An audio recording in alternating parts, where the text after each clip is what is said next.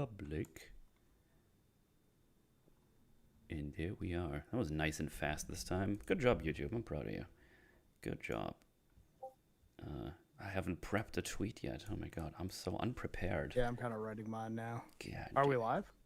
We should be live indeed, yes. Hello, everybody. Hello. Hello. Hi. Hi. Hey. We are Epic Gamer Talk today. Let's go. Yeah. Gaming Forge, but the kind where we talk about a game, not Yeah. play a game. Not playing the game. We gotta find a way to separate those. Yeah. Dooming around as the new adventures of John Doom we talk about today. It's pretty exciting. John Doom Dooming is so certainly hard. angry in this one.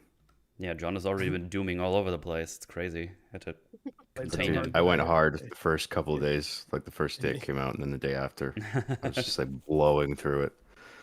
And then the first day, like I was so fucking tired because I was playing it for like 8 hours or something. It was ridiculous. But then like that's when it started getting good. Like I was like, I gotta wrap this up. But then I was like getting really into it. I was just one more mission. Just 5 more minutes, Mom. Yeah, just 5 more minutes.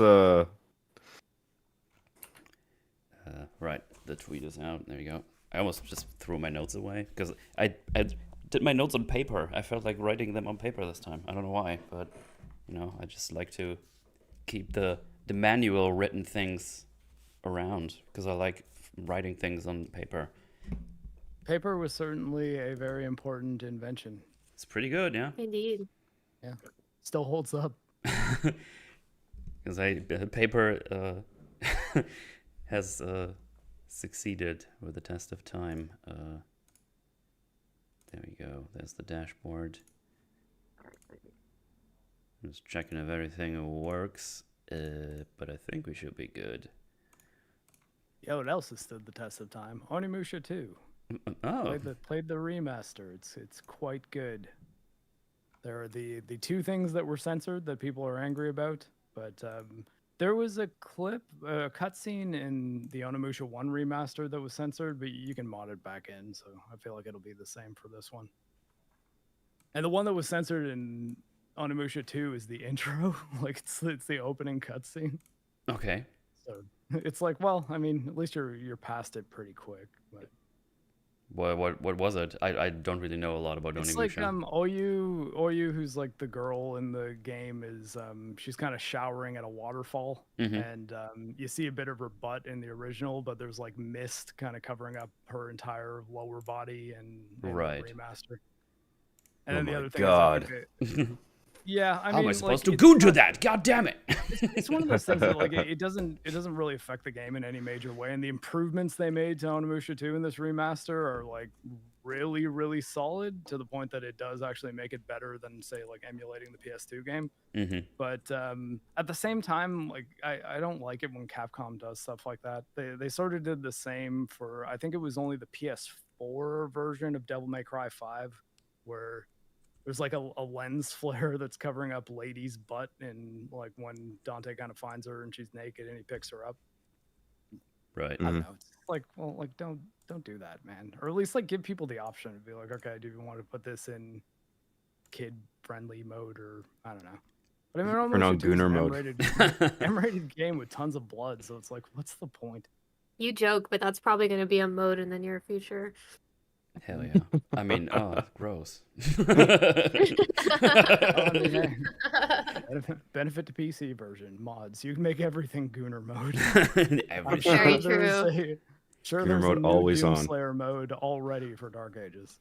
I've not confirmed that, but it probably will exist if it doesn't already. I mean, Thera, man. She's a baddie. Yeah. Hey, you know what blew my mind? I found out that's oh god, I'm forgetting her name now. Deborah Wilson. Oh, Yeah, I know. That blew my mind too. She did a really good job. I was like, hold on, she's doing a voice in a game where it doesn't look like her. It doesn't look like her, Yeah. yeah. Is that the first time I she's just ever thought of done her that? in Wolfenstein. Yeah, actually, I quite liked her in Wolfenstein. I thought she was Me great in too. that game. I haven't played those games in a while as well. I actually have to figure out what I'm gonna play next. I have all my scheduled games done, so I have free reign now. I actually don't know what to play tomorrow. Been so long. I can probably play one of those retro games I'm meant to replay from back in the day. I don't know. Yeah, I've just been gunning through Onimusha games. I think Nice. I was actually working on a script on the Devil May Cry games, and then played through Onimusha 1 to like actually kind of get some background on that one, because they're like the two branches of the failed Resident Evil spin-off tree. And yeah, and then like the Onimusha 2 remaster was coming out, and I just kind of dove down an Onimusha rabbit hole. So I may end up doing them both, but I think Onimusha is going to be first. Nice. Because it's going to be easier for me to analyze Onimusha than Devil May Cry. Devil May Cry's got a lot going on. Oh, have you seen the guy who made the show on the podcast? That he apparently didn't know that they were making a game while he was making the show. It's like, what? Yeah, like I did not know that.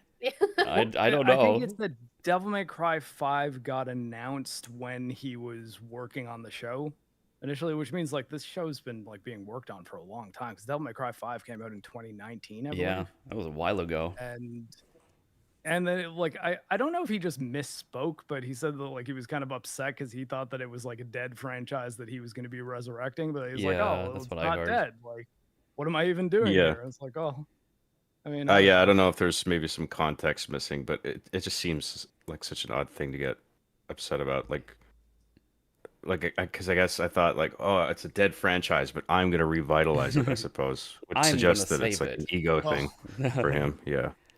I mean, I guess if he thought that the last thing that Devil May Cry would ever have would have been the Ninja Theory like reboot, then the Netflix show definitely has more in common with the reboot than like the mainline series, in that it does a lot of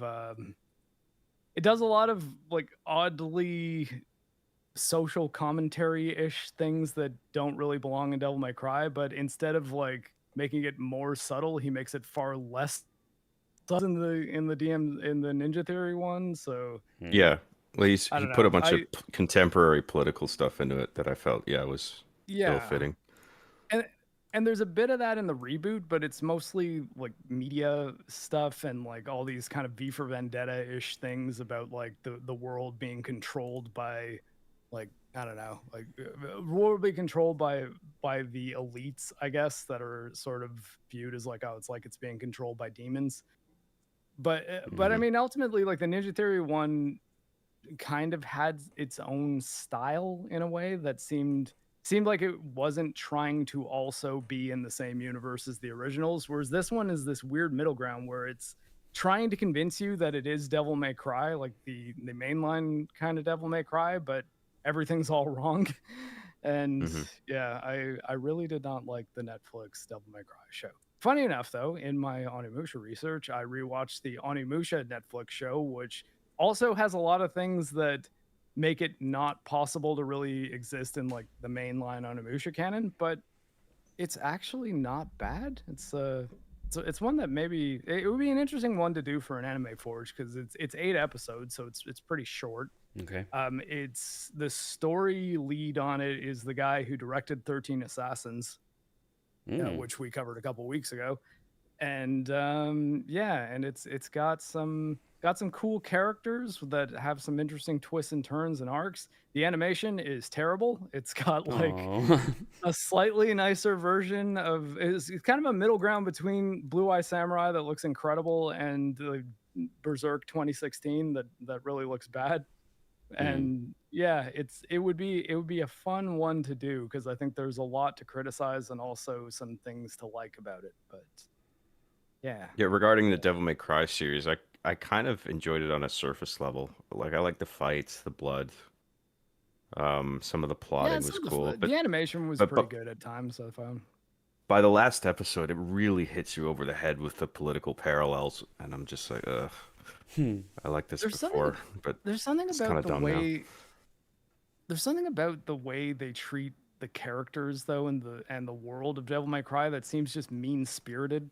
Like, have you seen people juxtaposing ladies' kind of summary of Sparta, like Sparta being Dante and Virgil's father, and like kind of him being this devil who kind of rebels against Mundus, who's like the lord of the devils. He's basically the Satan of the DMC world. And in Devil May Cry 3, the intro of that game is Lady's voice kind of explaining the story of Sparta, and it's very earnest and pretty like she respects him, respects the story. And then you cut to the version of it in Devil May Cry, and she's just like, yeah, so Sparta was this like demon who decided that, okay, maybe this shit is really evil, which is, you know, pretty obvious, and it's the least he could do. It's like, why are you constantly making fun of the story? I don't know. It just, there was a lot about it that really bothered me. And as much as like a lot of the music in it is stuff that I like I like Rage Against the Machine, I like Limp Bizkit, and it's it's not, it doesn't really feel like Devil May Cry music, because Devil May Cry's got a lot of really good original songs, and they do a couple sort of cover versions of them in the show that they slip in every now and then, but it just I don't like, it just seems like a top 40 playlist from the early 2000s. Like it's all the big hits, like it's Rollin' from Limp Bizkit, it's Gorilla Radio from Rage Against the Machine, it's American Idiot from Green Day, and it's like, man. I found the music a little odd and jarring at first, but then I was thinking like, what if Devil May Cry 1 I think came out in like 2001 or something like that. Yeah. And like I felt like the music, like I began to understand it. I was just like, okay, they are trying to capture the vibe of that era musically, and that actually makes sense. And the using Rollin' on the title screen actually grew on me. I was like, you know what? I actually kind of like that. It's just because Rollin's a fun song, but it's still Yeah. one of those things that like I felt like I watched the Devil May Cry 2007 anime like after it, just to kind of see what Japan did with it, and there's this episode where it's like about this singer who is this like rock girl that kind of starts chasing fame, and then basically like signs a deal with a demon, and the music in that just fits so much better with that world and that tone, and that was an episode. The reason I cite that one is because that really heavily revolved around original music from that universe, and I was just like, man, there's so much more heart in this than there is in the entire Netflix show, even though apparently a lot of people. I liked. I didn't know that I didn't know that there was like a Japan only anime that was already made. I would like to check that out. It's on Crunchyroll, and I found a torrent of it, though the torrent's pretty low res. I think you can get a DVD of it too. After I watched the new Netflix one, I was thinking back, like it's been a while since I played the Devil May Cry games, and I remember I really liked Devil May Cry 3, and then I watched some of the cutscenes for it again on YouTube. Oh, those rule. And like I was like, this is way better than the show. The cutscenes in Devil May Cry 3 are actually surprisingly well written. The performances are really good. I was digging it. I was just like, man, I wish the show was like this. Yeah, and Dante's humor in the Devil May Cry games is much more cool. Like he's a bit punk rocky, like kind of metal, but he's also got a bit of like James Bond slickness to how he talks. Whereas they made him Deadpool in the Netflix one. Like he's constantly making silly jokes like, yeah, I actually move super fast. I'm kind of like a superhero. I mean, I don't call myself a superhero, but your mom does. And I'm just like, oh, fuck you so much. To be maximally charitable, I feel like the show is just regressing him to like the most immature version possible so that he can grow throughout the series. But I suspect he's actually just going to keep that attitude throughout the whole show if they keep doing more seasons. And then, but like Devil May Cry 3, that's the young Dante one. The 3 is the earliest one in the timeline, people. If you haven't played the Devil May Cry games, it's safe to start with 3 from like a story perspective, even though once you jump back to 1 and especially 2, the gameplay is going to get a lot more simplistic and less fun. But 3 onward is pretty damn good video game. Yeah. And 2 also exists. It is very safe to skip Devil May Cry. Yeah. One day I I'll think do the, my the Devil third May one in One day I'll do my Cross Devil the May Stream Cry arc, Deck. and I'll play 2 again after a very long time. It's gonna be interesting, I think. Yeah, I think I the mean- the third one in particular is brilliant. That's Yep. really good. That's a great game. Devil May Cry 1 is best action games surprisingly ever made. tough at times. That's what I Oh, remember. yeah. That's Yeah, it is. Mhm. It's not an easy game. reminds me of the God Hand difficulty. That game rules, but goddamn, that game kicks your ass quite Right. hard. Yeah, Banger also I never soundtrack played that as one, well. but I always wanted to. I heard that about it. Yeah.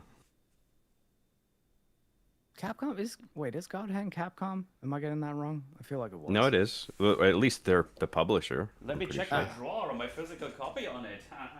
Yay! physical Yes, it's media. Capcom. It was actually on top. I wasn't even aware of that.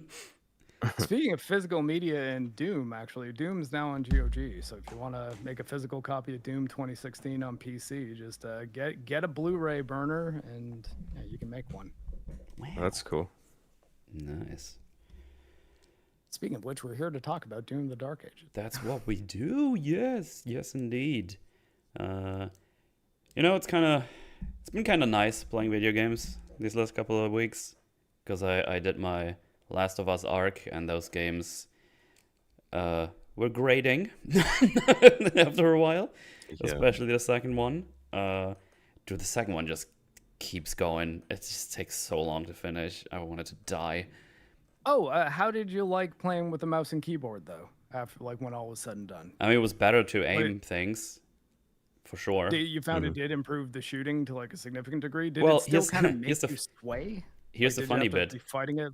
In the second one, you can't get rid of the weapon sway completely, like in the first one. So you always have to fight the weapon sway, which is easier to do with the mouse, but still, it's still there. That is really annoying. You can reduce it per weapon, so it's not an upgrade this time. But I mean, I'm going to tell you every time, if I have a game where I shoot and play with mouse and keyboard, I'm going to find it to be better, like 100% of the time. Yeah, that's what I found. This is an old id Software memory, actually, when I was playing Quake 2 on Xbox 360. Because if you bought Quake 4, it came with a bonus disc that had a port of Quake 2.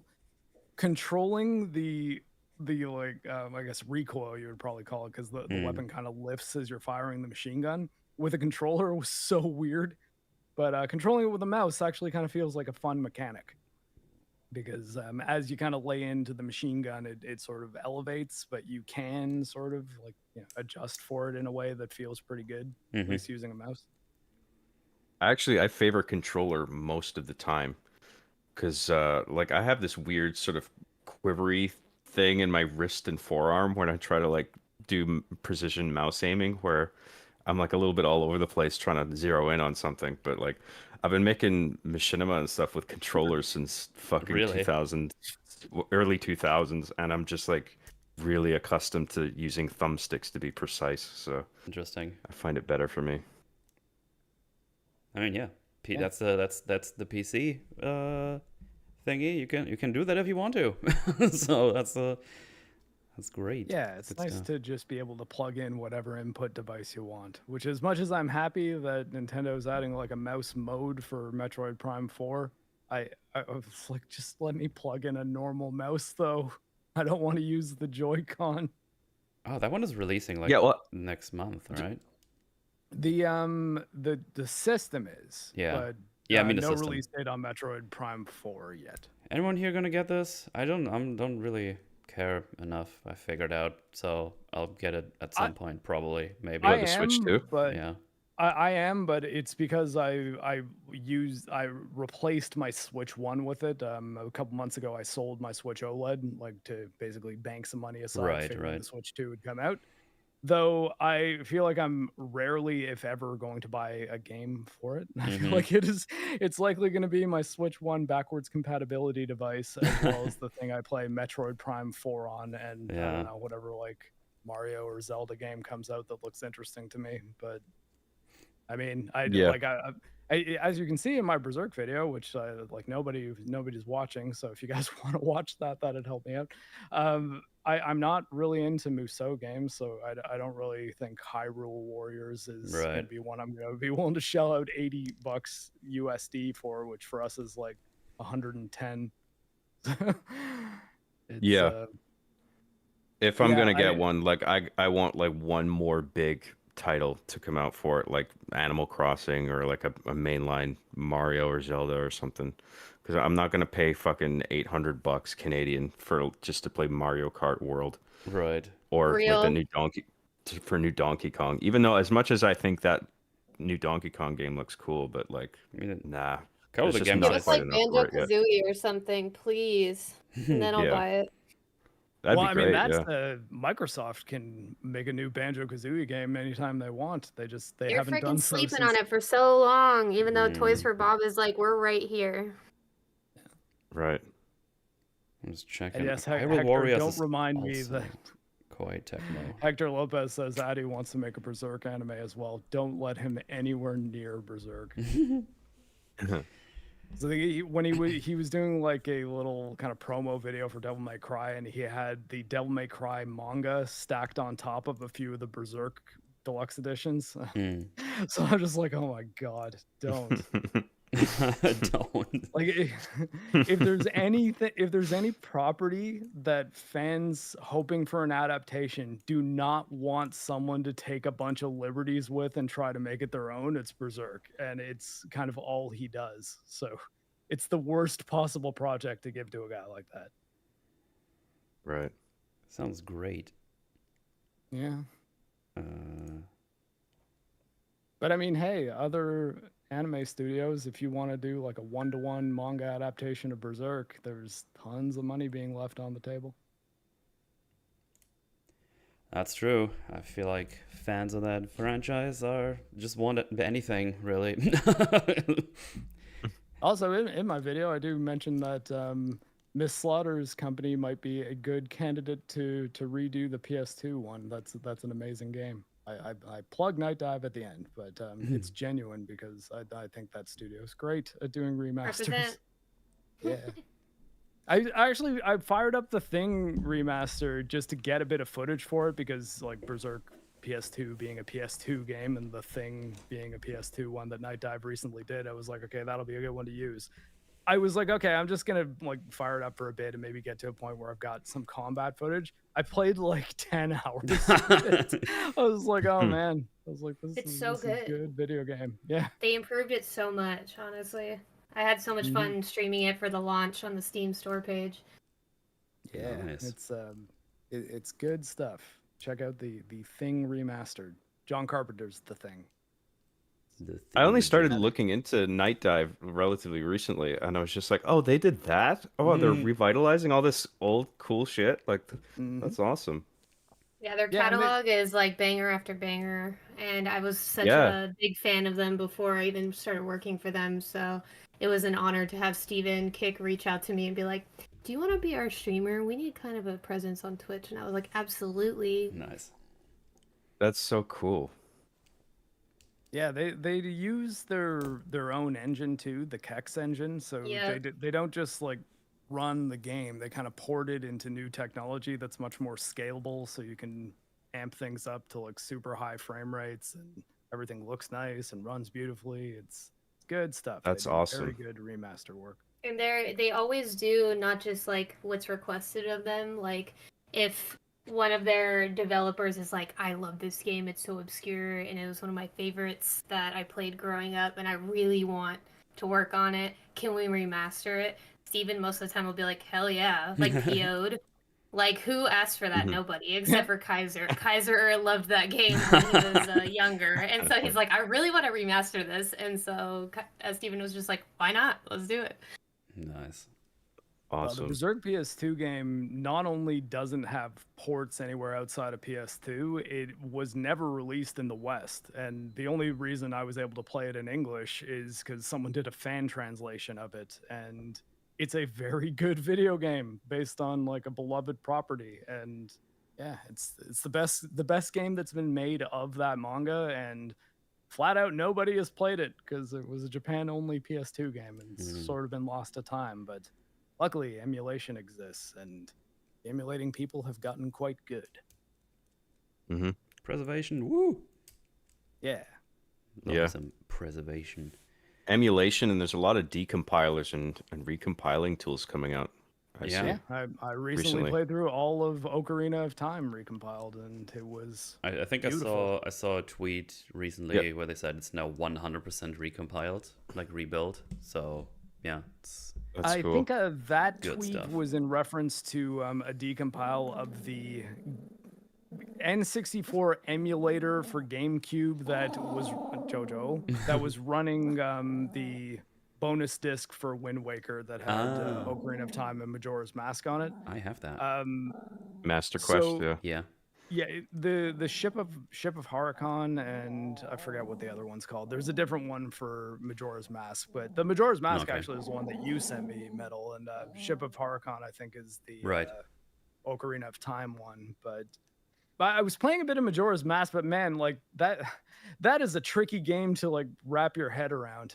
Like I feel like I will eventually like make my way through it, but it was a tough one to stick with. I'd never played Majora's Mask previous to this, but and I know it's a lot of everyone. But I've heard a lot of people say it's their favorite Zelda game. But It's pretty cool. Joe? It's my favorite. It actually has a pretty Oh, there simple you go. structure.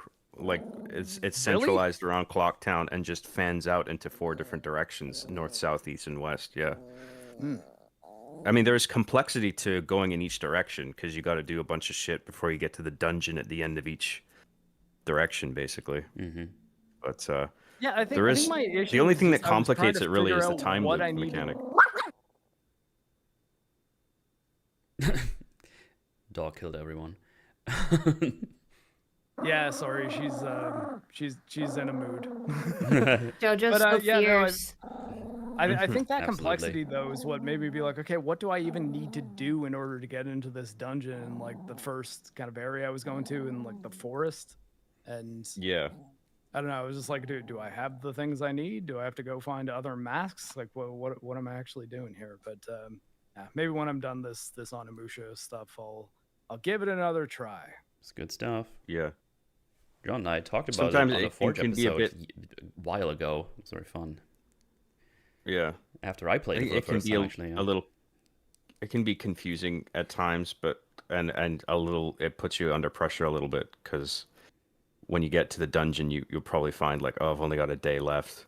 But the way it works is that once you discover the entrance of the dungeon, you can like, when you reset time, you can warp right back there, and then you can just spend all 3 days doing the dungeon. Yeah. Oh, nice. So if you have a little bit of patience with it, like you won't have an issue. Yeah, it That's, took me a while to figure out how to even like get the Ocarina and get out of town and everything like that. But I did that and was making my way through the first kind of like foresty area that I think has a dungeon attached to it at some point, and ran into like this shop where there's like a pond, fisherman. I do know what you mean about wrapping your head around it, because that game at the very beginning just sort of throws you right in the middle of a mess that you're not really you're not meant to understand everything right away. You're meant to sort of discover everything on your own. It doesn't even mention the moon. You have to like actually look up and like and see like, oh, that's there. That looks weird. It's got a face. Oh, it's getting closer. It's getting closer. What's going on? Like, there's a lot of that. I quite like that about it, that it just trickles all this information towards you in this dynamic, sort of non-scripted way. Yeah, it's good stuff. Good stuff.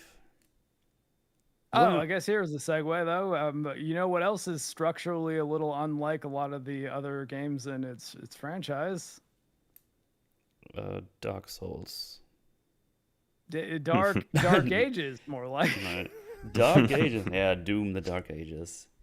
Yes, good old Doom the Dark Ages. So we all played the game. That's actually why there wasn't a Forge last week, because I needed time to play the game more, because I'm a busy boy sometimes, and that's what I was. So I streamed the game instead.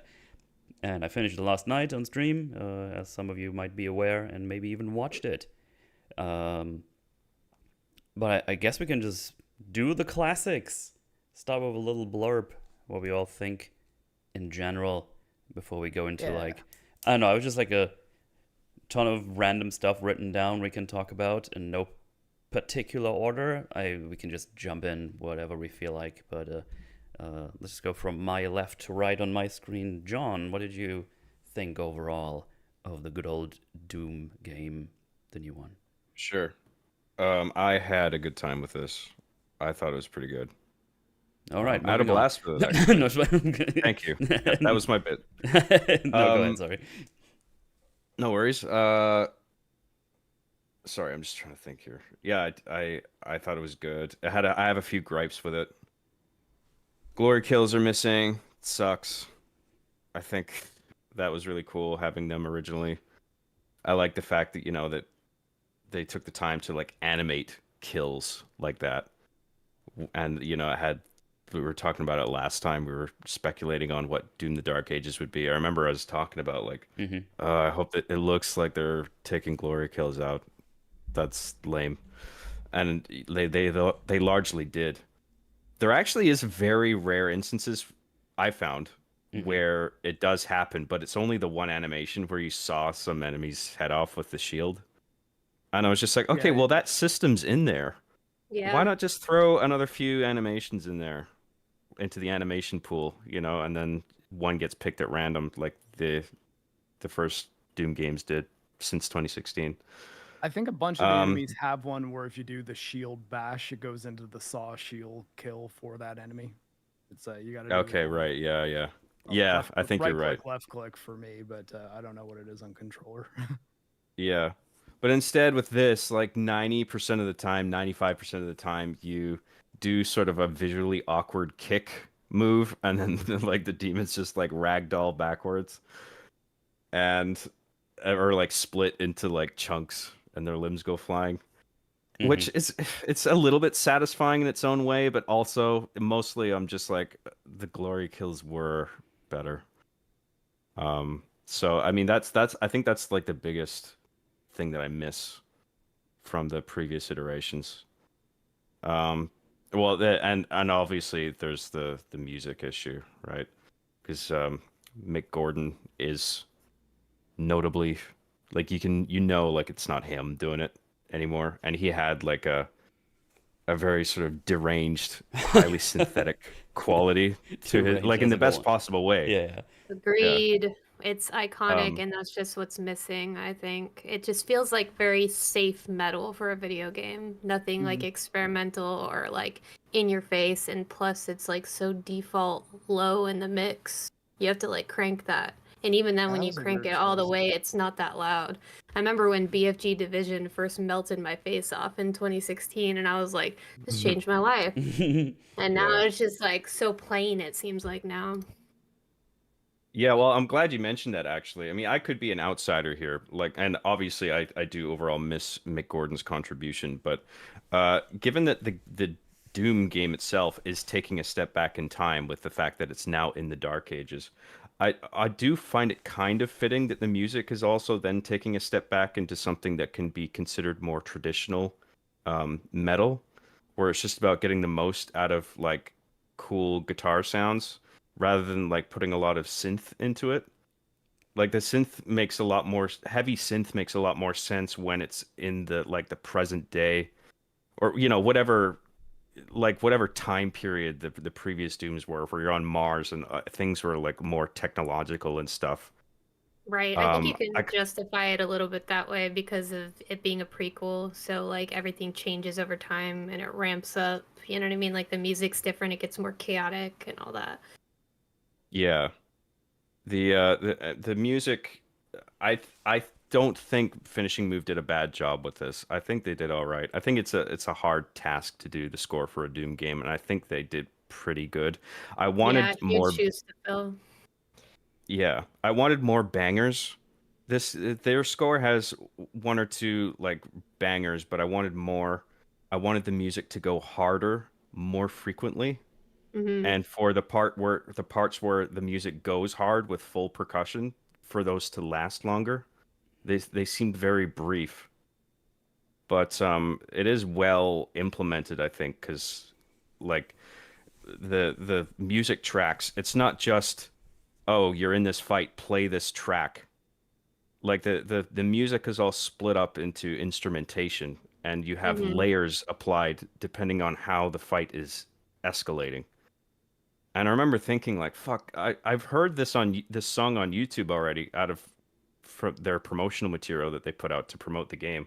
I'm Hmm. just like, when is this music gonna go fucking hard? Like Yeah. with like full drums and shit. Right. And then it does it like at the end of fights when you're fighting one or two like big demon bosses, and I'm like, fuck yeah, okay, cool. So you're at least I appreciated the technical implementation of it, but then it didn't last long enough because you dispatch those demons and then it's just like These the are at the music end of fades the out. It's fight. like fuck. I was really digging that.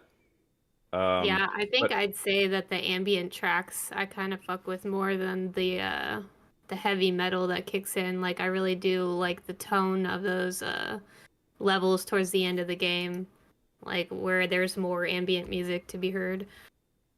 yeah, I agree. But I like the ambient hell stuff. The Yeah, cosmic realm stuff was the really well Cosmic done. Realm stuff. Yep. Yeah. Um. So yeah, and the other thing, sorry, I don't mean to go on, but just That's the okay. one other big thing that I appreciated was the more fleshed out narrative, while also keeping the Slayer fairly mute. I think he says like one thing He throughout the whole says a thing. word, yeah. Yeah, he says one word. He says And run. so yeah, So- he says one word throughout the whole game, and his motivations are all kept relatively simple, or just simple, period.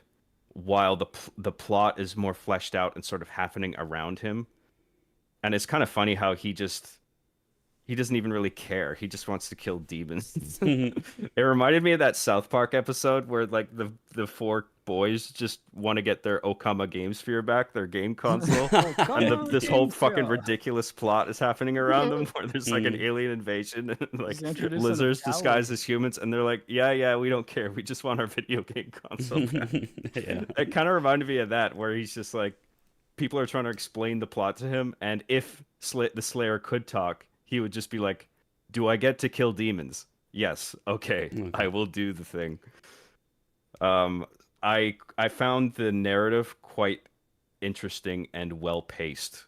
Like every time a mission ended, I was like, "Oh, I want to play the next one." Like I remember thinking, like when I went hard with it, like I was just I did like 11 missions in a row, and I was just like, "Okay, I gotta stop." But then, like at pretty much at the end of every mission, a plot thing would happen, and I'd be like, "Ooh, fuck, I gotta play the next one." Like I was actually interested in what was happening. It didn't just feel like a string of levels. It felt like there was like narrative progression, which I really appreciated. But it kept all the right things simplistic. Um, that's I enjoyed it. That's my bit. I won't go on anymore. All right. Miss Slaughter? Well, when I first started playing this one, I was immediately impressed by how the power fantasy is the strongest in this game. He is obviously at his strongest, even though it's a prequel. So I don't know how canonically they're going to explain how a Doomslayer gets weaker over time, because you definitely get your ass kicked more in 2016 and Eternal than you do in Dark Ages. Dark Ages is definitely the most accessible Doom in the series. It is very easy compared to the other ones, even compared to Classic Doom. It's the closest thing to Classic Doom out of all three new games too, and it's just easy. And I think like the default difficulties are just very, very easy, and I think they're pushing you to mess with those sliders and like customize it and make it your own. I just pretty much completed a ultraviolence run, and ultraviolence is very punishing in Classic Doom and Doom Eternal 2016. Like it's not easy, and in this game it feels like medium. And there were only some parts that I played through that I was like, okay, this is sort of challenging, but nothing that like was so punishing like what I experienced in Doom Eternal, that I'm just like, I need a break from this game and I'm gonna pick it up later. Like everything felt like you're just this huge tank and you can use literally any weapon to just blow through demons, and it doesn't matter. Like most of the guns in the game are very OP, even before they're upgraded. And like that super shotgun, 1 or 2 shots for most heavy demons. Like that's wild. So that was something I had to get used to because I've been used to playing Doom on high difficulties for the longest time, which accessibility is great, and I do like the fact that you can customize it if you're not happy with it, but I was just hoping for the difficulties to be a little bit more true. I know they added more, so it kind of did push ultraviolence down in the list to make it more like a medium, but I was underwhelmed by the difficulty for sure, and the parrying and stuff, the window is just really, really wide open. It's a really easy default. Like you have to, if you want it to be more challenging and like more Souls like, you gotta crank that and like make it smaller, because it's just it really does hold your hand in combat. And I really liked the fact that we had more exploration and bigger maps, but it kind of in areas in certain levels suffered from the problem of Borderlands 3 with having like huge areas but not anything in them, except for like tightly controlled combat encounters that you could go through. And like I would have liked to see more of just demons roaming around the plains instead of just like only spawning in these controlled combat encounters, because it felt like even though you're looking for secrets and exploring, there could have been more action for sure. And there's a lot of emptiness in a lot of the levels. That it's nice to look at the levels because they're very beautifully crafted. The engine EdTech 8 is wild. It's really good. I was impressed by all the environments and really immersed by them, but it just felt like there could have been a little bit more filling them out just to keep the pacing like more intense, because I feel like it went from 100 to like 0 between Eternal and this one, to where it's like you don't really have time to breathe in Doom Eternal a lot of the time. And then in this one, it's like you have too much time to breathe. And like if you feel overwhelmed, you can just back out of the combat encounter and just like keep your distance and then go back in when you feel ready. And there's just like that completely murders the tension for me, like of having to have these really intense fights. But like I said, that's just default difficulty. You can obviously customize it, so I'm gonna play around with it in my next playthrough and see if I can tune it exactly to my liking, to where it'll be an overall really better experience. But when I started the game, I thought it was gonna be my favorite, just because I was really impressed with the power fantasy. I've always loved that about Doom.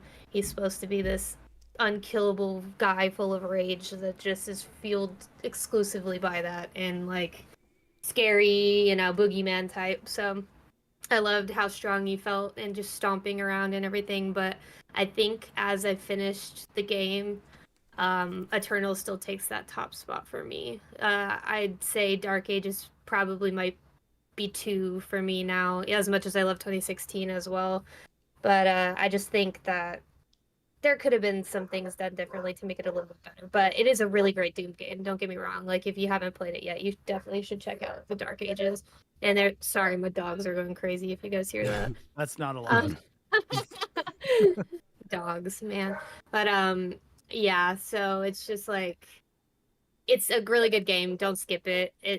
They're all their own in this series though, which is what I really like, because I'm not one of those gamers that's like, I want you to keep everything the same. Like I expect it to be the same. Like I want variety. Like that's the point of making a new installment in a series like that, is like you keep the heart of the game intact, and the spirit, but like you change it. You make it a little bit more of a different experience. And also this one is a love letter to classic Doom because of how closely related it is, with by staying more grounded instead of like flying off the walls and platforming and meat hooking everywhere like in the last game. So it does keep true to the spirit of Doom while also offering something fresh, which I respect, because I didn't want it to be the same game. In fact, I played Doom Eternal so much that I kind of have slight PTSD from it on the higher difficulties that I'm just like, I can't go back to that right now. I'm kind of enjoying just this casual romp. It did feel a little bit too easy, but it is just like a really fun romp to go in and just murder everything in your path and be this like ultra violent dude that's unstoppable. So I respect it. But yeah, I think that's sums up most of what I think about it. The narrative I think was pretty pretty decent. I really liked the characters we saw. Prince Azaric was really cool design. He also was a pain in my ass. But with the pairing, his patterns were really hard. He was probably the first thing to actually offer a challenge to me in the game on Ultraviolence. So there's that. Thera is badass. I would love to see her come back if they're gonna ever explore new Doom games in the future, or I've seen the theory being thrown around that she should front the new Quake game if they end up making a Quake game, because she definitely reminds me of like a female ranger, or like any of the females in Quake, like Quake 2 and stuff. So I think and the fact that she has the power of a god in her, like that pretty much makes her suited for something like that. So I would really like to see her come back. I think she's a good character, and it's about time we got a really badass woman in the new Doom games. I respect it. So the narrative is good for me. Like John said, it was well paced too. I think by the time you get to the end, you're just like, okay, like there was a little bit of fluff here and there with levels, but I think it was pretty damn well paced and enjoyable. Maybe a little bit too long, but if there's no multiplayer or anything else bringing you back to the game, then I think that's fine for like an extra long campaign that you can stop and explore and get 100%. That's what I did on my first playthrough. Is I 100%ed it. So sometimes if I missed stuff, I had to redo levels and go back. Which it's really nice that you can go back and just get stuff and quit out, and everything saves, and you don't have to complete the level. So I really liked that about the design. It helped out with the pacing too, instead of having to redo stuff that you've already done and it's not necessary. So yeah, we already talked about the music. That's pretty much my biggest complaint, besides the difficulty and maybe being a little too accessible with the defaults. But the music is probably my biggest letdown, just because I'm such a Mick Gordon fan, like most Doom players are. And the heart of the music just wasn't there. And I really think it could have been a lot louder, even at max. And that's what motivates people to want to kill demons, is that music. So it really needs to kick in at the right time, and it really needs to be just punchy. And like, I didn't get that from the music. It, like John said, Finishing Move didn't do a bad job. They had big shoes to fill, and we knew they weren't going to fill them perfectly. So I think with what they had, they did a decent job. So I'm not trashing them completely. I'm just missing Mick Gordon like everybody else is. So Yeah. But yeah, I think that pretty much covers everything without me having to yap for another hour, because Doom nerd, you know. We got plenty of don't time. worry, we'll be yapping more. Yeah, we'll talk These are more just about it our as we get to blurbs. it. Yeah. Yeah, I guess I'm up next. So I had a ton of fun playing this game. I liked it quite a bit, although I think that it does have some issues that really prevent it from being incredible, which thought were a bit of a shame. I think the Sentinel missions, like not Sentinel, the Titans, Titans.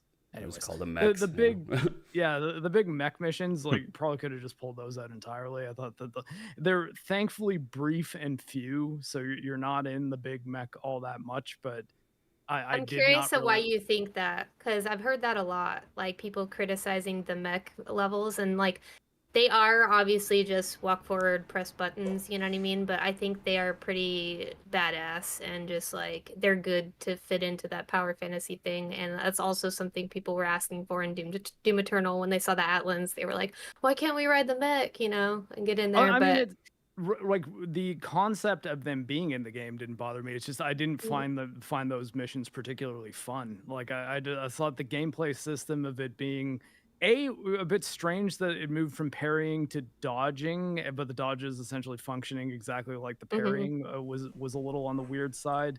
I thought the concept of like having a weapon and then it runs out of ammo, but it's like only certain situations in which you actually have a gun. It was just like, well, it would have been kind of neat if they just integrated it into feeling sort of more like the game does on land, but just bigger and heavier, sort of like, I mean, it's funny that I was calling them Titans, like in Titanfall, where it is much different in Titanfall playing in a Titan than when you're just on foot, but both gameplay systems feel quite good to play. Whereas I thought that it seemed like the big mech mini game in this that was like I was just kind of waiting for them to be over for the most part, other than like I didn't find myself looking forward to the next mech section. But again, like I'm sure we'll get into it in more detail. But the other point being the dragons, whereas I thought the pet name I give it is Panzer Drag Doom because Oh, I get it. but yeah, Nice. I thought those were almost good, but then the lock in place and hover and wait for a thing to dodge combat happens, and I was just like, man, like this probably would have been a lot better if like the actually firing the chain gun while you're flying around the way you do with the hell ships was the primary means of doing combat, and that they I think instead of having dodges, or if you do make the dodges, just make it so that you don't have to be locked on, maybe giving it that like the wings of the dragon can parry so that you can be moving and then still get the like have a defensive action that works. It just like again it just kind of locks you into these, you're fixed in place waiting for a green thing to dodge while trying to dodge the orange things, and then once you dodge a green thing you can do good damage to like a ship or a turret or whatever, like Cthulhu tentacle until it dies. And I just Yeah. thought that would have been a lot better if the combat system was a bit more fluid and intense. And I wish there were more optional landing zones, because the first time you get to use the dragon, there's a few, and they're sort of treated as like the challenges for that mission, where it's like land in all the optional landing zones.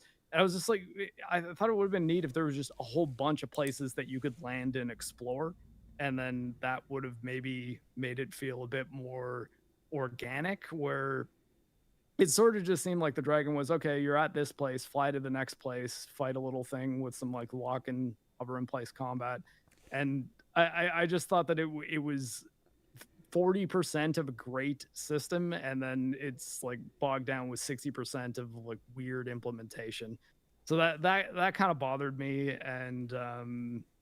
And yeah, and I think that it felt just sort of half cooked, and it's a shame because those are the two segments that really could have been those like, oh yeah, we get to ride the mech or like fly the dragon now, and it's just that to me they were the worst parts of the game. As far as the challenge and everything goes, I played on Nightmare, so it wasn't easy, but it also is like significantly easier than playing Doom Eternal on Nightmare. Like I've been doing a Nightmare run of Eternal, and that is hard. Like you really cannot make any mistakes at all. Yeah. And it's sort of similar here on Nightmare in that you don't have a lot of leeway for making mistakes and getting hit, but there's so many more ways in which you can mitigate damage in this game that it makes it still quite a bit easier. In fact, I threw it down to ultra violence when I like after I'd finished the game, when I was looking for collectibles, and I felt just absolutely unstoppable. Like I was just like, oh wow, this is ultra violence now. Geez, like granted, all my weapons and everything was upgraded, so that probably had a lot to do with why I was especially storming through the initial levels as quick as I was. But yeah, no, I don't know that I'd say this is an easy game if you select the appropriate difficulty, but it is a bit.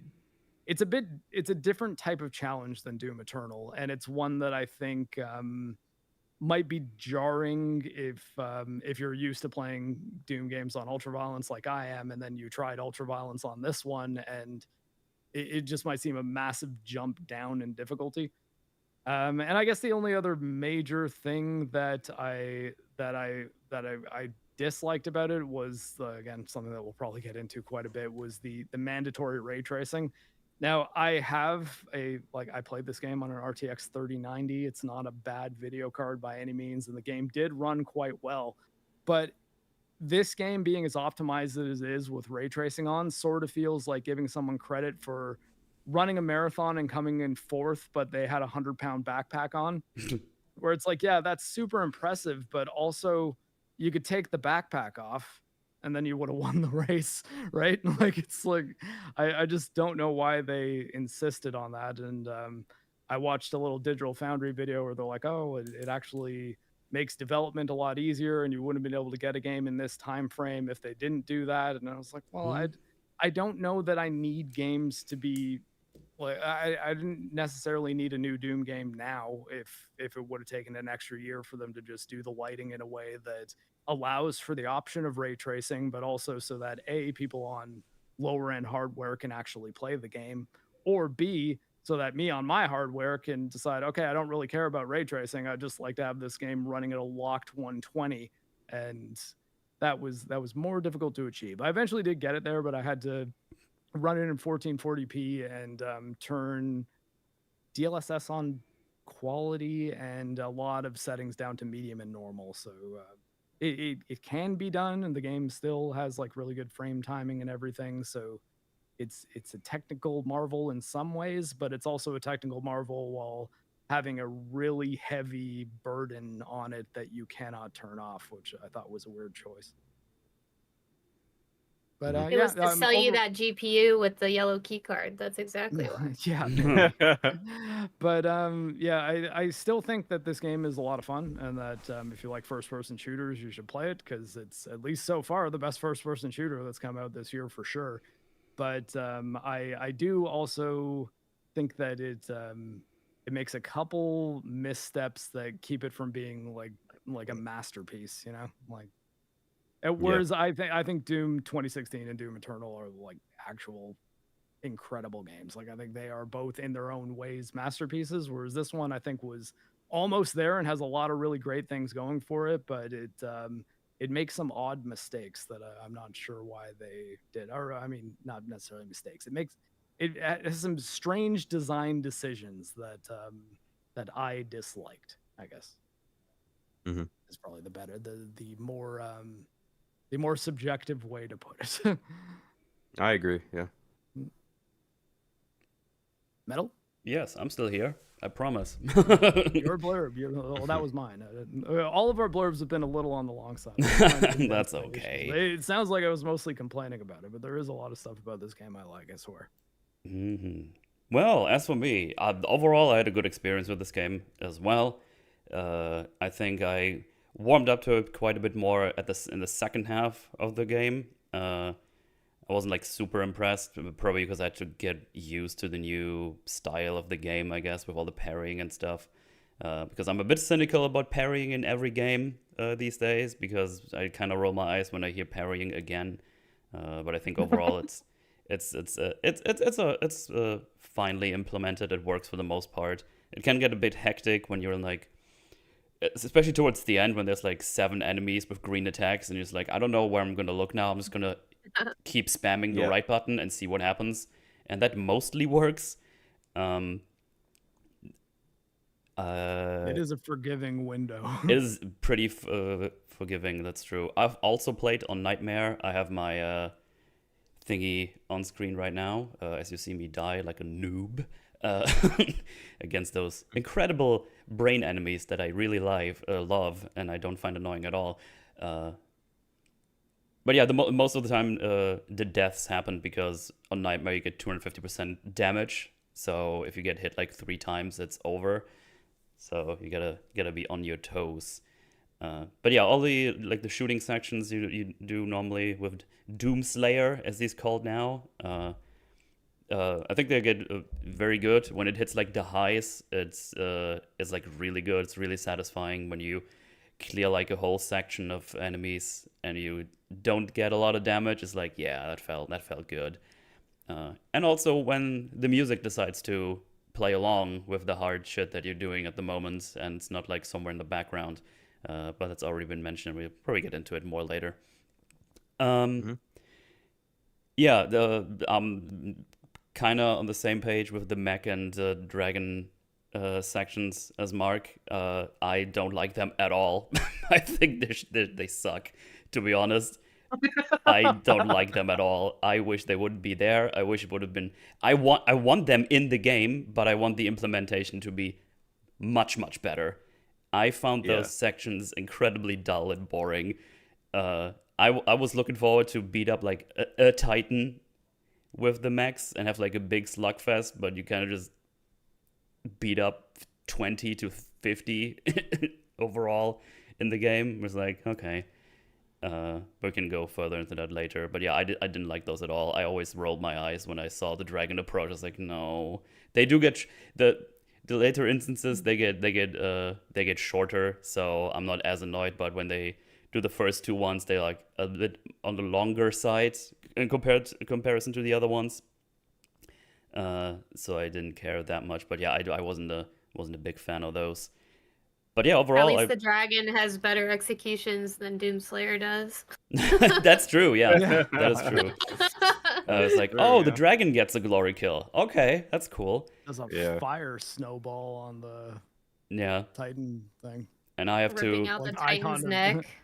and The I have to icon of make sin sure that isn't the icon of sin. and I have to make sure that when they do the purple outlines, like, okay, if I want a glory kill, I have to jump and hit E, and then if I'm lucky, he saws the big guy in half. So that happened a couple of times.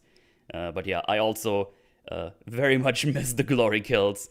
I went back and played 2016 for a bit. I was like, man, just punching these fucking guys in the face is so satisfying. Like, I miss it. And then you go like from the side or from the back, and it's like, oh, this time he broke his neck, and this time he ripped his arm off and punched him in the face with it. So I do miss it quite a bit. But yeah, overall, pretty positive. I probably would recommend buying it for full price though. If you have it on Game Pass, play it on Game Pass. That's an easy recommend. But $80, I'm not. I mean, in general, the higher prices these days, they make me wins out of my wallet a little bit. Was this an 81? I thought this is still 70. I think it was Like if 80. we're talking in US dollars. Yeah, it's 80 in Canada because our dollar is fucking shit. Yeah. Let me check. What is it in I don't know about the US. Euro bucks? 89. No, it's I imagine it's like $10 cheaper, so the number is 10 less in the it's US. 80 euro for the base version for me. Yeah. Oh boy. Hmm. Yeah, so pretty tough sell on that one. Not because Although, it's a bad wait, game is- overall. It's just like, oof, that's a big ask. Yeah, Yeah. I would only recommend buying it if you're a big Doom fan that has to have it, or like if you feel like playing multiple playthroughs and getting longevity out of it, because there's no multiplayer, there's nothing else to look forward to. It's literally just the campaign. So if you have Game Pass and you're not a huge Doom fan and you're just like, I don't have to buy it, I would recommend Game Pass. Yeah, I played it on Game Pass. Game Pass this month has been amazing. You got Expedition 33 and this game. It's like, yep, that was worth the price for sure for Game Pass. Yeah, and it had the Oblivion remaster. Oh yeah, that was there too. See, that wasn't even on my radar. Not only is it just the campaign, but it's also one and done. There's no new game plus. It's Yeah. like once you do it, it's like, okay, it's done now. And I'm probably not going to replay it for quite a while. I'm not against replaying it, but a lot of time needs to go by for me to be interested in playing this again. Yeah. There sort of is New Game Plus in that you can replay any mission and you still have all the stuff you have like at your most recent mission, right? So like you Sure. can have all the weapons in the first level if you've like finished the game and just replay it. Right. Yeah, but like I was playing it. Like it took me a while to sort of get to start playing it from a completionist perspective. Like the first like 2 or 3 missions, I was like, I missed half the shit. But then I started like Yes. figuring out like I started getting accustomed to frequently checking the map and going, okay, I got the secret key. I can go here, here, and here. And then I was like getting like 90% on everything on like the first through at least So playthrough that's at least, or even the- 100%. The map markings are something I actually really did like about the exploration, which I know that this is probably going to be something that's polarizing because it's like, well, it tells you where the secrets are. And I was like, well, it doesn't tell you how to get to them, though. So I Yeah. sort of like being able to look at the map and be like, okay, I'm missing a codex. And if you've been anywhere near that codex, it'll like come up as a question mark on the map at least. And if you've been in sight of the codex itself, it'll show the little codex icon on the map, and then you just kind of have to figure out, okay, how do I get there? So especially when I'd finished the game and I was like, like I feel like I can get all the achievements in this game because most of them are just hunting down the collectibles, and I wouldn't mind spending some more time in the game. So I went back into a bunch of missions and we're like, okay, I'm missing the codex and a ruby and I forget what the purple gem is called. Wraithstone. The Yeah. Wraithstone, yeah. in this one, and that'll let me upgrade some of the other weapons and then try them out. So it really did do a good job of making it not only incentivized to go back in by saying like, oh, like this is an achievement, but making the achievement feel gainable enough that I could actually get it if I just used my head a bit and spent a bit of time trying to figure things out. And overall, it didn't take me all that long once I started digging around each map, and especially, like I said, turning the difficulty down to ultra violence for that, and having all my upgrades, weapons upgraded, made it so that I like felt unstoppable while I was doing it. So it really did feel like, okay, now I'm just playing a like Banjo-Kazooie game where I'm going for the collectibles right Yeah. now. And Yeah, the and puzzles and I got didn't feel very hard. They honestly were pretty easy as long as you were observant, like looking Mhm. around and stuff like that. Like I didn't really get Yeah. frustrated at any of those puzzles. Yeah, and there didn't seem to be any where it was like, okay, well, I would need to look up a guide in order to actually know that this thing is even here, or how to get to it. Where all of them were like, okay, I know how many secrets are missing in this mission, and Yeah, it's I all laid like, out for you. In the yeah, last Doom games, they would make you find the map, so the secrets would appear on the map, so you could find them. But this is all just like it's already there and laid out for you. So yeah, some of them don't Yeah. appear until you've gotten to that area, but if you've yeah, gotten anywhere close to it, they'll pop up on the map. And I do also like how points of no return are very clearly marked as well. So if you're true. Yes. worried about Mhm. pressing like say you're going through I want to get all the secrets in my first run and I don't want to miss anything, you will have a little kind of door icon. It's like a door with an arrow, and you know that if you press that button or go through that doorway, you're not going to be able to come back. So you need to make sure you've gotten everything that you've gotten in that area. And I wish more games would do that, because sometimes you do find Same. yourself like wanting to look for secrets, and then you turn a corner and then you hit a cutscene, and next thing you know, that whole area that you're in is inaccessible forever. And it's like, oh, it Yeah, it's super sucks. easy to jump right back into the level you just missed something into. Like Mhm. once you complete it, it's like let's just reload it and then get what we need and then quit out and then move on. So like that, yeah, a lot of developers need to take note of that if they're gonna put collectibles in their game, and incentivize their players to 100%, because that just saves so much time and makes our lives so much easier. That little door icon was something I deeply appreciated, because I am always thinking that when I'm playing games, where I'm just like, am I gonna walk in a fucking trigger volume here and it's Yeah. gonna do a cutscene and then I can't go back and fucking explore? This makes it abundantly clear, and it's one of those things where it's just like, gripes aside, it's like the director Hugo Martin. It's like he gets video games, like he knows how to do this shit. Yep. I'm like, thank you for Yeah. putting that in. I was a Right. little concerned at how easy the platinum is, though. Like, I feel like they could have added some stuff to make it a little bit harder, especially since the challenge in the gameplay is lacking compared to the other Dooms. But Yeah. this is kind of just straightforward. As long as you play through the game and get everything and upgrade everything, you're pretty much going to platinum it right away. There's not really anything to grind for. Yeah, Yeah. I still kind of wish difficulty mode trophies would be more of a thing these days, because Hmm. Yeah, I'm apparently not the kind people of, are completing Ultra Nightmare on like the lowest bar possible and stuff, and I don't think you should be able to do that. You know what I mean? It should be a challenge. So they're doing You should be Ultra able to change Nightmare sliders. Yeah. and doing the slider. Ah, yeah, okay. oh Mhm. yeah, That's no, okay, lame. that's even worse. Although I Yeah. guess in that sense, it's probably good that there's not difficulty mode trophies, because then everyone would just load up Nightmare and then turn it into easy mode. But Yeah. Yeah. Right. Yeah. Stolen But Valor. Yeah, right. Yeah, because you'll get the credit, or like the Yeah. completionist sort of mark on the mission, probably. Like you beat this on this difficulty, right? But then if you just Mhm. put all the sliders to all the way to the bottom, it's like, nah, you didn't really. Wow.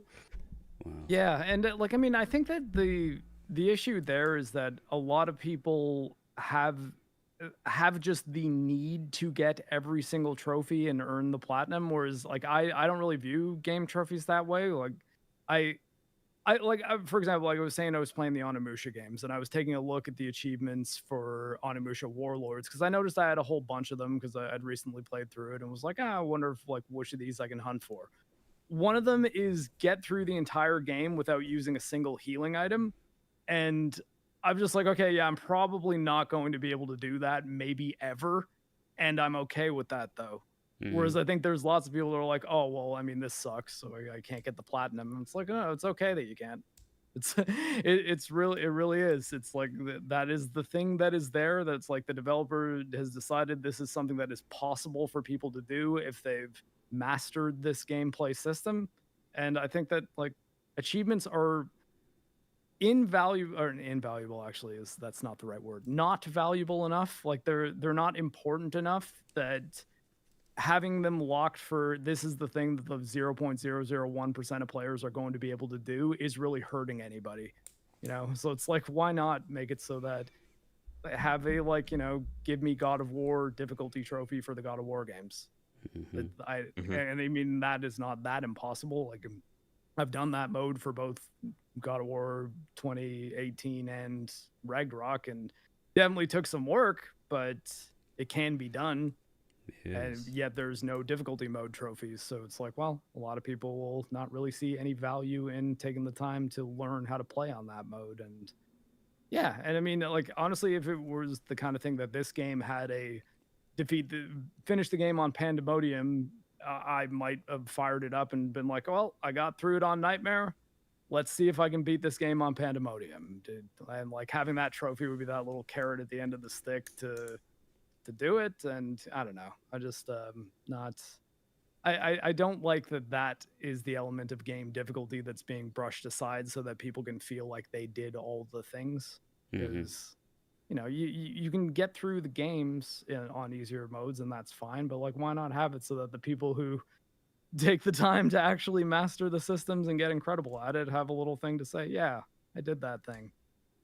Not gonna change your life, but it's, you know, little badge of honor. Little nice thing to have. Yes. Regarding the difficulty, I think I'm probably an outsider with this, but like I actually appreciated that this was less hard than the other ones. Like I beat Doom's 2016. I beat Doom Eternal.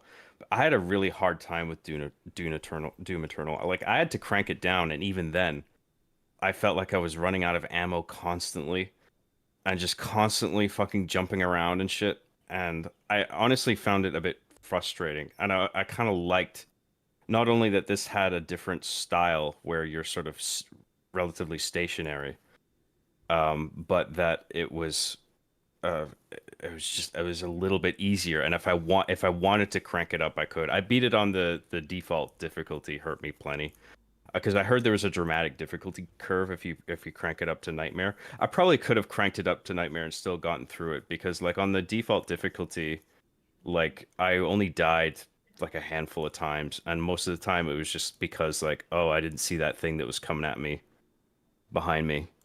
You Nightmare know, like in this game is about ultraviolence and Eternal, I'd say. Pretty equivalent. Right, yeah. So I don't know if the difficulty sliders were necessary.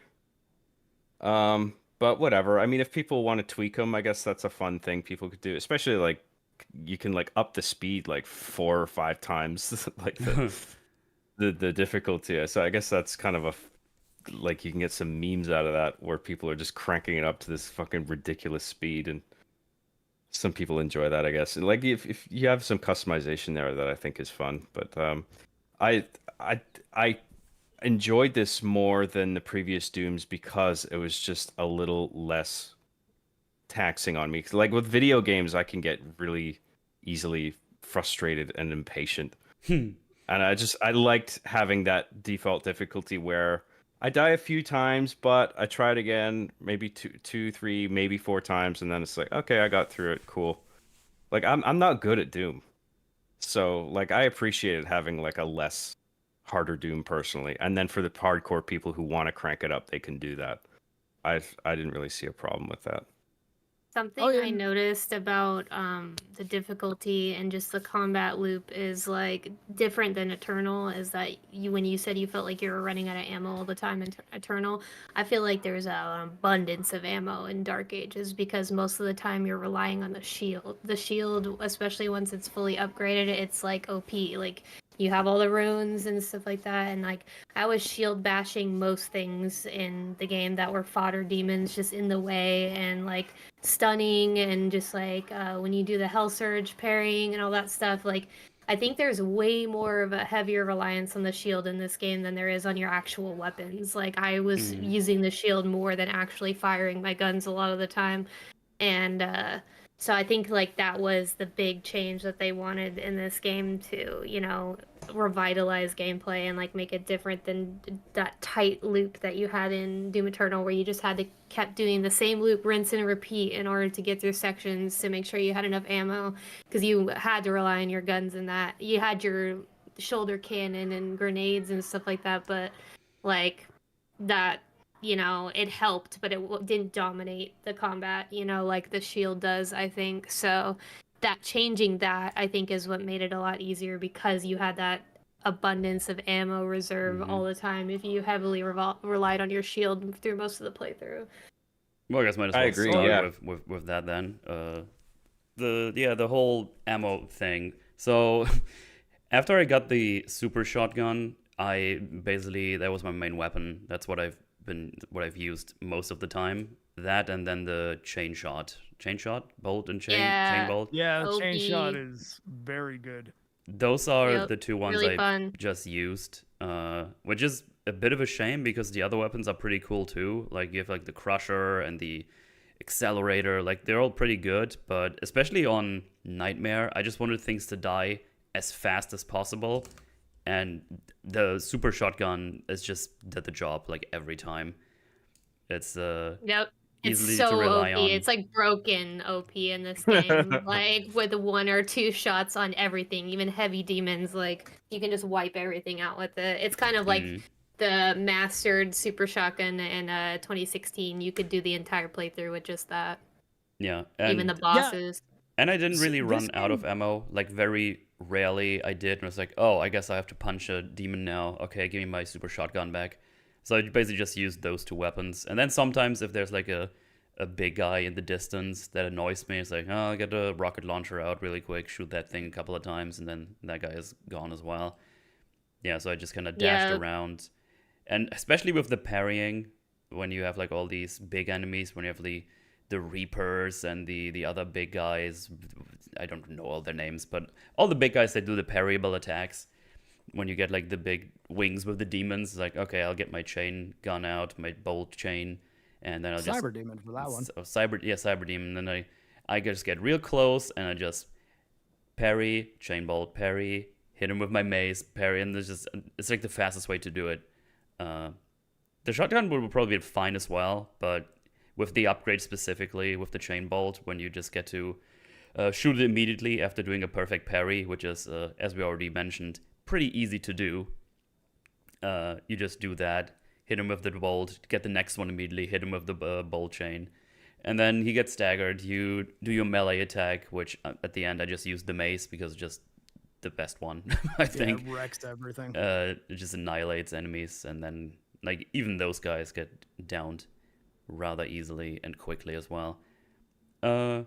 Yeah, and with like Eternal and 2016, I do remember it's been a while since I played them extensively, but I remember running out of ammo here like a lot, and just like not fully, but I had to switch weapons to finish up the arena I'm in right now, and then start getting some ammo back later on. While here, like all my other weapons were basically on full ammo the whole time, which also kind of just ties into the upgrade system. There's a lot of upgrades that also sound really cool, but when I had my chain bolt and my super shotgun fully upgraded, I was like, I don't know what I should spend my stuff on. Like this combination just annihilates everything.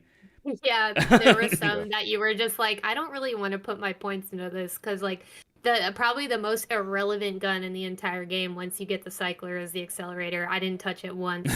Like, why would you use it over the cycler ever? And that was the last one for me to upgrade. And I felt bad for ignoring the combat shotgun, because I pulled it out towards the end of the game and I was like, okay, when it's fully upgraded, it's actually really good. That's It's the like first one rivals. first one I did fully upgrade. It does like the When you explosion, upgrade- kills a lot of people. with the fire and the Yeah, it's armor really good. and stuff like That- that. yeah, It is that's- really good. That's what I was gonna say. The normal shotgun, once you get the fire upgrade for it, it is constantly feeding you armor. So Right. it's actually like a really good supplement for if you want to do like kind of parry and melee focus stuff. If you're just like keeping the enemies that you're fighting on fire, every single like parry strike you do and melee strike you do is giving you a ton of armor back, and it Yeah, makes it it helped really me hard to during the die. Osric fight for sure. Like having to just drain him of armor because his parrying patterns are so annoying, like with delays or just like rapid Yeah. hits. So He I'm does just like, things wrong. dude, like I need this armor. You keep draining me. At least he lets out a lot of projectiles that you can, farm for stuff like that. But okay, can we talk about like the worst demon in the game, the Cosmic Baron? Oh my That's god, a big brain, that one's probably, it. right? Yes. God, these No, fucking that's the guys. Cacodemon. I Oh, mean, they're wait. annoying too. But the Cosmic Cosmic Baron, Demon, yeah, it's like the Baron of Hell equivalent, right? You it's thought that was it the looks worst like one in the game? stone Oh, almost. Yeah, but like that one is just it's hitting constantly in your face and like it doesn't give you any room to breathe. I thought they couldn't get any worse than Eternal, but these ones were worse because it'll like knock your shield down too with too many hits and then it's still wailing on you in your face and you can't back up Oh, and I'm those just like, guys. "Oh my god." Yeah. See, here's They're the thing. like I might be so relentless. used to parrying, like I didn't find them annoying at all. I just yeah, same. I was about to say, it's like it's just I would just parry everything they threw at me, and then hit them with a few melee strikes, fire a super It only shotgun got round in sweaty between, when and there's like lots of demons around Oh and yeah, they're yeah. in your face and like they're pummeling you and you're just like, oh my gosh, I need to not get hit by this arachnotron or the imp stalkers, which are so annoying when they get up close to you too. oh But yeah, That's the invisible something I ones. Yeah, had they're beef they're with. my. stone imps. Oh, Yeah, the invisible ones. No, thank you. Something I oh had beef God. with though was the Mm. Cosmic Baron being stronger than the Cyber Demon. What is that about? I don't know. Yeah, that Right. was a bit The strange. Cyber Komodo Demons is were quite a so bit easy to stronger than- wipe out. Like they shouldn't be like that. They were like scary in classic Doom. Like they took so many shots to take down, and yet like you can clear them out like instantly in this game. Yeah, had original Doom every time you, or the one time I guess you see it in original Doom, but a cyber demon showing up in the old Doom games was a problem. It's Yeah. like, oh man.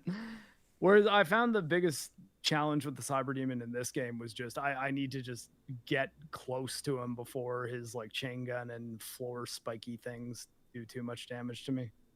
Mhm. Because he's also very easy to parry. His tells are, Yeah.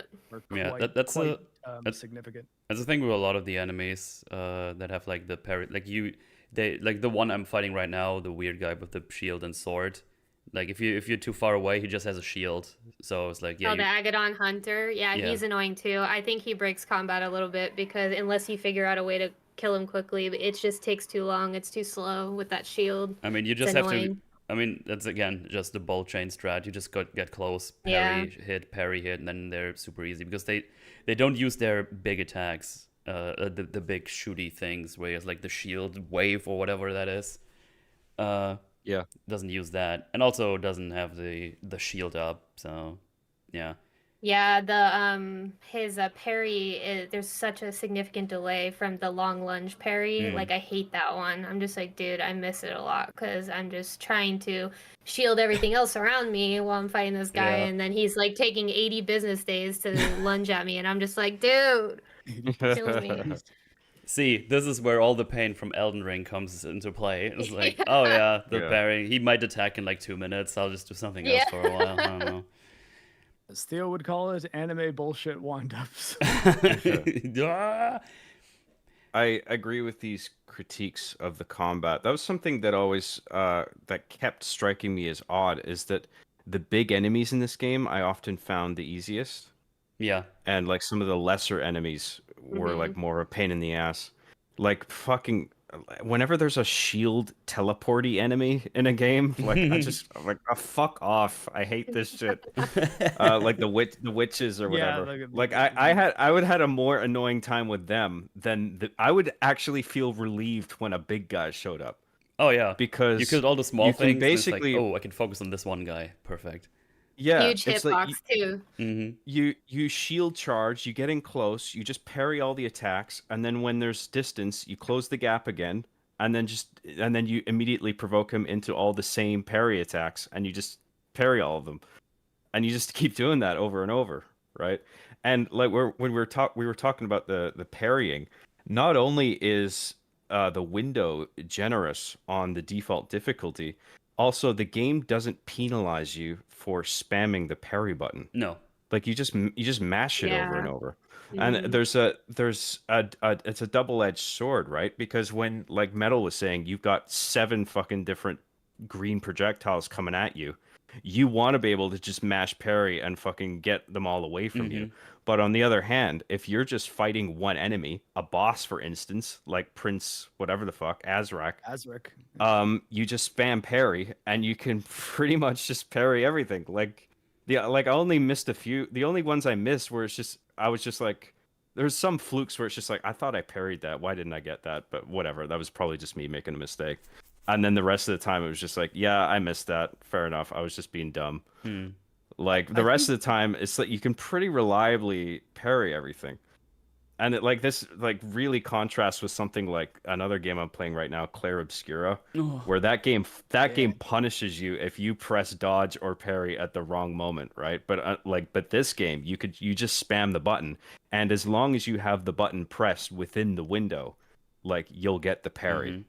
You know, so you can just mash left trigger. I was playing on controller, so I was just mashing left trigger. Right, yeah. And I think yeah. the thing they did to try to mitigate that, which I think it only really works if you're in an encounter with an enemy, you're fighting multiple enemies that are shooting at you, and their shots their shots are actually on target. Is as you tank damage that isn't parryable, if your shield meter goes down and it breaks, you've got about 4 or 5 seconds where you cannot parry. And so if your shield's up and you're tanking that damage and not just getting, because if you're taking damage, that's fine. It doesn't affect your shield.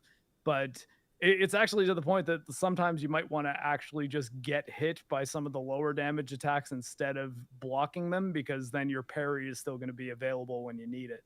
Right. Yeah. Azric broke my shield a lot. So like, cause his he doesn't have a window with some of his attacks.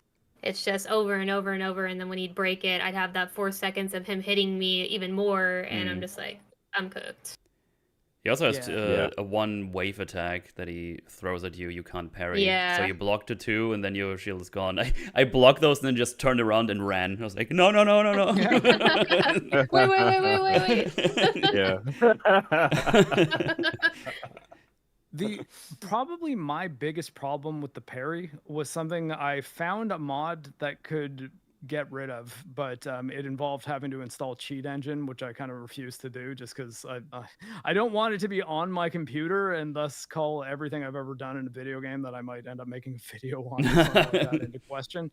So I didn't install it, but I really think id should just add the option to remove the slow-mo effect, because I think that might really significantly change the pace of the game as far as when you're up close and personal fighting with a boss that's throwing a bunch of melee attacks on you. I think it'll make it feel a lot more like Sekiro than, okay, I've done the parry and now I've got this like second or two of slowdown and then the next one. And there were even moments where I found the slowdown was throwing off my ability to properly time things, because I'm like, okay, am I back in normal time now, or are we still doing the slow motion effect, or what's going on here? Where if anything, I think like the higher difficulty levels should reduce or flat out remove the slow motion, so that your parrying and blocking has to then be a lot more precise and you're given less time where the game pace is shifted. Which I think that as much as they say like, oh, well, we would have wanted to take out glory kills because they slowed down, like a lot of people think they slow down the pace of Doom 2016 and Eternal because you're being pulled into a tiny cutscene every now and then. I thought the slowdown happening more often than glory kills were in the older games was probably messing with the pace more for me than glory kills ever have in Eternal. But yeah, so id, if you're listening to us, put an option in the accessibility options where you can change absolutely everything about the difficulty. Make it so that I don't go into slow motion when I like throw my shield or block an attack. Yeah, I think that might change the experience to a degree that would be substantial enough to make me want to play through the entire game again, because I'd be like, oh, okay, well, can I beat Prince Azric if he's not slowing down when I parry him? That's an interesting question for me, and I don't want to have to install Cheat Engine for it. that little window of slow-mo is, yeah, it's enough to like let you just reassess and take a breather and sort of know exactly what your next move is going to be. I'm back. And it is extremely beneficial. And I'm curious, it's so much so that I'm curious why they didn't actually just give an option to turn it off, especially the amount of customization it's already giving you in the form of the sliders to adjust everything. There was the two things I was looking for in those accessibility settings that they did not have, which was A, reduce the red tinge around the screen when you're on low health, and B, take out the parry timing, because especially playing on Nightmare, you spend a lot of time at either low health or critical health. And as much as it's good to have an indicator of that, because that's when the fodder enemies will actually drop health for you, is if you're at low health or critical health and you throw a shield at a bunch of the random shambling zombies who hardly do anything, they all drop health pickups when you're in that state. So I understand, let the player know, but it's like I spent so much of that game with the screen being so red that I was just like, oh, I just want to be able to see things better. Yeah. Also, all the shield enemies for me were just health pools at some point. I was like, oh, shield enemies, I'll just make their shields red, and then I throw my shield at them, and then I just get everything, like all of their stuff.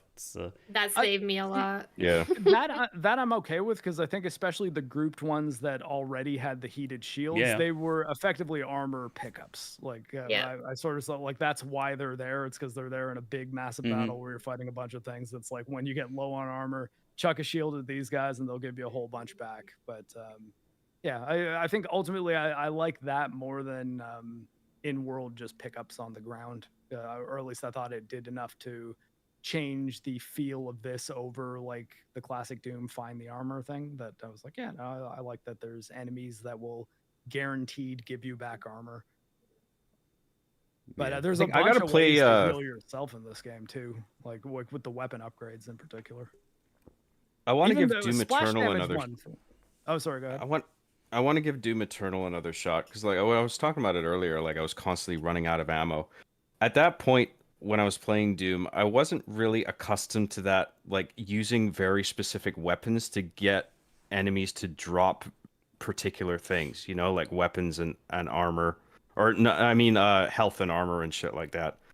Like I just kept using like whatever like my dial would like switch to. And it's just like if I was using my weapons tactically to gather armor, and then like being mindful of my shoulder thing, which I always forgot about, that little flamethrower or whatever the fuck that you have. I think it's on a dedicated button in Doom Eternal. I can't remember. There's something like that. At least on the keyboard it is. But so Doom Eternal's got a very specific system of constant weapon swapping, and that's one of the reasons why the ammo pool for each individual gun is so low. Requiring use of your chainsaw, because that's the item that gives you ammo back. Requiring use of your flame belch, or once you get it, the flame chain on the super shotgun, and that's how you get armor back. And then for health, it's the glory kills. So doing things like rune upgrades that make it so that you can enter a glory kill from further away are all things that will help you get health back much more quickly. And the big difference between, it was funny, I was mentioning the thing about the fodder demons. You can glory kill any fodder demon in Doom 2016 or Eternal, and they will always give you health back as well. So that was kind of these aren't enemies, they're health pickups element there. But the big kind of difference is for removing the glory kills on those ones here is that they now only grant you health when you're at lower critical health.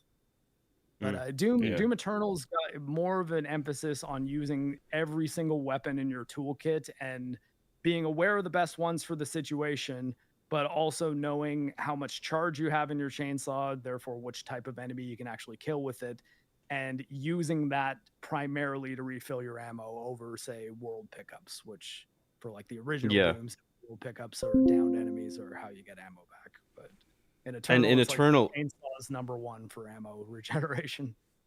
Even having turned the difficulty down, I was at low health so frequently searching for ammo that like the whole like using weapons tactically to get enemies to drop particular pickups was a layer of cognition that I just couldn't tap into because I was so fucking stressed out. And I'm not making an argument that Eternal should be nerfed. Like, I acknowledge I fucking suck at the game. I'm just saying, like, I had a more frustrating time with it than I did Doom the Dark Ages. But like Miss Slaughter had brought up earlier, I was actually surprised by just how much ammo I constantly had. Like, I always had it maxed out. And like after Eternal, I was like paranoid of like, oh fuck, do I have enough ammo for this? And I'd always check and I'd be like, oh, I got full ammo on everything. Like, Yeah. Which shit, surprises dude. you Right. because I'm with the fine. super I'm shotgun, Gucci. you start with like 12 shots in the super shotgun or like 13. And like, I'm still Right. shooting with this. How much do I have left? Like, still the same. So what? Yeah, well, if you're Yeah. if you're throwing in melee attacks, you never run out of ammo Yeah. in this game. And I think it's also because I think they made a concerted effort to make it so that you can main a weapon in this one, which is not something you can even possibly do in Doom Eternal. Yeah. You can in Mm. Doom 2016, even though there's Yes. not as many reliable ways to get ammo back. There's much more ammo just around. But you even swapping weapons in this game is probably slower than it should be if they want you to even be switching up your weapon frequently. Like I'm it gonna takes a take it while. further. I think the weapon swapping is way too slow and sucks and just Yeah. kills you. Because that's what happened to me. Yeah. I was in a fight and then a big demon appears like, oh, I want to switch to another weapon. It's like, oh, I didn't have that on my queue. So I have to go into the dial, which slows down, but not fully. When I do this and take like half a second, let's look at 1 second to find it, it's already too late. Like, he's already swinging and I can't even do a parry anymore or something, and then mostly just killed me. And I then think another when weird thing you're happened. Swapping weapons, you can't parry in the moment, right? And when Yeah. he said Q, by the way, everybody, Q is Yeah, the Q is button quick on swap. PC that switches to your previously equipped weapon. Yeah. And there's another weird thing that I noticed, and I don't know what causes it. For some reason, the game doesn't remember the weapons you had chosen at the checkpoint or something. So when you die, and I just want to jump right back in, and then I go into the fight, and it's like, okay, now the demon comes. Q, all of a sudden I have an impaler in my hands. Like, I haven't used this gun in 6 hours. Why is this on my queue? Like, what's happening? Oh, And that happened See, I was constantly. rarely using Sometimes it was Q. I the think rocket I'm- launcher as well. And I was like, I don't understand why this is happening. So I had to make a conscious effort to check every time I die. It's like, okay, what is on my quick swap right now? It's like, oh, it's not at all what I want. So I'm going to switch that back around. There's See, I think I was most frequently swapping with numbers and the mouse wheel. For I don't think I brought up the weapon wheel even a single time in the whole game. And every so often I would use Q, but only when I knew I had 2 weapons that I wanted to be using in that fight. Like, it'd generally be the chainsaw and the super shotgun or something. Yeah. But there are some interesting upgrades that you can get though. Like there's one for the rocket launcher where after a parry, splash damage heals you. So, Yeah. like, you can actually use the rocket launcher as a close quarters weapon, which I Right. found kind of fun. Yeah. That's actually something I should have tried, maybe. That sounds actually kind of fun. Instead of using the chain gun, you just take a big rocket launcher to their face, parry once, and then just start blasting. That could work pretty well. Yeah. There's an upgrade too that makes the window for it longer too. Oh, okay. Sometimes though, the parry, like, they get knocked back a little, so I would just shoot the ground to heal myself. It was funny because like you're not used to using splash damage that way, but yeah. Yeah, That's you have even- to I think avoid the it like the mastery plague thing. in most Doom games. It'll Yeah. melt you, like especially in classic Doom. Mhm. Oh, yeah. I find it interesting to hear how much you guys, or I don't know about all of you, but like the using the super shotgun often, where I was actually using the regular shotgun most of the game, and not even the triple fire, because I felt that was just overall too wasteful on ammo. So I would just use regular shotgun single shot with like all The or burning at stuff. least a bunch of the upgrades with the burning. Yeah, Yeah, I that's- found it's that really good. really That's really beneficial good. because I don't think the super shotgun had that where it would drop pickups, or maybe like just like certain pickups, but ones that I didn't find as useful based on the way I was playing. Like It's just regular things- shotgun single fire worked out for me. I think Like, Super Shotgun thought- just I has preferred that. Shotgun's- damage it's just upgrades, I good- think. Yeah, it's just good damage when you're up close. Like so, Yeah, if you're in I- a situation no, where you're fighting a big enemy that's constantly throwing things to parry, then knowing that you can be like parry, super shotgun blast real quick, melee to get that ammo back, parry again, and it's just you can take things down pretty quick with that thing. Yeah, And I it's think really actually, just devastating up close. The Yeah. combat shotgun has a tighter spread, so it's better. And then with the fire and everything, like honestly, I'm sad I slept on it as long as I did through the playthrough. I only started using it at the end. Well, I used think that's the actually super- cool that some people will be like, yeah, fuck yeah, super shotgun or combat shotgun. You know, like people will find utility in like the same class of weapon. But like Well, we were even talking the- about earlier, I'd prefer actually if there weren't classes, because then you end up just like using the one version and not the other, like the whole game. Like So, we're talking about the accelerator or the cycler or whatever, and it's just like once you get the better one, it's just like, well, why would I go back to that other one? You know, And like I was gonna say that is something that the like in hunting down all the achievements, it taught me some things about the lower tier versions of those weapons that I don't think I would have taken the time to learn if not for the fact that like I had to get the mastery challenges on them. So Yeah. wait, which is the accelerator the base one? I don't remember the names of half of the weapons. I'm sorry. The plasma rifle one, it's got the sort of burst that it's one of the upgrades in Doom Eternal that you can use with it, where it kills like everything around you once you have it fully heated up, and yeah, it does do a lot of really good damage. Likewise with the which I'm just gonna keep on calling this thing the nail gun, but it's like the initial 2 weapon, which and like we can have a discussion of whether or not this should have been a Quake game. And like I think the nail weapons were probably the first tip off for me, but right. it has this upgrade called Pin Cushion, where if you shoot it with an enemy enough times, they sort of glow orange, and then if you throw your shield at it, it like explodes the nails out and then kind of kills everything around them. So it's almost like the same kind of burst from the accelerator that you can use at range because you don't have to be close to the enemies that you're actually hitting with it. It's just you hit the enemy that with the shield that you were just shooting. So it is the kind of thing that having these weapons and the variety of them and the upgrade versions of them make it so that a lot of people will just ignore weapons. But I think that then speaks to the idea that this is a game that they kind of intended you to just want to use the weapon that you want to use and have it be good enough for the situation. Whereas Eternal is much more, no, there are very clearly different weapons that are better to use on different enemies.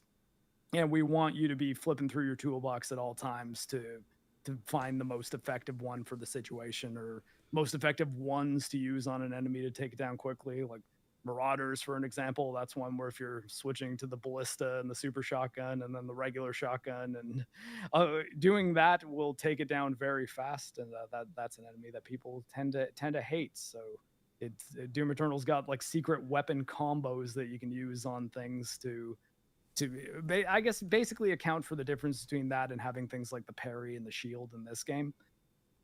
Where I guess there's not really an answer on whether that's better or worse. Like, is it better that any toolbox in my kit can be the one that I need as long as I know how to properly use it and I'm being mindful of my ammo supply?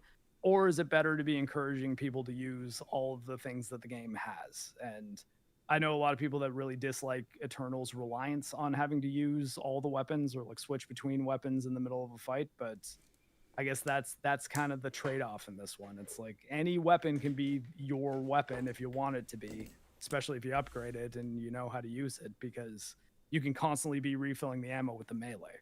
And you always your defensive option, your parry and your block for the shield is intrinsic. So you have those at all times, no matter what. And unless you're using the BFC. I think that's something that just like will always divide people. Like some people really appreciate Eternals forcing you to use everything, whereas some people like me will be a bit frustrated where it's just like, I just want to use the weapon I want to use at this moment in time and it's not working and I got to switch to something else. And like I like being able to just stick with one weapon and just decimate everybody if that's what I wanted to do. Or like, I mean, there would be some small benefit to like switching to another weapon in some cases, but like in Doom Eternal, pretty much you can stick with one weapon if you want and find a way through pretty much every encounter. In Eternal or in Dark Ages? Or no, in Dark Ages. Sorry, Yeah, maybe I wasn't I was clear. like, oh, in Eternal. No, I Eternal really does the opposite. No, I know that. Yeah. Yeah. And building on what I was saying earlier regarding classes, I realized that I probably sounded contradictory because I was sort of praising the fact that I had the option of the lesser shotgun, which I more frequently use, but then I was saying like I felt like classes were like I'd rather that they weren't there, and I'd rather there were just more different weapons. But it just depends on the class, I think. In the case of shotguns, I found that based on the way that I played, that the combat shotgun single shot was more beneficial to the way that I played. But then with weapons like the accelerator slash cycler and then the Ravager slash whatever the lesser skull fragment shooting one was, I can't remember. I always I always favored the latter version of the weapon that you would get.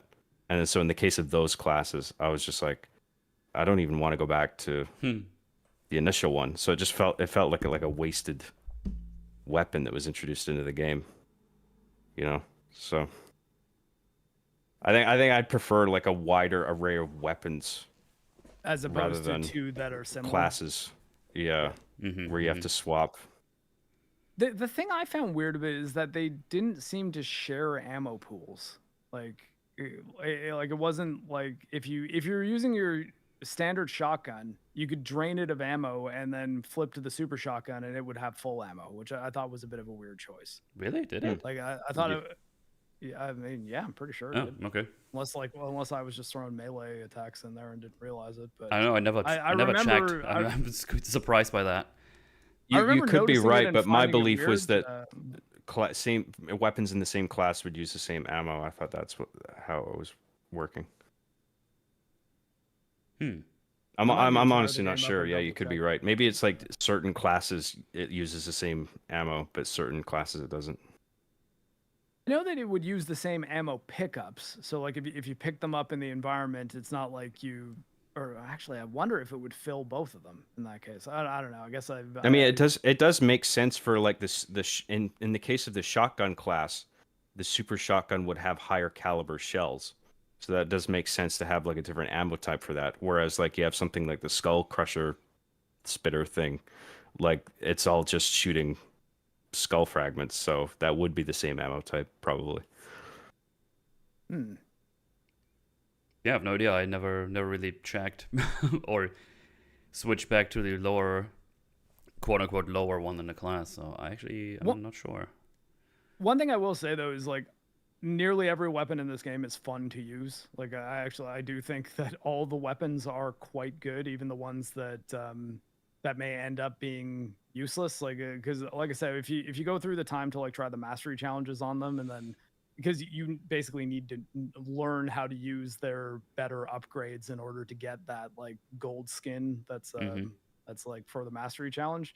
And in going through all of them and actually seeing what they have to offer, I think all of them are good. But at the same time, many of them are similar to each other. So that's kind of the trade-off there. It's like, well, is that a good thing? Actually, here, Metal just using the accelerator there just did the burst that I was talking about. Or is it if you fill the thing up and then let go of you stop firing, it does this little explosion. Yeah, I don't have the mace yet in this one, so I don't get full ammo for everything as soon as I hit something. So gotta switch it around sometimes in like bigger fights like these. But yeah, as soon as you get the mace, it gives you like full health back when you bonk someone in the face with it. I was hesitant to use the mace when I first got it because it's like it takes way longer to recharge, and I was just like, I wonder maybe if I want to stick with the lesser, what is it? I can't remember what it's called, Morning Star or something like that. The flail, right? Yeah. I had the same, but then like I got feeling, used to using the big ass fucking fuck you mace. Yeah. I was like, this is recharging quickly enough where I'm okay with this. Yeah, especially when you start fighting against the big monsters, because it gives you quicker recharge every time you parry something successfully. Yeah. So during the end, the tutorial made it seem like it was going to take forever in a day to recharge, and I was like, this is actually kind of fast. And with how many melee pickups there are in the world, like we're good. Oh yeah. Yes. And you also get the Right. upgrade for it where you get 2 hits. Yeah. If Yeah, you're yeah, fully right. charged and you parry, like wait till you get a parry before you throw that first hit, you can take a cyber demon down in like 4 seconds. Oh yeah, Yeah. it's so Yeah. so quick. Big I just didn't damage. find it fun when it was equipped when you were using the berserk power-ups because it's so slow. Like I would rather have a faster melee for the Right. berserk power-up to kill as many demons as possible, which also bothered me that the berserk didn't show up until like the very end of the game. I was like, why can't we have this earlier? Why is Yeah, it and just I completely right here? forgot this is an is a pickup that exists until it shows up. I was like, oh yeah, this exists in Right. Doom. I forgot Because about it was that. just the soul spheres. Like you didn't get anything else like in the Yeah. previous games, like haste and all that, and quad damage and stuff. Like it was just berserk, and it shows up like at the last quarter of the game, and you're like, oh, all right, this is kind of Yeah. late to introduce it, but all right. The berserk scenes are Right. almost like set pieces more than like, oh, Yeah. this is a power up Yeah. that's just in some of the. I was True. just I gonna think say that. I think Yeah. there's like 1 or 2 that are in the world, and if you find them in the middle of a combat encounter, it'll like basically it's the win button. But Yeah. Yeah, right. But I found the few times where you use it where it's like on the critical path, it's like, okay, now this is like the berserk set piece where you get Yeah. this, and then you're in a room that's really overmatched for you, but you're just destroying everything with your melee attacks, killing them all. They in one mainly hit. just threw a bunch of Hell Knights at you too, and I was just like, really? Nothing else? Just a whole room full of Hell Knights? Okay. It could have definitely benefited from enemy variety. That's true. Yeah.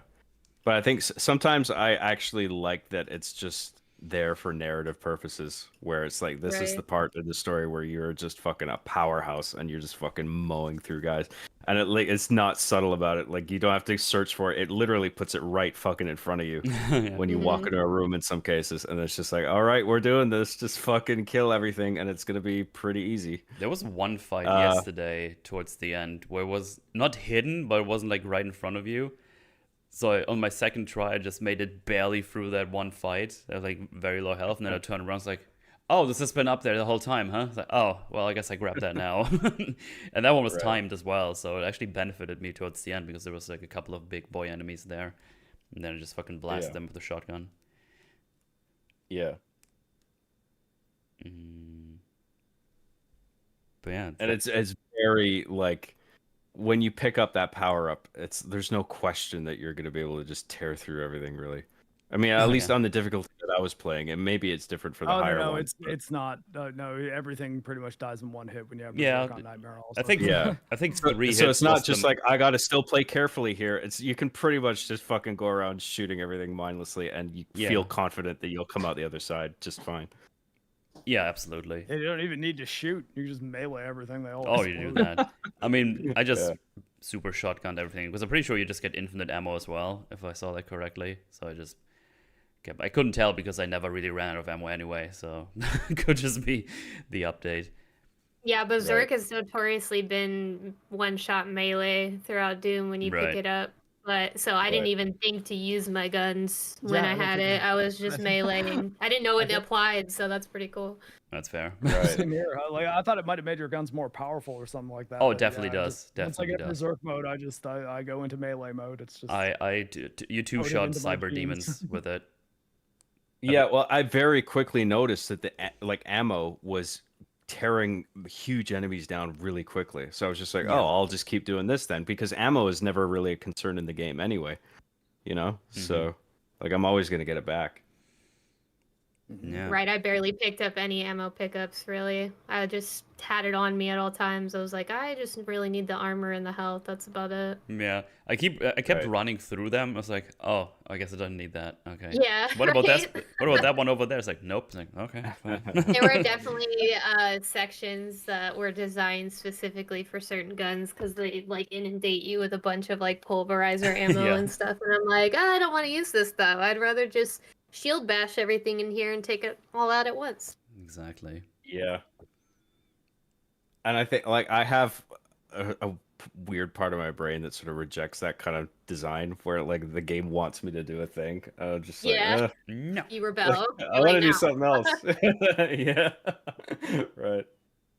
I was Very like, I mean, immature of me, but I mean, I can't. it's kind of funny to see how games react to that, though. I mean, if you think about like Star Wars Outlaws, when you do things where the game is like, no, not that way. Like, what are you doing? And then the game just absolutely breaks. Right, yeah. Because it pretends to be like this. You can do everything you want, except you shouldn't, because that actually breaks everything. It's like, yeah, I know. Right, our combat encounters are held together by scotch tape. Okay, please don't. Please stop using all our mechanics. What are you doing? This was clearly designed for you to shoot someone. Yeah, that's often like shit design if like you don't play the game exactly as the developers want you to in that moment. Yeah, and then it just falls apart. You should be able to just still do what you want, even if it's a bit harder. Like that's fine. Yeah. So the whole thing with the game was like the tagline was "stand and fight," right? So they were like, "Oh yeah, like you big, bulky, and I don't know, don't move a lot, quote unquote." The funny thing is, I went back and tried 2016 a bit last night and a little bit earlier today. You are way slower in that game than in this one. You don't even have a sprint button. Like the sprint button is actually a walk button in 2016. Shift actually makes you walk instead of run. I was like, oh, okay. So I actually felt bulkier in that one and much more agile in this one, which is kind of interesting because I remembered being super agile in 2016. But then again, it was like a while ago, and I guess I misremember that. I think Eternal is much more fast, but I didn't have time to give that a whirl before we start here. Yeah, you're off the ground a lot in Eternal, like platforming and meat hooking and stuff. Yeah, This exactly. Dark Ages is like you got the sprint button and stuff, and like the maps are massive, but like you can still cover the ground like really quickly if you sprint like from one end to the other. So I appreciated that with the lack of fast travel because you could just get there really easily. And I saw a lot of people complaining about no fast travel, and I was like, really? You think you need fast travel? I feel like the sprint is enough. Like Fast you just travel stomp for your this? way. Yeah, that's I mean, why even was if I like, went from what? one end to the other, like initially I was like, oh, that's probably going to take a while. I was like, oh, wait, it's been like 20 seconds. I'm already over there. It's just not even no that big bad. deal. Yeah. The only thing that Fast confused me, though, God. and I'm just going to throw that in right now because the map is currently on screen. The map, not direction, the way the map faces when you open it up, it always faces the way you face in the world.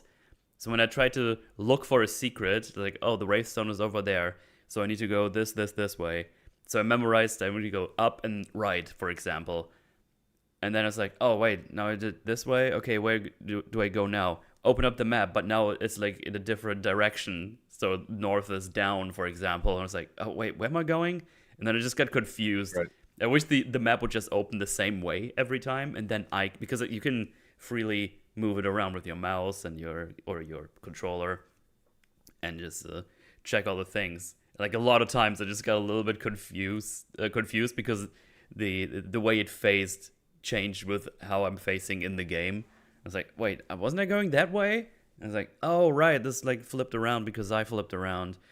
So yeah, that was like a little thing that I always needed to adjust the map to see where I was going.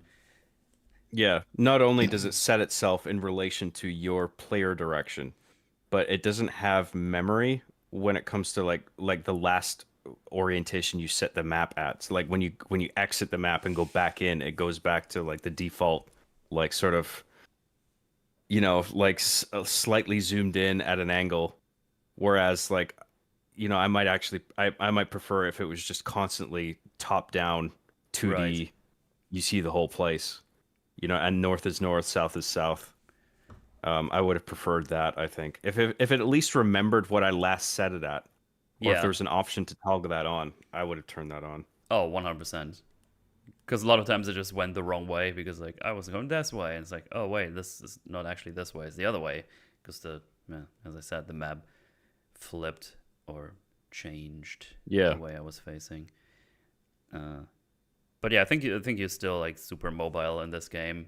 Because I was actually kind of more expecting to be slower and much more, way more tanky than you already are with the shield.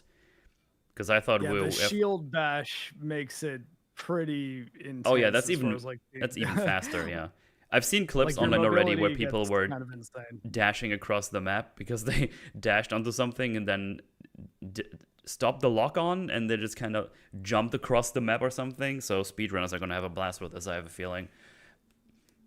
I actually did see in the options menu too, you can turn auto sprint on too. Oh, okay.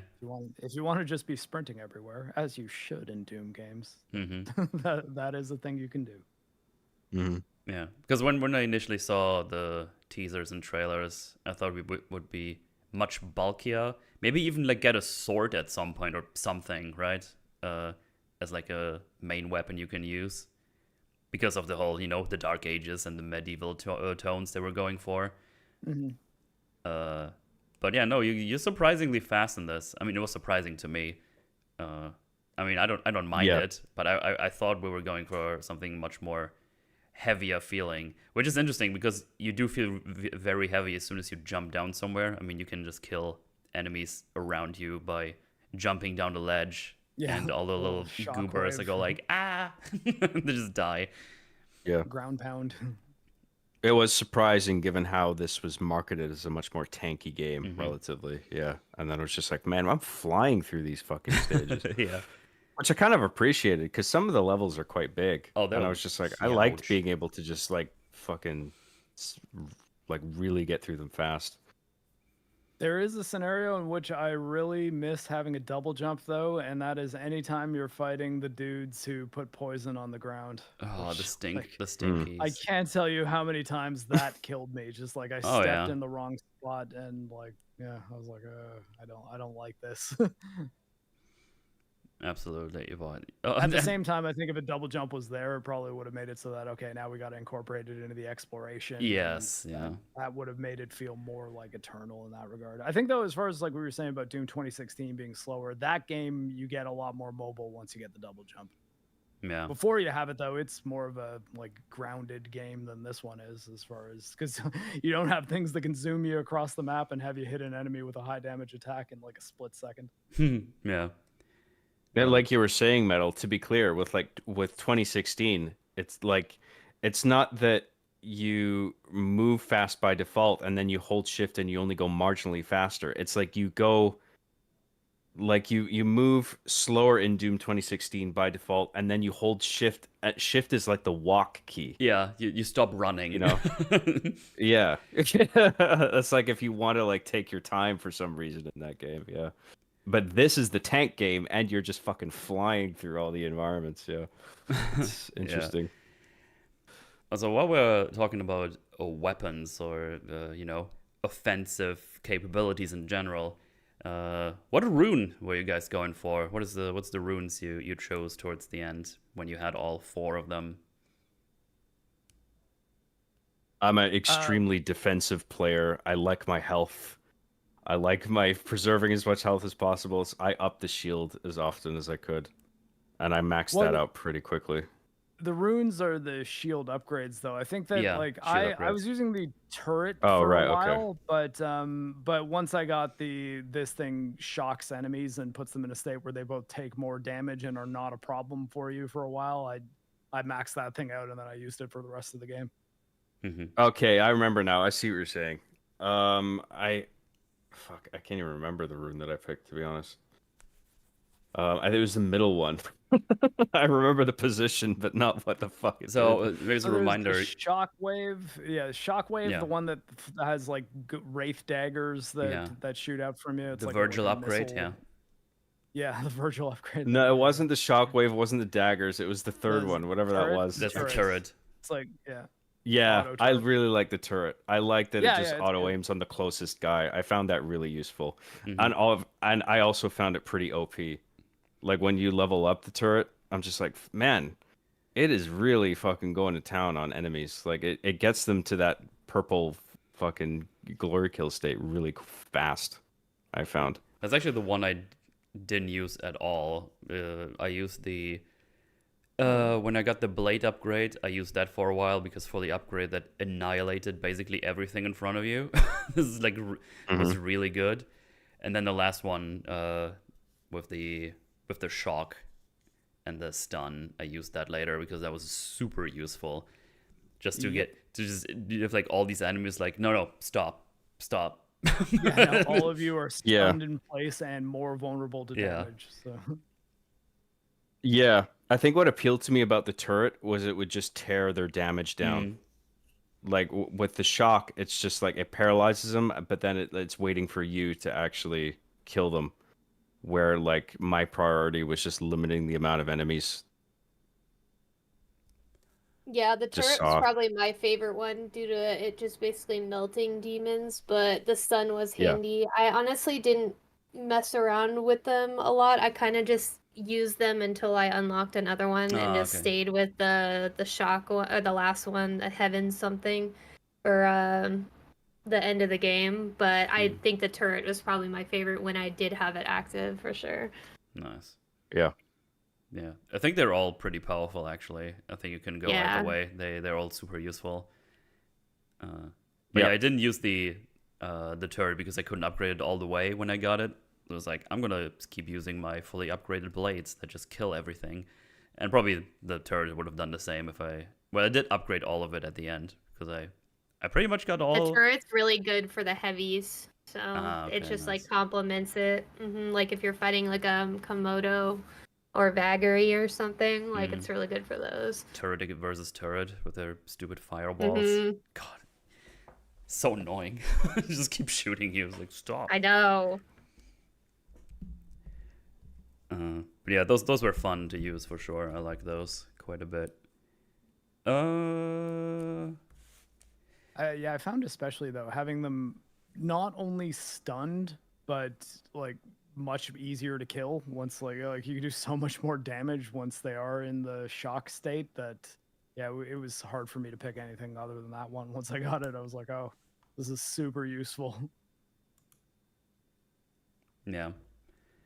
So, I mean, we talked about it briefly earlier in the blurbs. Music / audio balancing specifically. What happens with the audio balancing? I have no idea why they make the music as low as it is by default. Like it, because I mean, like not only is there not a bunch of tracks that really stick in your head the way like BFG Division or The Only Thing They Fear Is You do, Oopsie.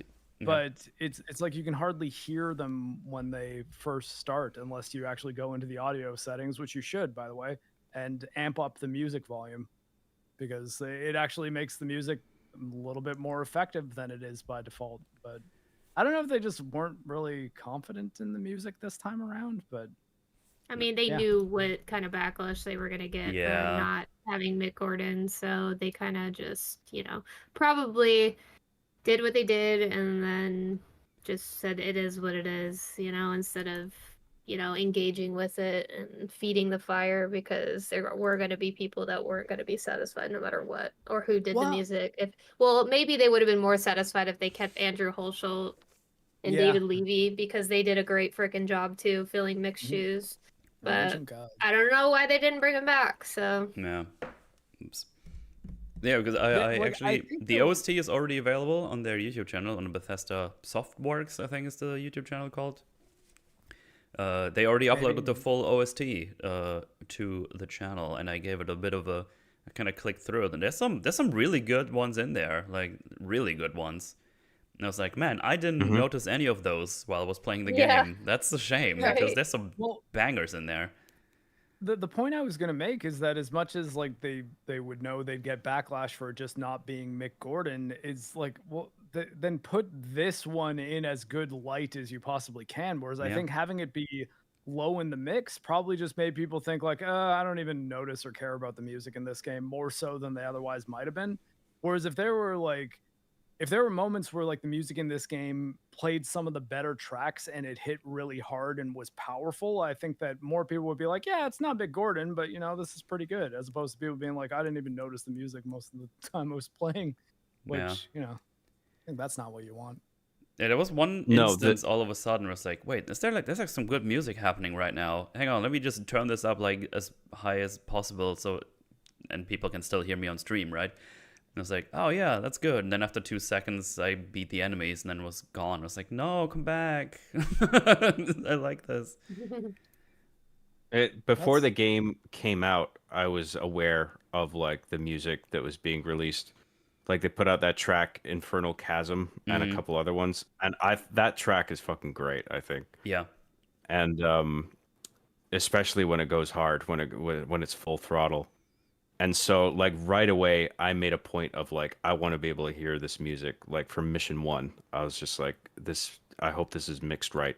And it is mixed very quietly, the music in relation to everything else. So yeah, I had the master mix at 95. I had the music at 100 and I had everything else at like 50, 60. Like I boosted the fuck out of the music. Yeah. Because that's like a huge part of it for me. Like I really like the music in Doom, and like it's not Mick Gordon, but from what I heard from Finishing Move as promotional material, I was just like, you know what? I think I might actually quite like this score, even though it's not as good as it could be with Mick Gordon's presence. And yeah, it's super quiet, and I find the idea that it was deliberately mixed low because they were Afraid. afraid of like the controversy regarding Mick Gordon. I mean, I don't know. I'm not inclined to believe that personally, but I wouldn't rule it out. That is interesting and that is funny too. Sort of made it to I'm I not just sure think if that's that's what's going in going the on. wrong direction. I think it's like, well, if you want to minimize the backlash, then like make this music impactful and make it hit hard when it does hit, as opposed to trying to hide it. I guess. Like, Yeah. I And also like think I that think that's when the you even though the music is mixed low when you listen to it, like if you go into the settings and look at the default numbers, it's like they're all set at the same level. It's all like whatever it was. I can't remember the default value, but the I point thought is the, they're all the same. I thought the music was actually at like 80% by default, and like you have to put it up to 100%, which I found strange. I was like, that Well, seems like a weird choice. I think everything was at 80 though. You know what I mean? Oh, was Like it? yeah, that's what I remember. I could be wrong. I don't remember what But it that was. but if but it doesn't sound like it's all at the same level. It I think sounds it like the is at music is considerably 80%. quieter. Hmm. Because I turned Right, it up yeah. just this morning, and yeah, it's at 80%, and then the game volume's at like 90 or something. Yeah, but my point being like the numbers don't really match up with how it They don't. sounds. It's Yeah, yeah. you're right. Because Gotcha, it's yeah. still So really low. Uh-huh. yeah, so I cranked the music way the fuck up. And I'm glad I did. So I had everything else at like 50, 60, and I had the music at 100 and the master mix at 95 just to prevent my headphones from like sounding a little too oversaturated. Yeah. Right. At 100, like it still is not nearly as loud as it was in 2016 or Eternal when it's really getting going with the combat. Yeah. It might not also be another time to re-bring up this maybe might have been in a situation where people would think of it more favorably if it was a Quake game too, because despite the fact that the original Quake was scored by like Trent Reznor of Nine Inch Nails, most of the music in Quake is very ambient, creepy. It's not like it's really just Yeah. kind of the main menu theme is like sounds like a Nine Inch Nails song, whereas the rest of it sounds more like the kind of stuff he does and is more modern movie scores. And like I guess that part of what I think people might be disappointed with in this game is how much it departs from Doom Eternal and I guess Doom 2016 to an extent. Although I mean, I guess that's another thing that's like, well, at least as far as speed is concerned, this is actually probably faster than 2016. Whereas, like, I guess part of me thinks that it might have just been a branding thing to be like, yeah, well, I mean, more people I think will be pumped to buy a Doom game than to buy a new Quake game. But I guess like the same argument could probably have been made in 1996 to be like, well, why are we making Quake when we could just call this game Doom 3? And it's like, well, I mean, I don't know. Like, if it's the same developer and people know that and they're expecting this type of game, I think having stuff like the shield and the parrying and music that sounds significantly different, I think people would have looked at differently if this didn't have the Doom name on it. Now, granted, they would have had to rewrite elements of the story, obviously, because there are things in this that are very tied to stuff that it's established in Eternal, like the Sentinels and the Makers. But yeah, at least as far as like you have the Lovecraftian monsters, a nail gun type weapons in it, and a focus on melee combat, even though the axe in Quake is terrible. But that would have been maybe a neat thing to fix in a modern Quake game. It'd be like, well, there was an axe in Quake, but it was basically, you might as well have not had anything equipped at all when you ran out of ammo. Why don't we make it so that this one's kind of more focused on melee and shield and stuff? And I'm curious in what significant way a modern Quake game would differ from a modern Doom game, because back in the 90s, the differentiating qualifier was the fact that there was a evolution in technology. Like Quake all of a sudden was rendered in real 3D rather than pseudo 3D in the case of Doom. So I'm wondering aesthetically, like if a modern Quake were to come out, how would it play differently from what we're seeing from the last three Doom games that we saw? I think that's where the ways in which the Doom series and the Quake series are sort of linked would have been to the benefit of this feeling a lot like Doom as well, where it's like, well, there are things about this that make it not at all feel like Doom Eternal, like a focus on maining a weapon, melee combat, not as much weapon switching, music that sounds different, the fact that there's, I don't know, like a dragon you can ride, like all these things that are just not present in the last two Doom games, that I think would have made people be like, okay, so now these are the guys who rebooted Doom. Let's see what they're doing with rebooting Quake. And if there are a bunch of elements to be like, oh yeah, so this is what they're doing with the Doom reboot style of gameplay, but is set to a different universe. But yeah, I don't know. Like, I mean, again, there's tons of things in the game that they would have to change around quite a lot, most specifically things like the story. But I think that it might have actually possibly done better if people were like going into this with the just cognitive perception that this is not going to be just more Doom Eternal, and it's going to be something that is entirely different just from the same team. Yeah, and like I don't know how you have with Quake is you can do anything with a new Quake sequel, because there's so little continuity between the Quake games except for between 2 and 4. But people have been hungering for a more Lovecraftian Quake game to come back with a campaign, because the original is the only one that had it. I guess that's a good point. I didn't actually initially consider that. Like with a new Quake game, there's the opportunity to go in more directions than if you were to just do a modern Doom game, where people have more expectation of what to expect. As I worded that so stupidly. Yeah, I don't know if I'm making any sense. But like, of what modern Doom is, and anything that's different from that to a certain segment of the fan base, you'll have to account for and be like, well, you could do this in Doom Eternal, but you can't do it here, but you can do this instead. You're gonna have some fans that are just like, yeah, well, it was better in Eternal, so this game's worse. Whereas I think if it was a different but similar universe, which it is in a very unique position in that Quake and Doom can be similar but different from each other, and I don't think people will get upset. I think because they do the move. They do revolve around the similar premise, right? Of like portals to some kind of hellscape, where there's demons involved, or like demonic entities. I don't know if in the case of, I can't remember in the case of Quake if it's like hell and it's demons from like hell, but it's like horror stuff. Like they're different dimensions, but it sort of revolves less around like satanic type beings and like heaven and hell sort of things as it does just like Lovecraft monsters. And this is the dimension in which, like, I don't know, like Chacon is the entity who sort of runs it, and you have to get the rune off him. And then the last one, who's codenamed Quake, and it's almost impossible to say the name of it without sounding racist. But Shub Yuroth. Well, with the whole cosmic realm in here, Doom has now set foot into that whole area of aesthetics, right? Which, like, it's what I mean. It's like part of me thinks that maybe this was. I think they've specifically said that that's not the case, but I feel like there is a good chance that they were tinkering around with making a new Quake game, and that someone decided, no, just do Doom. People have the Doom name in their head now. The Doom Eternal sold very, very well. We'd be stupid to not release another Doom game. And yeah, the conspiracy theory hat of mine. But, put your tinfoil hats on.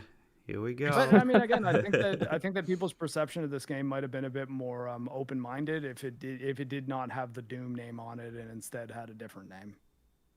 Even though there's lots about this game that really do make it feel Doom-like, but again, I think that's the kind of thing that's like, well, metaphor. There's lots of elements of it that feel like Persona, and people didn't get pissed because they understand it's an Atlas RPG, and yeah, you know, like have Miss things Slaughter that brought are up earlier, this feels like more like classic Doom than the other Doom games, because like there's less emphasis on jumping around, like and acrobatics and shit like that. Like the original it's like Doom a was slaughter very map. right. Yeah, the original Doom. I mean, like we all know, it's very just navigating a horizontal plane and just shooting and strafing. You know, and this funny in is that a regard. lot Wide of open that. areas. Maybe Yeah. they Yeah. should have saved all the platforming for a Quake game, because that was the first id Software game where you could jump. Right.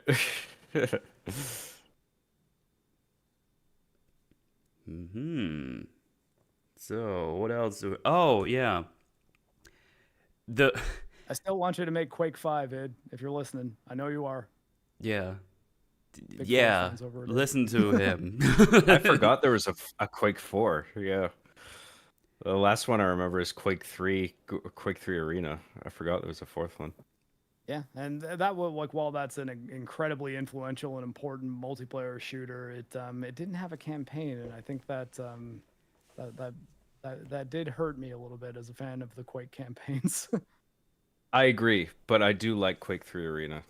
Oh It's yeah, a cool it's great, shooter. fantastic game. Yeah. It's one of the best multiplayer games. Yeah, it's really good. Another thing I found weird mechanically, not the life sigil mechanic in itself, but the way they prompt the the choice if you want to use it, because it just appears on your screen as soon as you get last hitted. So you're like in the middle of a fight and something snipes you from behind, and all of a sudden you want to use a life sigil, and I was like, what happened? Did I get shot? I don't know what's going on.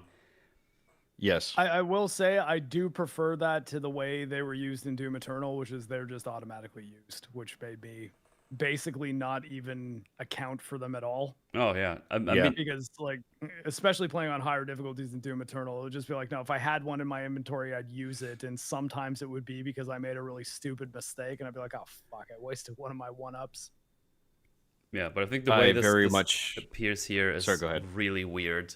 Like the first time it happened was like, oh, was that a bug?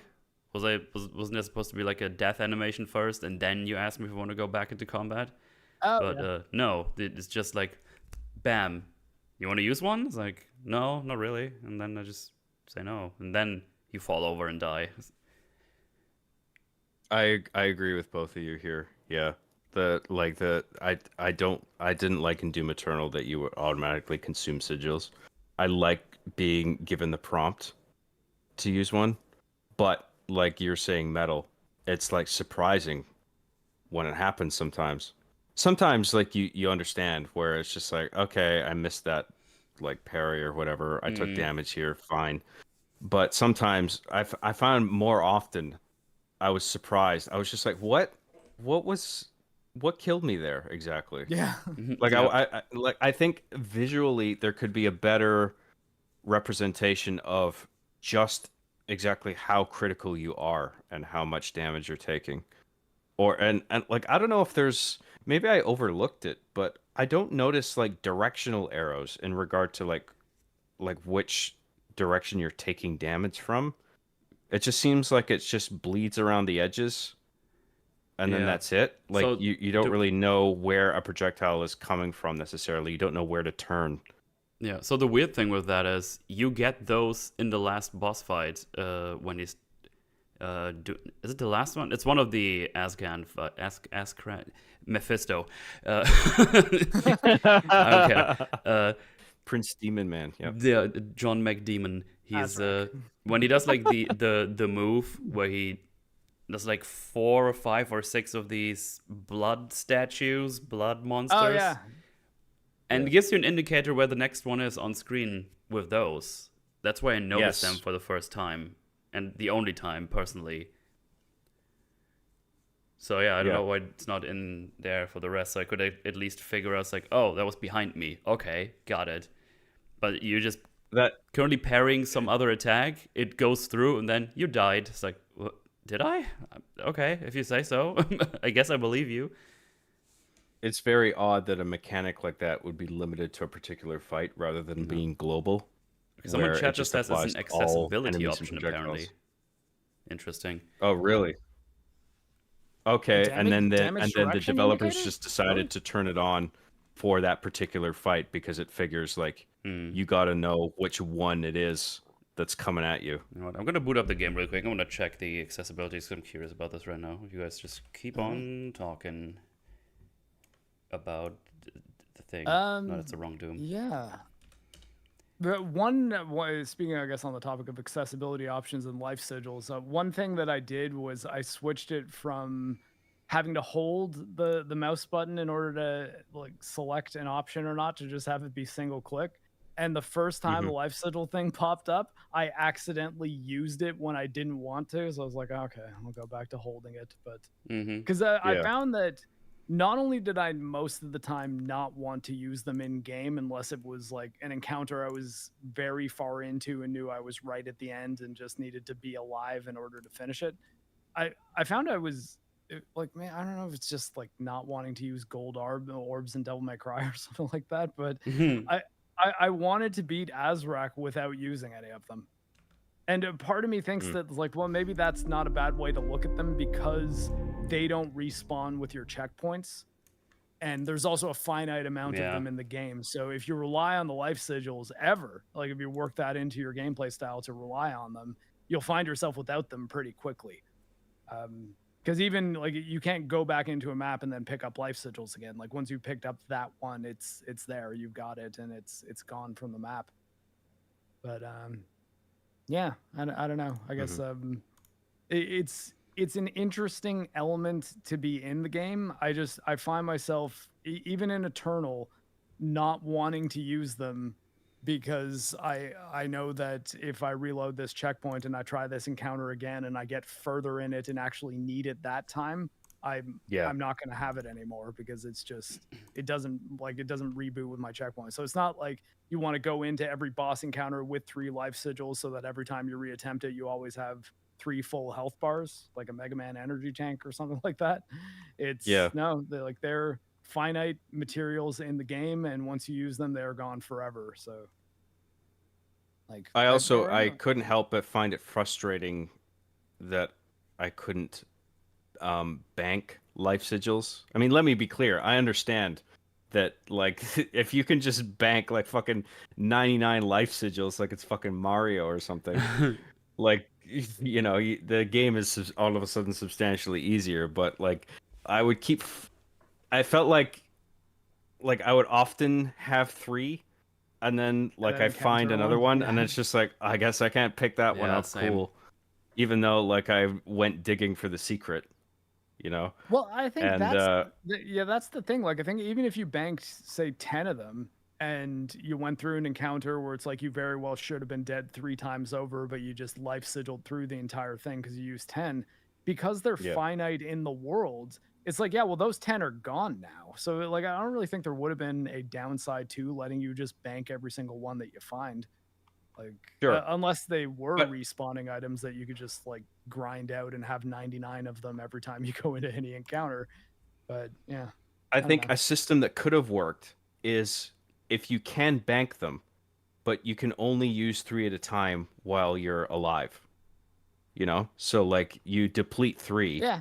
And then it's like game over, it resets you, but then you've got another 3 out of like your global storage, if you know what I mean. Yeah, well, it's like items in Bloodborne and stuff. Like you can put them into your storage, and then every time you respawn, you have 20 blood vials. So at least then you can pick up all the ones you find, you know, and then you can make use of them. There is a setting in the UI settings called Threat Detector, which is off by default, and you can. But it turns it on for that one fight that you were saying, Metal, because it felt these ones actually. I think these ones actually look different. They're like in the middle in like a circle around you, and they go. You can turn them on for parryable ones only. Those have like a little green arrow, and then just on for also just I guess enemies around you or damage taken. So you have like green and red ones. So that is That's there. So interesting. I never really had a look at the accessibility options, so that is interesting that it's you not can in toggle it accessibility. to that degree. It's in the HUD and UI menu. In the UI menu under HUD. Oh, really? Yeah. Okay.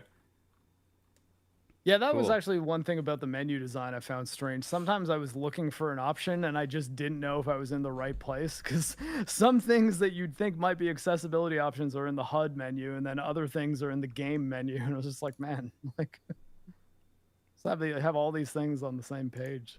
Yeah. Whoops.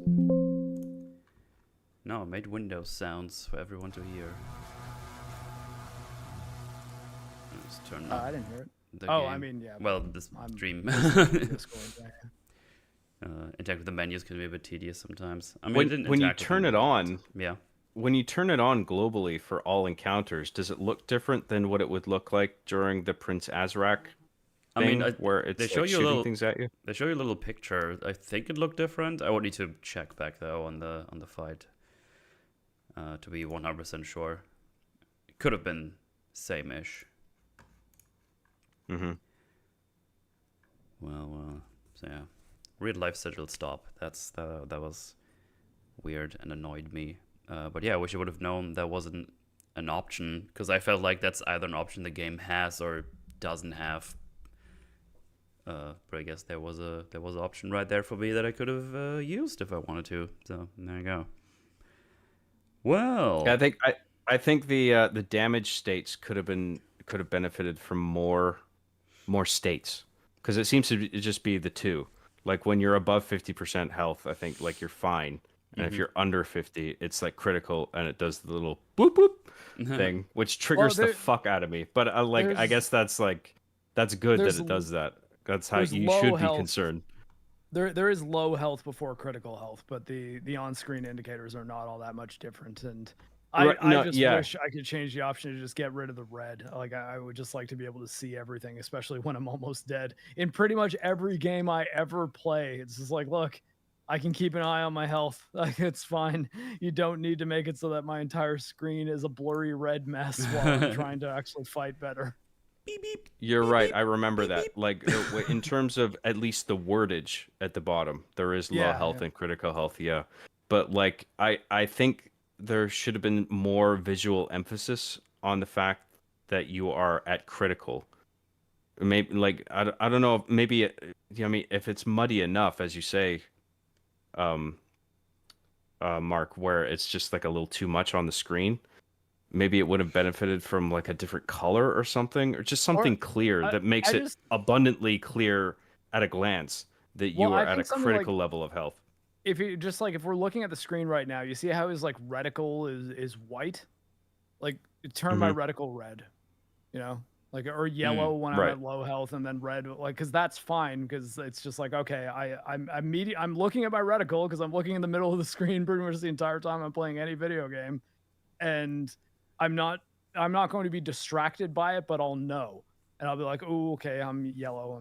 I need to get health, and oh no, now I'm red. I really need to get health. Whereas it's just like when it's half the screen is blurred, and or like not half, I guess, but you know, the edges of the screen are all like red to the point that I can't see anything in a game that does have a lot of red in it, anyways. It's just it's probably my least favorite type of damage indication, and is like anytime it obscures what you're actually looking at, especially because I mean, when you're on low health, like that's when you really need to be able to see more things, not less. Like yeah, it's kind of frustrating because I agree, like the introduction of yellow would have been actually pretty good for caution, and then red is for like critical, but I guess they're going for like red is blood. And like if you're low health, it's like, oh, you're bloody on your peripherals, and that's like your eyeballs, I guess, because you're like so fucking, I don't know. Yeah. You know what I mean? Like they just want to stick with this like sort of blood visual theme, and yellow might just be like a little too weird. I don't know. But I think that it would have benefited from like clearly different identifiable states at a glance visually, where it's just like, okay, I'm really low now. Like, I got to be careful. And then if that were the case, the usage of life sigils, you would be more easily able to tell that they're coming, you know? Because too Yeah. often I felt that it came as a surprise. I was just like, oh, okay, I'm dead, I guess. Cool. Well, yeah, I don't even especially know if what you the get fuck if it you get was, hit by but if you get hit by a really great. high damage attack that was from off screen that you didn't see coming, it's like, oh, okay, like I have no idea how I died just there. But Yeah. I always assume when I hear that beep when you get low health that you only have like about 2 seconds of taking more damage before you get killed. So that's just like the indicator for me. I don't really even look at the red on the HUD. Like I kind of just like zero in and focus on that. I am like, if I don't put my shield up right now after hearing the beep, I'm pretty much dead. So or try to move out of the way. But yeah, I've been killed a couple times by things behind me or off screen that I'm just like, what the fuck was that? Like I didn't see anything in front of me, and then I'm like, oh, okay, it was a shitty little stone imp or something like that, like coming in from the side. yeah, But yeah, it's really just the beep that I listen to. I'm like, oh, okay, I know I'm almost dead. I'm at 5 health, yeah. And if I take 1 more or 2 more hits of damage, depending on the difficulty, I'm cooked. So I like That's the audio another indicator. interesting thing, because I agree. Like, it does make you feel that way, but I think actually the window is more generous than it makes you feel. Because I Right, think it plays that noise like when you're at 50, and when you're at 50% health, I mean, that's actually not too bad. right. You know, like you're not in dire straits just yet. But when you're in that's just when you're low health. But when you're critical health, like the only clue that you are in that state is just the text at the bottom, basically, where it's just like, oh, okay, I'm reading that, and now I realize that I really need to fucking back off and find some health, or do something that'll give me some Chuck kind a of pickup shield that'll of boost fodder that enemies, number up. Yeah. or use the upgraded Skull Crusher level 2 chain gun thing. Yeah. That just Which, Oh, I mean, yeah. as soon as I health. saw that, I was like, fuck yeah, dude, I'm definitely getting that. I want that. I found Plus, my I just main. like that weapon. I was using that a lot, actually. The Ravager, Yeah. because I like the Ravager specifically because I like that it had a sort of widespread, like its predecessor, but it was a little more focused. Like I just find that just generally like a good weapon to whip out and just Yeah, when it ramps up, be it does a lot of damage. yeah. Yeah, Yeah, if you right. Yeah, especially oh, when you level up, yeah, and you get it it to like doesn't in that state. it doesn't lose its ramp up if you throw in a melee attack either, which means Yeah. you can kind of keep feeding it ammo, which is pretty cool. Right. Sorry, I was just looking at what is happening on screen. I'm just stuck in a loop with these little fuckers. Just keep shooting the things and I can't shoot them back. You're trying to get the LB like Yeah. shield pulls you to the area They're thing. just too Yeah. far away, and then they keep spamming the fucking red things, and you can't shoot through them or throw things through them. It's like, god damn it. Yeah. Yeah, and the Impaler is it's a little deceiving because you're thinking it's like your sniper weapon, but Yeah. because it sort of fires in an arc, it's actually really tough to fight with that thing when you're at a really long range.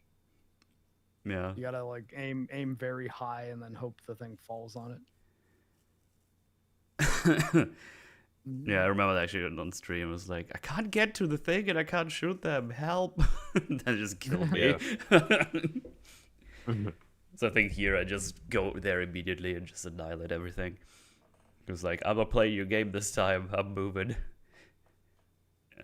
Also, I don't like the animation, by the way, when he pulls himself over. It just always feels like an upside down V.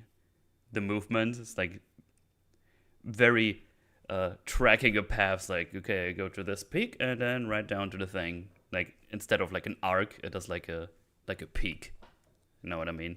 Always looks. Yeah. I always thought it looked a bit weird. I don't know why. No, it's I just an agree. arc. Thought about that too much. I thought that was it looked a bit rough and a little bit jank. Mm. Not that it played jank, but it just looked jank. Yeah. It's Absolutely. like we're going sharply from one node to another. I was too aware of that. Yeah, I agree. So, what else do we have here? I mean, there's plenty left. Oh, the most important question: BFC versus BFG. That was funny. I got a chuckle out of that, actually. I was just like, I see what you're doing. They stopped short of just flat out making the canon name of it the big fucking crossbow, though. Yeah. It's like, oh, don't tell us what the acronym is. It's the ballistic force crossbow, by the way, everybody. Yeah. Yeah, but it's like so obviously kind of like you just like you were just reaching for anything to make sense as opposed to just calling it big fucking crossbow. Like ballistic force, it's like, okay, they're all fucking ballistic force weapons. Like Well, not why are only you that, giving it? it's like an energy weapon, basically. It's not even ballistic force, it's an explosion. That's a good point. Yeah. Yeah, it's kind of funny. I much prefer the BFG versions. I really love the ones where it's basically like a big ball that goes forward and just fucking disintegrates everything around. Well, this one is basically just a big explosion that instantly kills.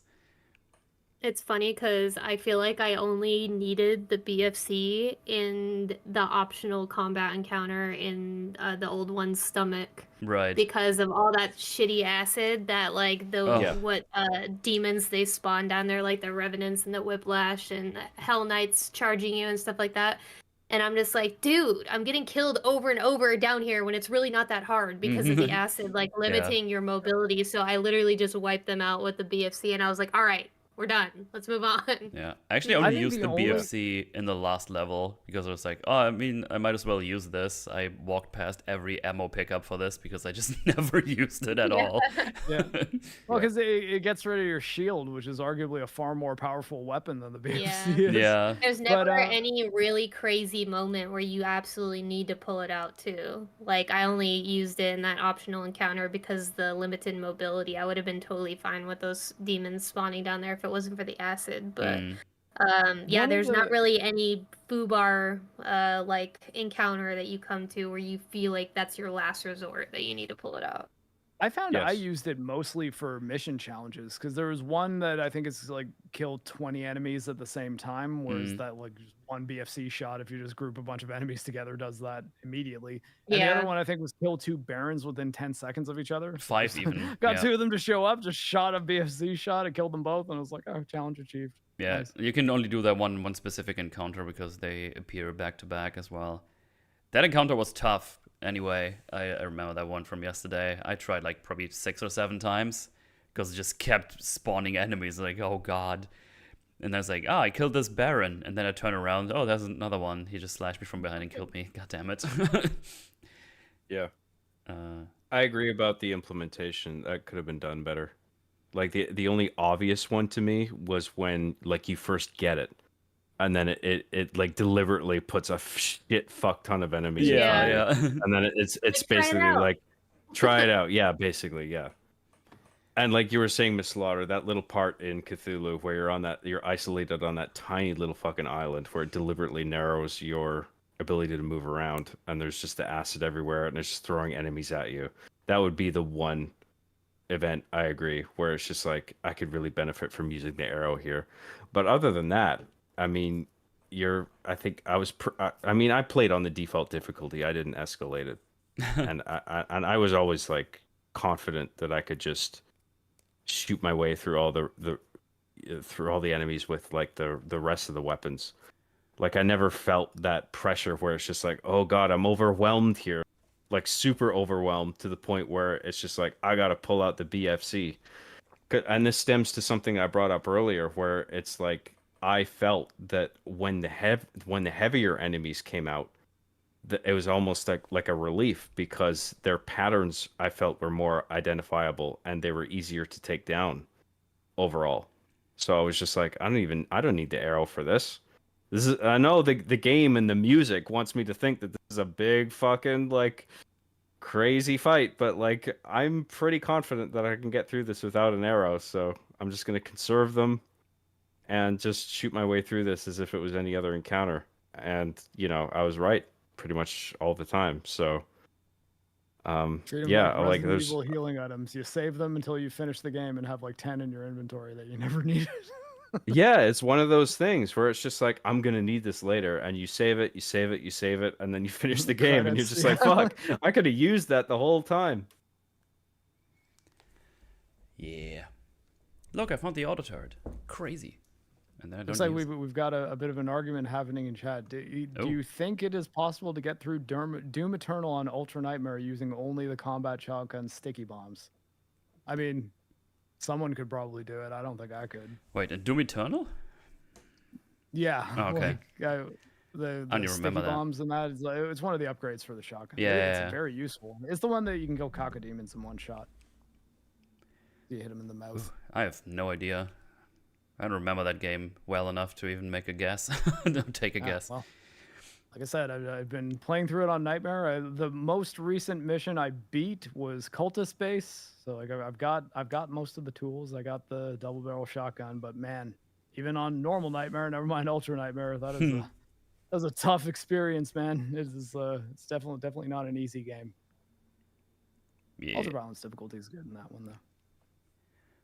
Well, how about we talk about the dragon and mech sections, my favorite parts of the game. Okay. Well, like I said, Sure. I mean, I think the dragon, okay. I almost liked the dragon segments. I just didn't like that it locks you and hovers you when you're doing the combat against larger enemies and stuff. I thought the system was just like, now you're standing in place and you got to either move up, down, left, or right, and then shoot, and then it's done. I was like, well, for a game that is so focused on all sorts of creative ways to make combat and combat options engaging and fun, I don't know what they were thinking with that. yeah. I was like, what was was it just to have it be like, oh, well, this needs to be a really simple mini game that no one's going to get stonewalled by, or like, I don't know. Just I want to sit in on those board meetings and be like, what did you guys say that made you land on this for the dragon combat? Yeah, because I was like, oh man, having like a big fucking cyber dragon thingy to ride on, that sounds cool. Going around in the mech and fuck shit up, that sounds awesome. And then you get to the sections and yeah, there's the dragon. You fly around, it's like, okay, yeah.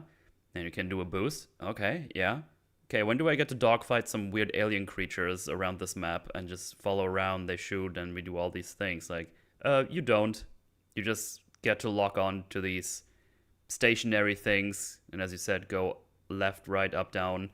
Basically, wait for the parry window until there's like a green laser coming up, and then you get a stronger shot and you destroy the thing.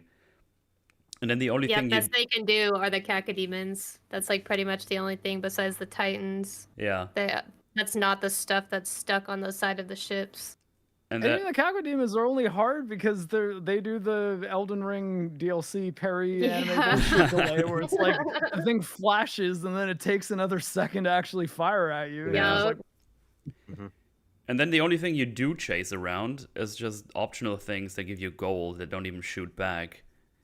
And I feel like they basically just use that to show you the way to the next thing, because later, especially later in the later two sections, with them, you just follow them around through the corridors, which very much felt like, here, I'll give you something to shoot at while you fly around this corridor to the next tentacle to shoot at. And it was like, yeah, okay. Yeah.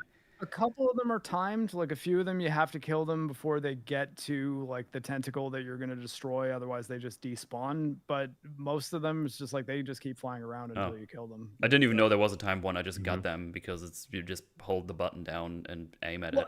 Even then, it's only timed if you stay in that room and destroy the tentacle. Otherwise, if you fly back out and then get it to spawn again, you can still try to kill it. Okay. It's not. They're not difficult to get, but I mean, I did like them more than anything else in the dragon segments because it's like, well, this is the thing that I'm actually flying and fighting. It's the only thing that you're actively fighting as you're flying and not just flying until you get to the thing that you're standing still in front of. You know? Yeah. It was weird that the least mobile combat in the game is the one where you're on a flying cyber dragon. It's like, how did that happen? Yeah. Yeah, because I was expecting more of like more of a set piece, basically. Like you go around and have to, I don't know, destroy a big ship and kill the things on the side of the ship, like soldier demons or something. Not like some weird glowy bits where you get locked on and go like left, right, up, down. maybe do like strafing runs, breathe some fire, you know, because you got a dragon.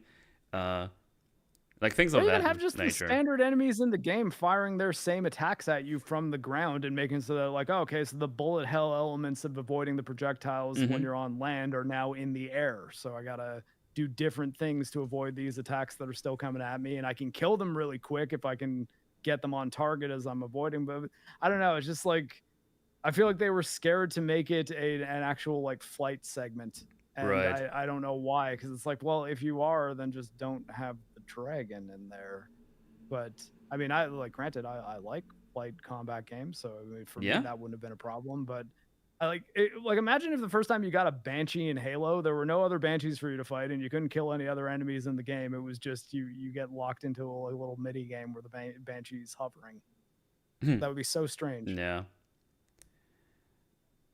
I think I have a slightly warmer opinion of these segments, but only slightly, because I understand like they could have been executed better. They do feel a bit tacked on, unfortunately, but from my view, they are just polished enough where, and they also don't last too long, where I am okay with it, and I appreciate the change of pace. You know, because like they occur after 2, 3, 4 shooting missions, and then when I saw one of those come along, it's just like, okay, we're doing one of these now. Cool. This the changes it brevity up and a bit. infrequency definitely made it harder to say like, oh, this game sucks because Dragon and Titan. You know, like I mean, it's like, well, I mean, they really it's not that much of the game, really. Yeah. I think they shouldn't have made them pop up so early. And I think make the first 2 ones not as long as they were. Like, they're not super long, but they're long enough to be like, because I know Mauler was like put off by those like big. As to why I'm not even sure if he's gonna finish the game. I have to ask him. But he streamed it twice and was like, I don't know, I don't really feel that one. Which I understand. But I think the game picks up quite a bit after the first half as well. Like, I like the second half the most, for sure. I didn't mind the dragon or mech sections. I thought they were a nice little break from the regular plane walking gameplay, but I think definitely they could have been fleshed out a little bit more, like more stuff to like change up the gameplay instead of just mashing the same button or doing the perfect dodges and everything. But I think I like the dragon sections a little bit more than the mech sections, but the most annoying part to me was chasing those hellfighters, dude, because like you would do so much damage to them and then they just zip out of the plane, and I'm just like, dude, like you had like one more shot before you're dead, and now I have to fly around and waste time to see if one spawns again and try to get the challenge. But I don't know, I think I've seen a lot of people being critical on them, and I totally understand your guys' criticisms for sure. They definitely felt a little rushed and not like fleshed out enough, but I feel like I would have been kind of bored if there wasn't anything to break up the regular combat, especially since of what I mentioned earlier about the planes being empty for the most part. Yeah. Like maybe I would have been less bored if like the planes were filled out with just like roaming demons, like not in controlled combat encounters. But I don't know. I took it for what it was, and it was nice to see something new thrown in there, I guess. But yeah, could have been fleshed out more, I guess.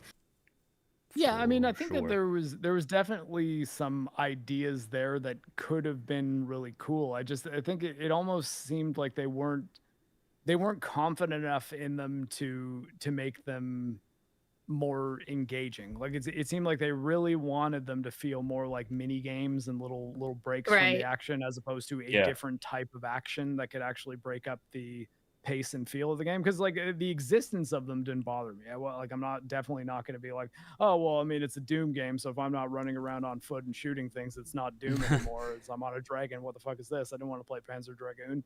I was like, no, if they were awesome, I'd be like, yeah, man, maybe we should have put more of them in. But I just think that it seemed like they really wanted them to be like, well, stop, wait for dodge timing, attack, now it's over. Or it's like, well, the whole rest of the combat isn't like that in this game, though. And not saying that it needs to feel exactly like it does when you're on foot, but it's like, why not make it so that there's some new sort of different systems that you need to learn here that are easy enough to pick up, that people aren't going to be like, oh man, I totally forgot how to use the dragon. But at least engaging enough that you might find yourself missing the dragon and Titan scenes, as opposed to being like, oh god, now we're back on the dragon. Which I feel like a lot of people are going to have the now I'm back on the dragon reaction when one of those comes across. And yeah, I was just like, it's a shame, because I think that there's like at least the flight, and it feels really good. I like the fact that you don't take damage if you hit things. You just kind of can move around them, so it's not super punishing in that you constantly find yourself bumping into stuff and dying. But yeah, I don't know. Yeah, it does feel good to fly. I agree. Hey, they did Surratt really dirty though, but it was like Doomslayer's second John Wick moment after losing Daisy. He gets his dragon killed, and he's like, "All right, let's go, bitch." Yeah. You want to piss the Doomslayer off? Kill a bunny or a dragon. The dragon was effectively used as a narrative device, I thought, by the end. Really? Yeah, I agree with I that. did not give a shit at all. You didn't like that? I don't care. Like I was annoyed by being on the dragon. You're like, finally, it's dead. Oh my god. No, I was like, okay, I get that he's annoyed that his dragon died, but I personally, like, as a viewer, is like, yeah, okay, like, I don't care. You know, I think not attached to this at all. Yeah, I think why it worked for me is that there was already a simplicity to the Slayer's motivation broadly, where he's just like, he just wants to kill demons, and I have this dragon and he's helping me kill demons. Yeah.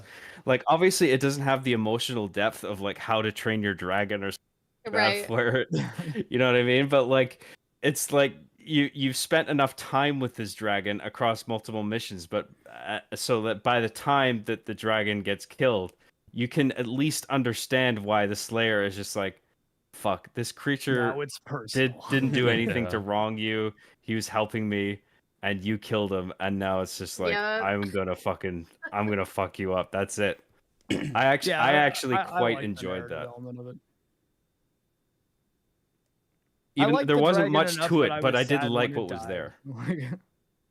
Yeah. Even if I wish that like the combat had more going on.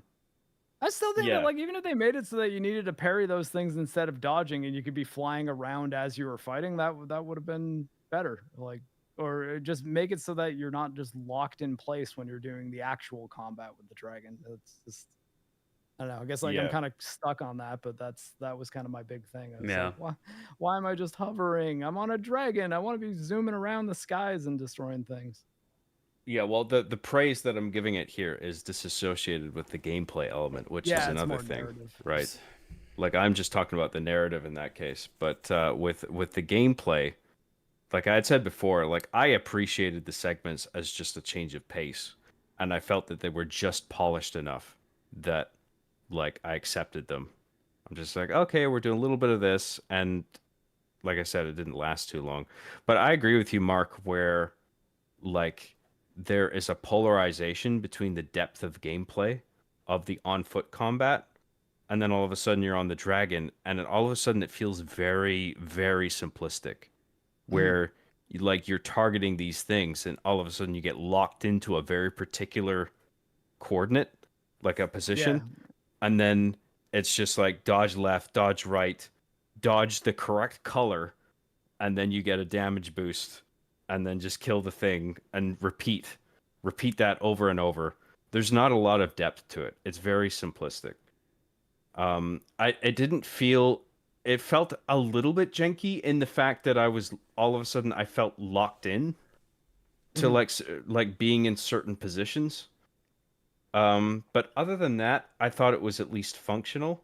Like the flying around, I thought was fine. Just the flying around in itself. Like that and navigating this big 3D environment, that was fine. Oh yeah, no complaints about that on my end. I thought the flying was fun. Right, you can argue that the simplistic nature of those levels basically works with the rest of this Doom game, though, because it's definitely a lot more simplified than Doom Eternal, and a lot more bare bones and straightforward in a lot of aspects. So I feel like, well, that is a criticism. I feel like it fits right in with that. Like, this is the most accessible Doom game and definitely the easiest out of all of them, in my opinion. So I feel like it's just like, that's why I mean, I expected more of those sections, but I'm not like super let down by them because I'm like, oh, okay, it's par for the course, you know? Yeah. I just Well, think the I way do they're agree. designed, There's a.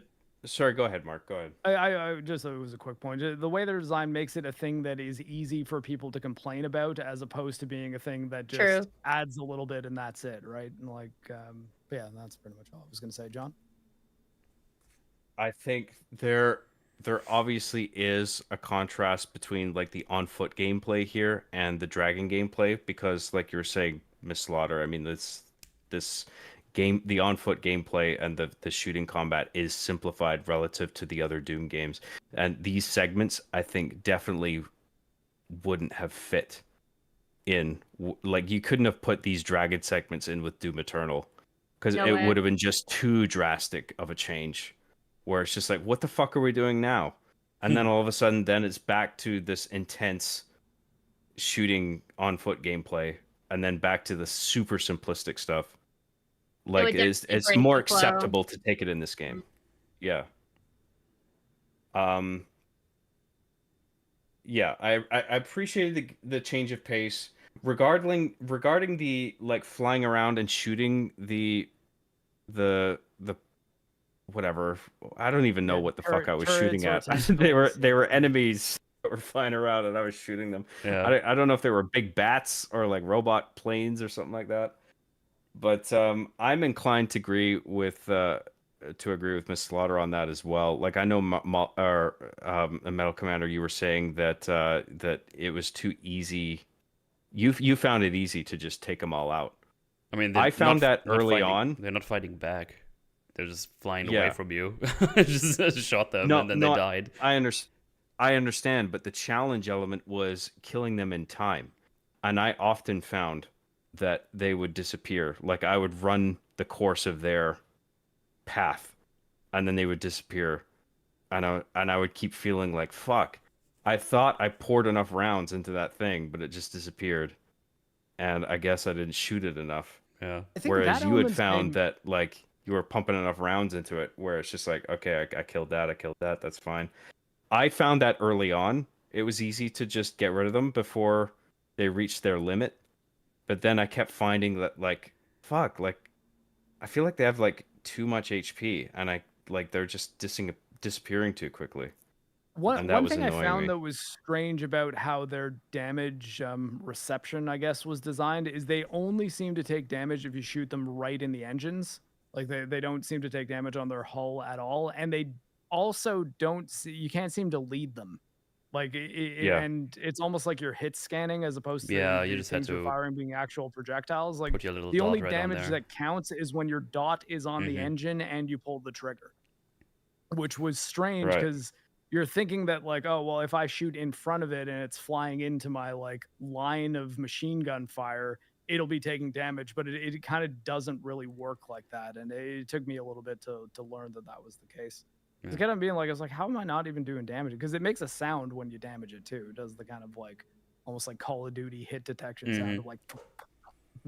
So if I- the option of boosting and not boosting was interesting, because like it felt like if you were to not boost while you were on the dragon, you would then like deliberately change the gameplay formula in those portions where you slow it down, and then you can like more easily aim at the enemy that you're pursuing. But then I found like I just kept wanting to catch up. Oh, yeah, Like I they was would just like constantly disappear boosting, around yeah. the next corner. So I was just like, fuck, well, I got to accelerate Yeah, if I it's want to hit boost it. only. Yeah. So I was just like, okay, well, eventually I was just like, well, I always got to boost then because I always feel like I'm behind. And so, and then I was doing that and I was trying to focus my aim as best I could. I mean, this is probably partially due to the fact that I was playing on controller and I just feel more comfortable with that overall. But I was finding like I kept running out the limit on their path and then they would disappear and I was just like, okay, cool. Yeah. I wasted all that time and I didn't get the reward at the end. So See, that even Awesome. that never even happened to me. If that would have happened to me, I would have probably not even gone back because I found the process so tedious and boring. It's Yeah. like, oh, I'm just following this thing and shoot it. Okay. If I Doesn't would have want seen that that gold. thing fly out of the map, I was like, okay, I'm flying out of the map too. See you. Have fun surviving. Right. I'll be right back. Fine. Yeah, I couldn't help but feel that they were a little bit tacked on. Yeah.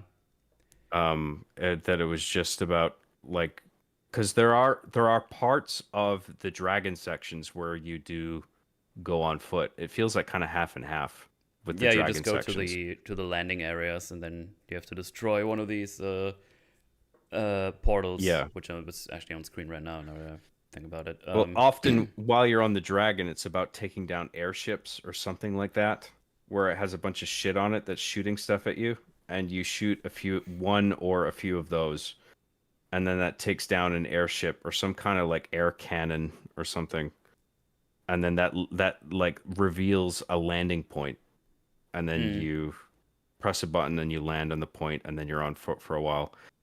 They did feel very basic. I didn't like the rigid feeling that I got.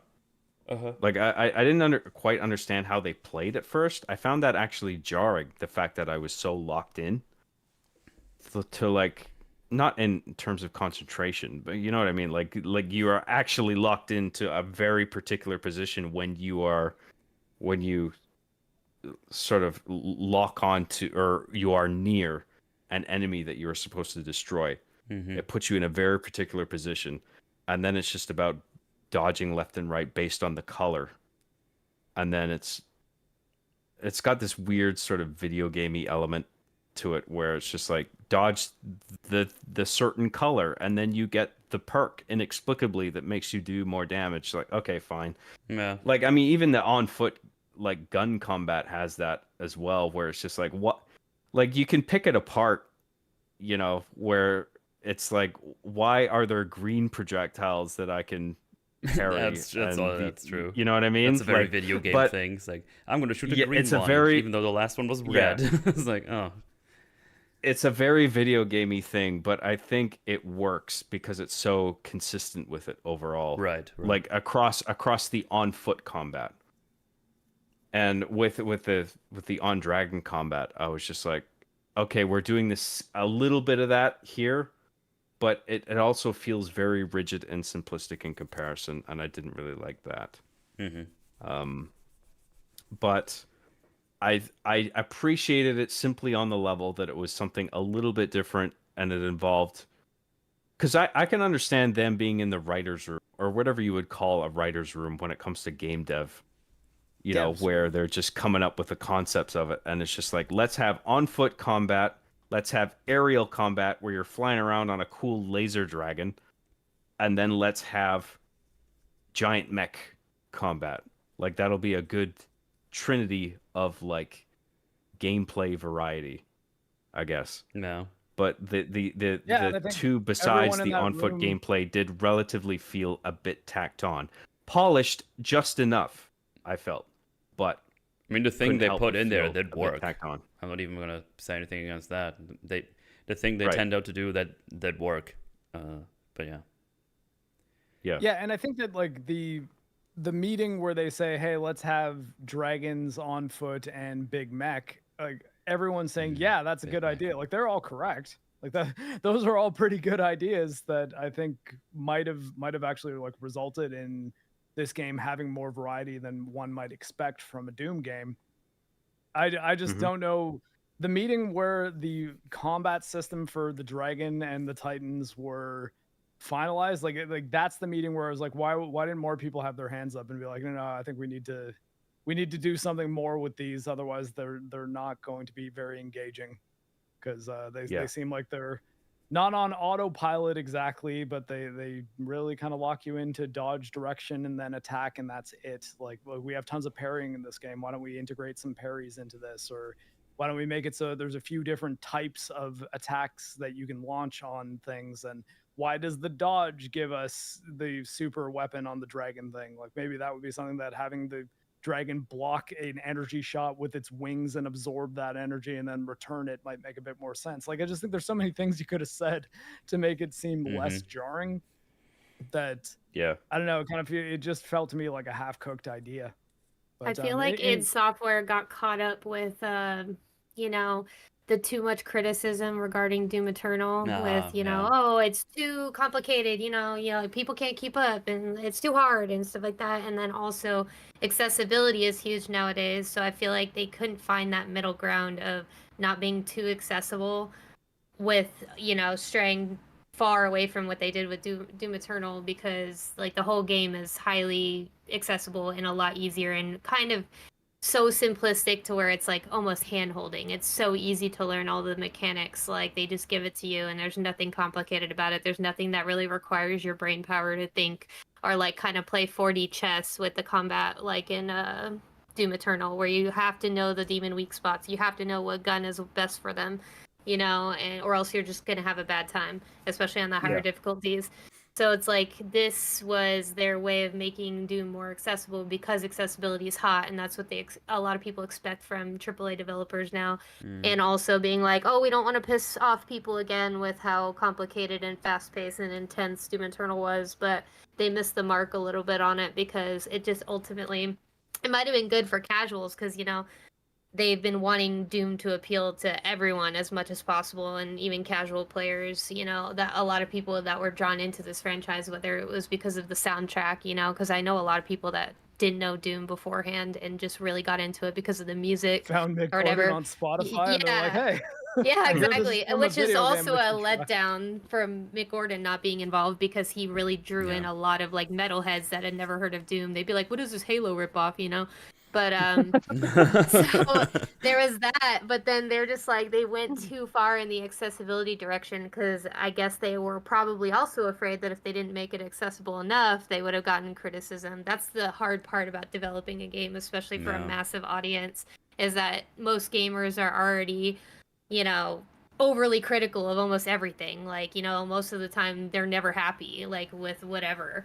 They're not easy to please at all. So it's like you really have to take this gamble of like, yes, id Software is a AAA developer and they're under Bethesda and ZeniMax umbrella, so they're going to want to make as much money as humanly possible off of these games, so they have to appeal to the widest audience. So I think they took the safe route in making it a lot easier and accessible, because that's what we've seen in this trend of AAA games nowadays, of just the tutorials being overwhelming and too hand-holding, or, you know, audio cues telling you where to go, and like the first thing you're prompted with when you boot up a new game is an accessibility menu and stuff like that. And it's just like most gamers don't want that stuff on by default. They want it to be an option for sure, because they want people to be able to play how they want, especially if they're disabled and stuff like that, for sure.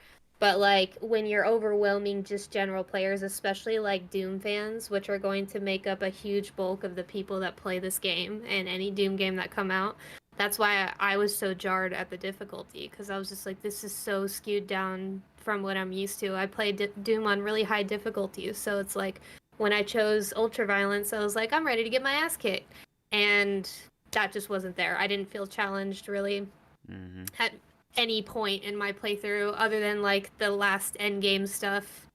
But yeah, I just feel like they missed the mark a little bit. But like I said, it's hard as a developer trying to develop for a wide audience like that, because you never know which way is the right way, because people are so critical. So I don't really blame them for that, but they were just following trends of what's expected of AAA games right now.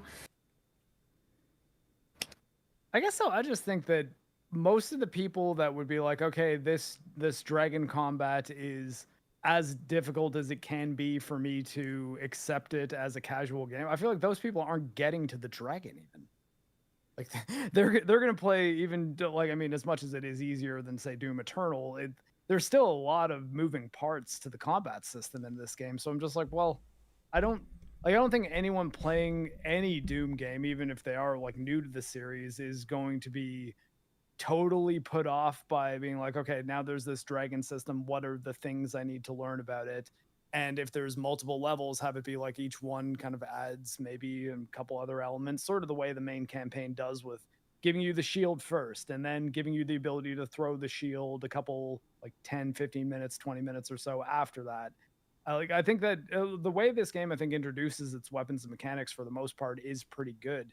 It just like I I guess I just agree. think with the dragon, it's just like I think they went too simple with it, and it's like I think the people that would need the game to be this simple aren't going to play any of this game. Never mind, like, like no one's gonna fire it up only for the dragon combat, and there's not really a way Yeah. in which to just Everything go is right pretty into that streamlined. I agree. It is simplified and streamlined. So, but that's also good because you need that when teaching mechanics. They can't be too complicated. Like, especially if their game throws a lot at you, like all these different guns and classes and stuff like that. Like, I never felt really confused at any point on the tutorialization and stuff, and like everything was pretty straightforward. And like you said, the mech and dragon sections are really simplified. There's really nothing there to learn. Like, you just tap the same buttons over and over. You do a parry and you pick up a chain gun as the mech at one point, use that, you know. But I don't know, it's just it definitely feels simplified, but way more so than Doom Eternal does. But honestly, I felt Doom Eternal was way more handholdy with the tutorials than this one was. But from you know, understandably you so. to the VR training area, Yes. and like that you cannot Exactly. skip even on multiple playthroughs. There was a pop-up like every 2 seconds when you started that game, and you're just like, okay, just let me off the leash, like let me figure it out, you know. And so I had to even Oh my like God, turn this is off the fourth time tutorials. I played this game. I know how to use the flamethrower. Stop. Yeah. I don't want to use the VR I know. training mission for it. There is granted like less to you know involved with it in the Dark Ages, so obviously it doesn't have to be as handholdy, but like I said, I think they learned their lesson from that too. It's just like when you inundate players, especially seasoned FPS players that are just like, I get it, like I'm not going into this with fresh eyes for the first time, never have playing a first person shooter before. So I think they definitely did their post-mortem with Doom Eternal and really went over their notes and criticisms from the community and just overall, and then they tried to do their best with this game while making it more accessible. But you know, that's what From Software did with Elden Ring, and they got a lot of backlash too. So you know, you can't win. I think that both the rollout and the way they teach you new abilities and items and systems in this game is very good. I actually have zero complaints about it at all, because I always felt like it was not very long before I got a new thing. It comes up with it pauses the game for a second, gives you a little description, lets you go to maybe one other page on that description and tells you what to do, and then gives you an opportunity to use it in game immediately, and then you've just got it. Like I thought that stuff was a big step above Doom Eternal. It like, again, it's just like the Dragons and Titans. It's like I don't know why that ended up at its most complex is as simple as it is. It just seemed like it was too far in the other direction, and to the point that those sections almost feel like they exist in a different game. And again, I think the only other thing I wanted to say about the dragon stuff is I really like the levels in which you get on and off the dragon multiple times. I wish you could both return to previous landing zones, because a lot of them, once you've gone to the landing zone, that's it. Like you can't go back to it once you leave that area. And that there were more like optional areas to land, because I think that would have made the dragon feel more like an overworld map and an exploration tool that had a lot going for it, and you could find some secrets by finding some new areas with unique combat encounters and things like that. But that doesn't really happen very much outside of the initial mission, which is the one where you have like a couple optional landing zones to find, which one of them is actually pretty tough to find. It took me a while to actually track it down. But yeah.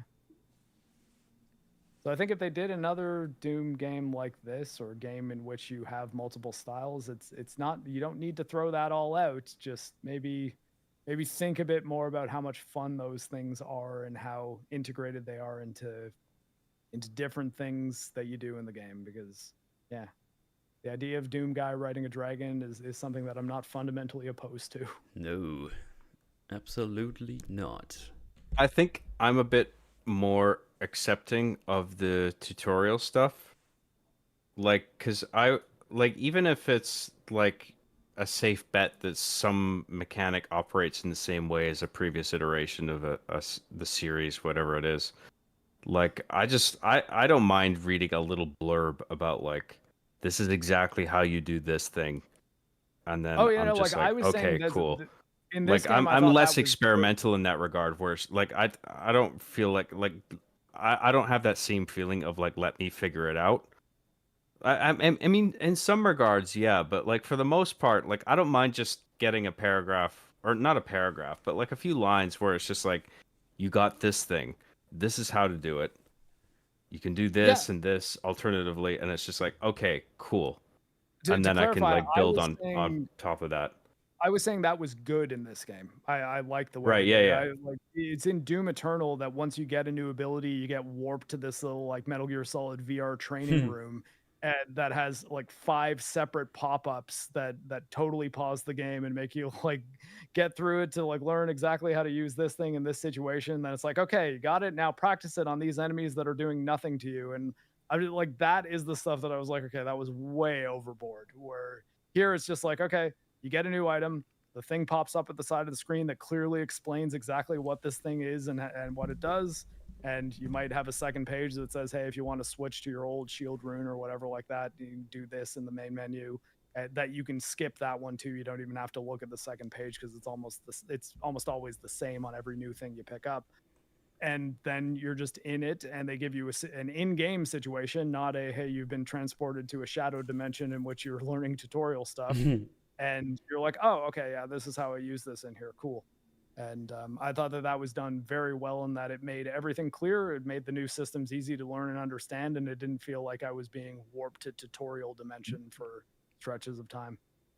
It was Eternal that I thought, but funny enough, the more difficult one is where I thought they went overboard with that stuff. Yeah, I mean it's especially annoying, as you said, when you do like your 7th playthrough and it's like, here, go to the training area to do the things. Like, no, I'm playing on super mega ultra hard mode. I'm currently getting bum rushed by all the enemies. I don't need the training. Thank you though. You know, I played this game twice on ultra violence and now I'm trying on nightmare. Why am I looking at the tutorials? Yeah. It's the same. Well, with, like... I don't think a lot of shooters play like Doom does. Like, I have a problem with this broad conceptualization where it's like, I'm good at first-person shooters, so I'm gonna play Doom at a high difficulty. Like, Halo. If you're good at Halo, you're not necessarily gonna be good at Doom. They're very different games. Correct. Like, you play them very differently. You know, one is more like you're taking cover. You're stationary often. You're sniping whenever you have the opportunity. Like, this isn't that at all. Yeah. This game motivates you to get in the faces of enemies almost constantly. Well, unless you're DSP, then you stay behind and shoot rockets at enemies. I was actually, I think like in the video I made on Doom 2016, I was saying that it's like the absolute, the polar opposite of the health systems in both Halo and Call of Duty, where you're hurt, so you should leave combat and take cover. Whereas here, it's like, you're hurt, you better kill something and rip its face off real quick so it drops some health out of it. Right. Like, yes. I like that. I thought it was a that's one of the things I really appreciate about Doom deeply, is that I mean, we've talked about this before, this idea of ludonarrative dissonance, right? Where it gets to this alignment between you as a player and you as the character that you are playing as. And often in video games, there is some degree of disalignment, you know, where your motivations as a player don't quite match up with the character that you're playing as. But in Doom, it's almost perfectly aligned. That's one of my favorite things about Doom. It's just like, you as a player want to kill all the demons to get in their face. Yeah. Because the gameplay actually motivates you to do that. Because it will reward you for getting right up into their faces and just fucking them up. Because you'll get health and ammo and all this shit. And that's what Doom Guy wants. He wants to fucking kill demons and get up right in their face and just fuck them up, right? And melee them and shit. Like, where in most cases with shooters, I find that there's or not just shooters, but video games broadly, where it's just like, I as a player want one thing, my character wants another thing, and there's a bit of a disalignment there, but usually that's okay. Yeah, that's you know, it's often a problem like RPGs, where they give you like 2 or 3 options and you read them. It's like, I don't like either of those. I have like a thing that I want to do that I think also makes much more sense, but I'm not allowed to choose it.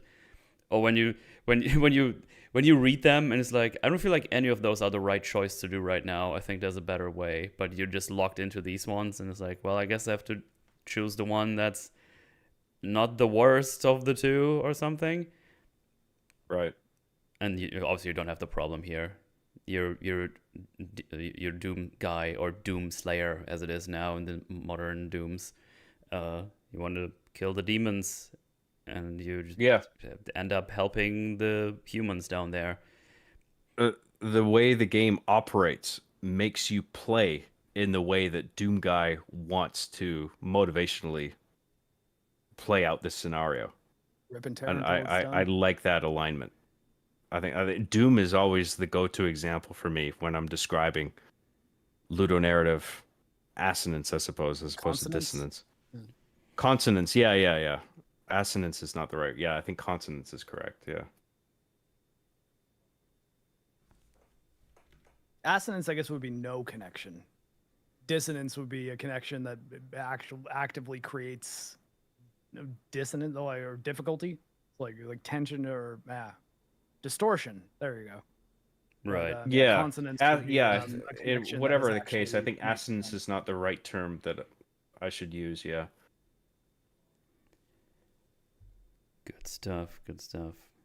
So also just quickly for chat. No, there's no beef with EFAP. I'm just busy with my things. And they cover things I haven't watched, so it's all good. You It's said along Andor season 2 arc. it's so Everyone watch funny Andor. because I'm Andor's normally good. pretty constant on appearing there, and now I haven't been there for like 2 or 3 months or so, and people are like, is everything okay? It's like, yeah, I'm just actually doing my own content at the moment quite a bit, and I'm busy. So I've been invited to like 3 or 4 EFABs, and there was all the times I was like, I can't, or I haven't watched it. So it's all good. It's They all don't good. I prefer Punished Mahler's Metal, smooth going Welsh his own voice to way. My dorky Canadian voice. Oh, Metal and Moodle are fighting. No. I talked to him like doing 2 the best days I can, ago. I'm co-hosting as hard as I can here, eh? Hey. Yeah. I really wanted to join for the Until Dawn movie, but I wasn't at home that weekend, unfortunately. It would have been Did fitting. you see it? Oh, no, I haven't. I know it has nothing to do with the games, which could have been a plus, but apparently it didn't really do anything interesting either. So it's just Which is bizarre. It's like, why even do that? Just like, I guess they're like, hey, we've got this, like, I don't know, like Bloomhouse style horror movie, and we can't think of a title for it. Is there a way we can put a title on it that might sell some tickets? Yeah. Sony, want a little bit of money? I hope we record something for the new Final Destination soon. I haven't watched it because of that. I have a soft spot for those movies. They're so stupid, but I love them. I did watch a movie recently. I watched Sinners, the Michael B. Jordan one. Mm. I was surprised by it in that my least favorite part of the movie was when it turns into a vampire action movie. Oh, okay. I actually liked the rest of the movie quite a bit, but the tactics in the big vampire battle infuriated me. Yeah, I haven't even watched that one. There's no reason they shouldn't all have been dead like immediately. It's just I don't know, that part bothered me. Yeah, we know what the Good new Nick music, DeOrio video is going to be about. Metal versus EFAB. Metal versus EFAB. Yeah. EFAB's betrayal by not making him the 4th host. God, all the beeps that came out of that, I fucking love those. It's funny as fuck. On Final Destination, I saw the new one and I quite enjoyed it. It's VFX heavy. Oh, okay. But that I think that actually lends to the fun, humorous quality of it. I think one of my favorite things about the new Final Destination is it doesn't take itself. It takes itself with the right amount of seriousness or lack thereof, where it more leans into the comedy of it, which I actually appreciated. Yeah, because it is fundamentally sort of a broken, stupid concept, but like you said, Metal, I actually enjoy that franchise overall. Yeah, I mean, we did the whole Halloween arc on those movies, and it was rather fun. Mhm. To this day, I still get frightened while driving behind lumber trucks, though, to be fair. Oh, Final dude, that Destination that 2 opening scarred me accident for- in the second one is Yeah. brutal, man. It's so good. I've never forgotten that ever since I saw it. Yeah. Has traumatized a whole generation of movie watchers. It's like, oh god. Highway drivers. Yeah. Oh man. Yeah, do we have any other things on the Doom notes, or I mean, I guess like we could talk more about the story. I suppose we haven't really. I mean, I touched still too have much a on couple of things. I mean, honestly, if you want to talk about the story, you're probably mostly on your own because I just let it go past me. Send it out. I was like, oh yeah, the big evil man wants the evil thing to be evil and then kill everything, and we get to kill the evil man. Basic enough. Got it. Yeah, and that was pretty much going to be my take too. That I was like, as much as I appreciated the things they did for the presentation of the story, and that I thought that like the performances were quite good. And Mhm. while I don't think I'd be like, yeah, it was very well written. At the very least, none of the dialogue seemed corny and super out of place or anything like that, or at least not that I can recall. So it integrated itself into the game in a way that I thought was quite good. But yeah, I'd be hard pressed to tell you much other than Evil Hell Prince wants the Argent energy thing. That's the same thing that Samuel Hayden wants basically in Doom 2016. It turns out it's contained within a princess, and there's a sequence in which you have to save the princess, and then the makers kind of betray the Doomslayer because he takes a deal from the prince, and then you got to kill them all basically, and then the princess lady gets Cthulhu powers, which It's yeah, I very kind of agree. straightforward, but we got some badass characters out of it. I love Commander Thera. King Novik is dope too. Even Prince Azric has a really good design. I think he actually looks pretty creepy, and the witch is really cool too, who is voiced by Gina Gershon, if you can believe it or not. Oh, seriously? She does a really good job. Second voice actor from this game that surprised me when I found out that that's who was doing the role. Also, I think his name is Cole in Deathloop, the main character. Is that his name? Yeah, Colt. No idea. Colt. That's it. Yeah. Yeah, he voices Doomslayer in this one. For the one. Is line. there something else big that Gina Gershon has done? Because I'm not familiar. Showgirls. That's pretty much what she's known from. She's in the film I Bound never with saw Jennifer that, but I always Tilly, wanted to. the Wachowskis. I always Bound wanted to is- watch Showgirls. Yeah. There's establishments for that, John. You can just go there. I mean, Showgirls is a hilarious movie. It's directed by the guy who did RoboCop. Ooh. I know, right? Isn't that hilarious? That's why. To be clear, I knew it was a Paul Verhoeven movie. Yeah, sure. It is a ridiculous. It had nothing to do with exactly- naked ladies. I promise. That's exactly why we get the line "bitches move" in RoboCop, Bitches leave. or Right. "bitches leave." That's it. Yeah. When does the standalone There's a DLC come out, variation by the of way? that. Yeah, there's a variation of that line in the game. I think he says "move" or something like that in the game because I just played the game recently, Oh, that game and rules. I think that's why I fucked it up because he says something like that in the game. But the DLC comes out in July. Oh, sick. Yay. It's a very fun game. I really enjoy playing through that. It is really good. I highly Yeah. recommend it. Yeah, RoboCop. Fun.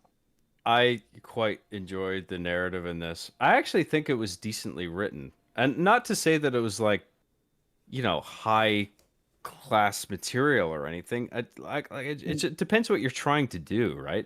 I mean, this is trying to be like a schlocky super over the top thing. And I like that it actually succeeded in that regard. And I was like compelled enough where I was always interested in the next mission. Beyond just the dialogue writing too, I liked that it overall had this satisfying traditional structure to it. Like it was a recognizable sort of archetype where it's like, okay, we have our setup, and then our hero goes into the belly of the depths whale. of hell, and then even beyond that with the cosmic realm, and then into literally the belly of the beast, which is an archetype in itself. I mean, in this case, it does it literally, Yeah. but like Pinocchio did the same thing with going into the whale, right? Yeah. Or like the belly of the beast can be either literal or metaphorical in the sense that you are in the worst situation imaginable and you have to fight your way out, right? And that's what happens in this, where you are in Cthulhu, of all creatures. And I actually quite appreciated the integration of Cthulhu in this. I thought that was great. Me too. There's a whole mission in and which you have and to make then you know the Cthulhu whole, puke. and then you die, like in a way where like the Slayer becomes a zombie, and then like uber powerful all of a sudden, and then the whole third act is fighting your way out of this sort of deathscape, the river Styx sort of thing that it's going with, or whatever that was exactly. Quite sure, but it was just like this realm of death, I guess, that he fights his way out of, and then he like gets back onto the realm of humanity. And that was like one of my favorite parts of the game. It reminded me a lot of Army of Darkness, Oh, like yeah. in terms of tone, Like, he kind of looks like where Evil it's Ash, like too, it's like sort his of the way his medieval, face but then is. you have this sort of like tongue-in-cheek character with a fucking shotgun just blowing the shit out of Literally everything. stick. That it reminded me a lot of that movie, which I and then I was just like, how many missions have we got left? 3? And then there's the big 3 villains that we've set up earlier in the story, and I'm just like, oh shit, this is just gonna be a 1-by-1 takedown of like all the fuckers who wronged him, starting probably with the fat alien in the chair guy, the Makir dude. Maker, yeah. And I was right. I was just like, oh great, this is great. We're just taking down all the big villains for the last Creed, stretch yeah, of his the game. name's This Creed is with a awesome. K. I'm totally on board with this. Yeah. And then it pretty much did that. Like I wasn't expecting the witch and Prince Azrak to be bunched together in a one boss fight, but I guess I should have figured.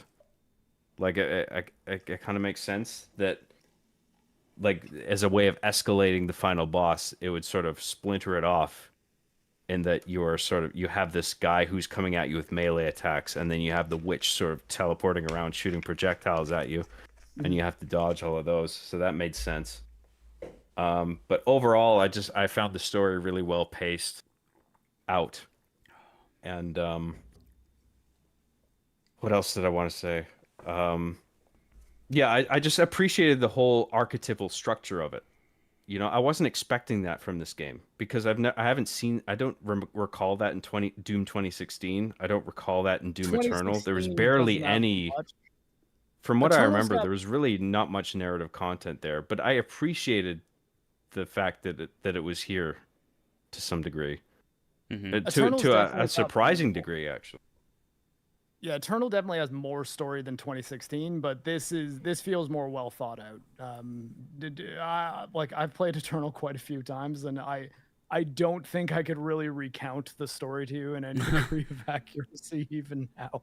Whereas this one, like I could pretty much at least tell you what goes down, and because there's like some pretty clear events that happen. There's some characters that are recognizable and have their own kind of things about them, and I thought that it was neat having a Doom boss or multiple Doom bosses where they're actually characters, whereas I don't know that happens in any of the other Doom games really, because most of it is just like, okay, now there's a spider demon, and yeah, by the way, now there's a giant Baphomet who's you're fighting at the end of Eternal and at the end of Doom 2 to an extent, even though it's mostly a painting of it in Doom 2.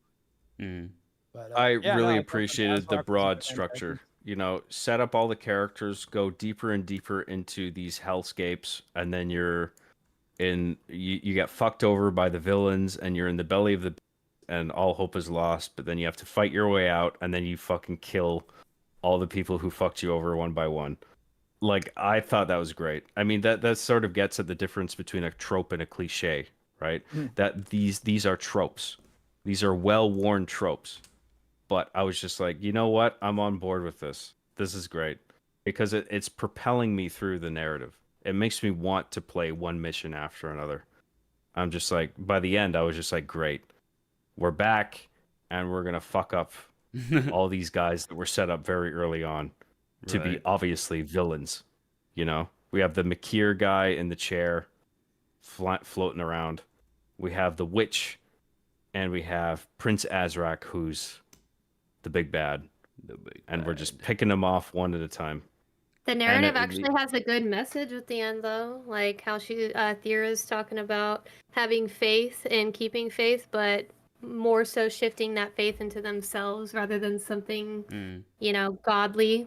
And I'm like, I think I like that because, you can't pray to a god to save you. You're lucky you have the Doomslayer, you know what I mean? Even though she is a god, so I think it's funny how she's like, believe in She me. kind of gets God. You know what I mean? by the end. Yeah, basically, but It's like I like I'm the Elder message. God. It's not the same thing. I'm I'm the cosmic. goddess of Fuck you. tentacles, by the way. It's like, oh, okay. Rule 34. Oh, Oh no. God, I didn't even think about that until you said something. Jeez. The anime people are on it. Don't worry. It's so been over a naive. week. That's already been done. Trust me. Yeah, for real. The I internet think though is that quick. if like a DLC though playing as Thera with her abilities, I think might be kind of neat. Yeah, she needs a spin-off. Some people were saying that she should be the new Ranger in the Quake reboot, and I was like, fuck yeah, I'd be down with that. Especially since there's plenty of female characters in Quake that they either could reuse and bring back, or they could just make her do it. Because she honestly reminds me of a female Ranger, like in design. Yeah, as far as her design goes. Uh-huh.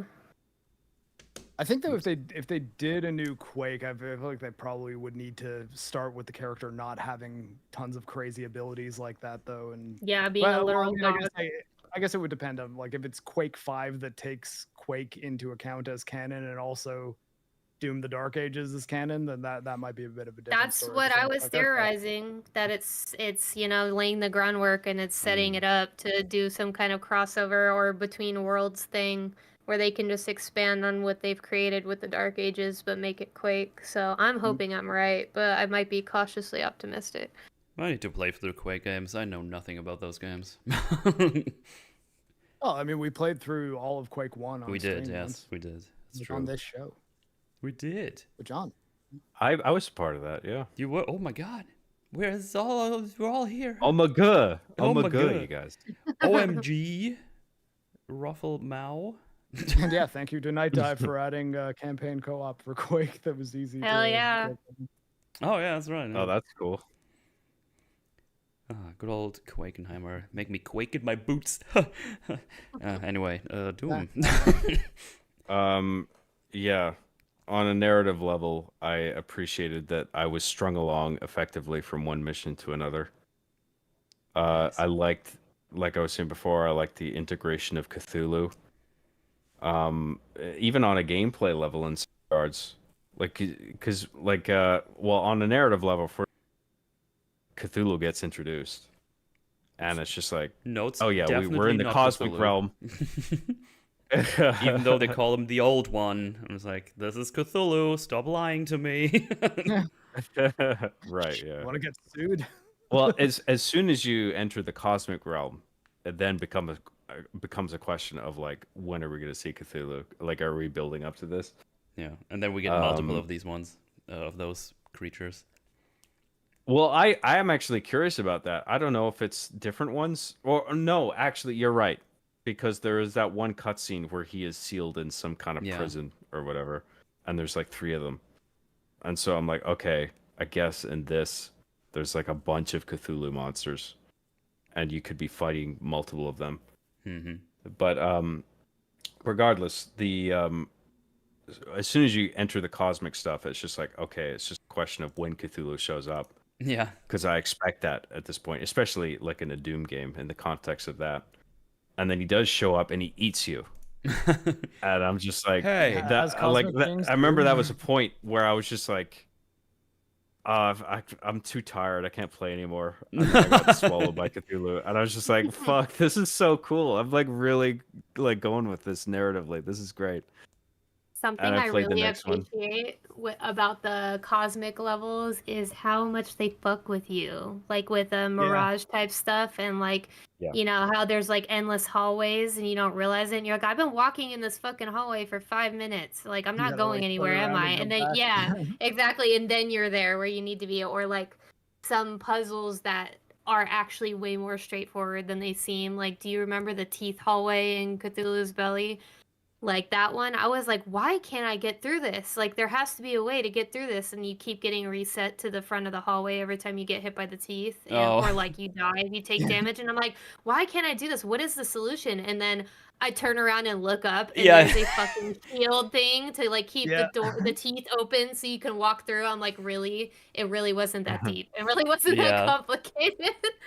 But my first instinct was, okay, I'm just gonna run as soon as it arrives at the front, and it's Yep. like, ow, ow, ow, death. It's Yep. like, oh, okay, well, that's clearly not the way to do it.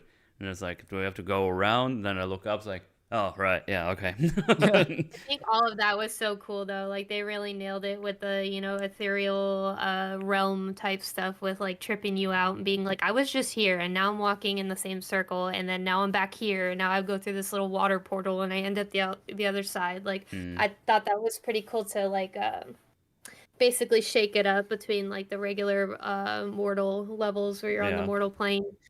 See, maybe I actually do play too many video games and watch too much movies, because I went to one circle and I was like, okay, I'm just gonna turn around and go back. Yeah. It's like, okay, yeah, that's it. I'm not playing your little games. You know what messed me Right. up on that one? I maybe got 2 laps around before I turned around and was like, okay, maybe I have to go backwards, and I didn't go back far enough to like trigger Yeah. the things. Like I went back around, I was like, oh, okay, I got like half a lap around. I was like, okay, maybe not. And then I went up around for like another like probably solid like minute and a half. So I was like, okay, I'm gonna try going back again. I was like, yeah, of course. I probably was like just around the corner the first time and didn't see it. And I was like, yeah. It's funny though, like the look up and see the shield thing. That every time that happens in a video game, I'm just reminded of. I don't know if they did this in the Invincible show, but definitely in the comic, the way they explain them being able to fly around and no one really noticing is just the general concept that people don't look up. And Right. it's kind of neat because like you actually think like how often in my life am I actually like looking up at the sky, and it is pretty rare. It makes you think about it. But yeah, in Yeah. video games sometimes I'll be like, wait, have I looked up? Oh yeah, okay, there's the thing. What I would have wished to be more in this game with the bosses specifically, I think they could have sprinkled in a couple of bosses you just get to shoot with your gun without having to parry them all the time. Because I did enjoy, like, the parry is satisfying enough that it was nice enough to do it. But when I got to like the 7th one, where I'm just like, yeah, okay, I get it. Can I have like one guy where I can just strafe them, dodge their bullets, and shoot them for a while? I think it would have been nice. Because I mean, that's not unreasonable because that's basically what Dude was built on. Yeah. Shoot at it until it dies. Well, I think the fix for that would be to just have a boss fight where none of their attacks can be parried at all. yeah, that's what I mean. Because like the boss bosses, like the big chunky guy in his floating thing, that was just like that was mostly just waiting for the parry window and then it was basically like a bullet hell thing where you waited for the green to appear. But you actually apparently that someone told me this after I beat that boss, you could have sped it up even more by just shooting it with energy weapons, because then the shield goes down even earlier. So that's kind of a nice little touch, I guess. Not that it took long with this parrying, because I thought that boss was super easy as well. I agree. Yeah, like, and getting back to something that I had mentioned earlier regarding the fact that you can just spam parry. Yeah. And just like get it pretty much, or a lot of the time at least. It would have been nice if like 50% of the time it was parry, and then the other 50% you were having to actually strafe left and right. Yeah. As opposed to just parrying constantly, because that's what Prince Azrak felt like when you were fighting him. It's just like constant parrying, and then you wait for a window where you can just shoot for a while, and then it's just back to parrying again. It's a meme to compare things to Dark Souls, obviously, but I felt I was fighting a Souls boss and just waiting for the parry window and then punch him. It's like, oh, there's the green, paching, paching, paching. Oh, I staggered him. Punch, punch, punch, shoot. Back to parrying. In a Doom game, I think you do expect to do some strafing, exclusively. Which you do plenty of in like the normal encounters as well. But I don't know, I feel like a boss or two where you just drain the health bar until it's at 0, I think would have been nice. Yes. What are you Um, most I, hated? Oh, do you have something on that? Otherwise, I'll have something I, else. I did have something, but I fucking forget what it was. Oh, sorry. Damn it. Metal, you're I'm ruining trying it. to remember. No worries. Just Now, Metal, remember the thing you were gonna say. Oh, sorry. Yeah, I do remember now. Hey, If I can go into it. Yeah, go ahead. The Lovecraftian thing. The Lovecraftian horror, whenever I hear that mentioned, I'm inclined to roll my eyes because I feel like often it's never really nailed well. Often, most of the time, it's never really nailed well. I think it's one of those things that maybe it's hard to define, but I think I figured it out. I don't know if you guys disagree, but I feel like Lovecraftian horror is best defined as horror that exceeds like human comprehension. Yeah. It's like there are horrors like you can't even Yeah. conceptualize why they would even exist the way they do. And that's sort of the largely the horrific element of it. It's just like I can't even wrap my head around is the essence of it. And there's half of it is also just tentacle monsters as well. Mhm. I feel too, because it's like, if you're gonna have monsters in this realm of horror that you can't understand, tentacles is not a bad thing to go with aesthetically, whereas it's just something sort of unfamiliar in terms of like the autonomy of a creature, because if it was just like if you were to go to some Lovecraftian realm and they were just like human beings that look like you'd just be like, oh, okay. But if they Right. look bizarre, then it's just like you. oh, that's weird. Right. Yeah. So like we were talking about earlier, and Miss Slaughter had mentioned the cosmic realm puzzles that deliberately fuck with you and your understanding of spatial awareness and physicality of the environment, where you're going down this corridor seemingly endlessly and you're just like, what the fuck, where is this going? This isn't going anywhere. And then you turn around and then the environment all of a sudden changes, where it's just like, oh shit, the game wanted me to turn around. Mhm. Eventually it wanted me to give up and turn around, and now we're in this new thing. And it's just like, okay, cool. Or you have some puzzles that, like, there's this big cube puzzle where you can like press a button and rotate the entire thing. And like one wall of the cube is like a body of water Yeah. that you can use. And like obviously the water, it's not shifting based on some default perception of gravity. It's just it maintains as like a wall or like a ceiling or whatever. Like it's like a solid wall that you can penetrate, and then all of a sudden you're floating, and then you can potentially come out the other side, and you might find yourself in the same environment again. And sometimes it's like it loops, where like you were in the initial environment, you go through the water, you come out the other side, and you're in the same environment again, and it's like deliberately resetting you. Shit like that to like fuck with you. I thought that was a cool way of putting you in this sort of Lovecraftian environment, where it's just like you can't really get a grip on what physically is going on here, what rules does or this like, or in reality terms play of by? it's defying the laws of physics as human beings understand them. I really appreciated that stuff. Me I too. felt like as game designers, they were going like, okay, let's actually try to do Lovecraft in like a gameplay sort of sense that fits into what people expect from Doom. And I thought they did quite a good job with that. There's a game called Dusk that I strongly recommend, that's got some really is neat awesome. sort of puzzles like that towards the end. It is maybe? also I forget. Eldritch inspired for sure. Mm. Yeah, and there's some crazy like kind of gravity bending things that happen that yeah, I actually kind of don't want to ruin it, because when you get to those segments in Yeah. Dusk, it's like, oh, okay, this is not just like a Quake style shooter. This like there's some things going on here that are pretty weird and cool. Yeah. Yeah, it's like also pretty Half-Life inspired too. There's a lot of stuff in there that I've been playing through Half-Life recently.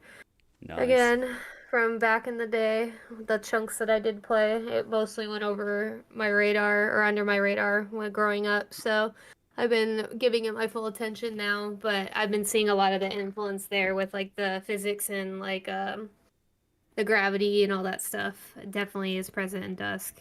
Mm-hmm. Yeah. You gonna play the VR game?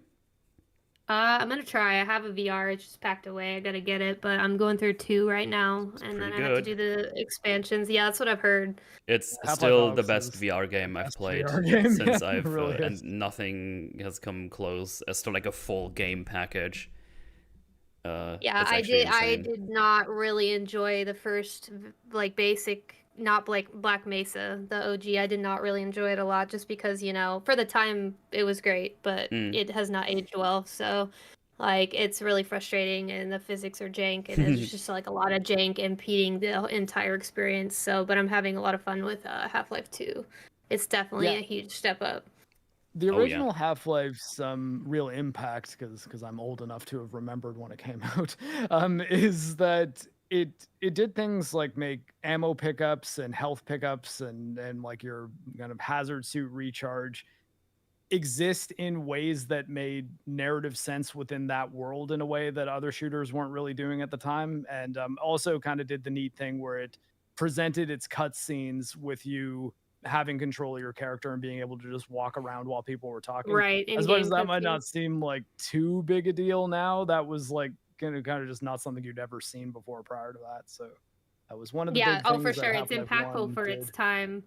Yeah. But I would not recommend people go back and play the original. Like, if you want a better experience, Black Mesa is where Black it's Mesa, at. yeah. So I've heard. Yeah, yeah. I haven't played it yet, but that's what I've heard. But people It's quite also good. complain that there's too much changed about Black Mesa. You know what I mean? So, but like I said, Yeah. gamers Yeah. can never really get pleased. Actually, never Like, played they're Black always gonna Mesa. complain. Only ever played the original multiple times.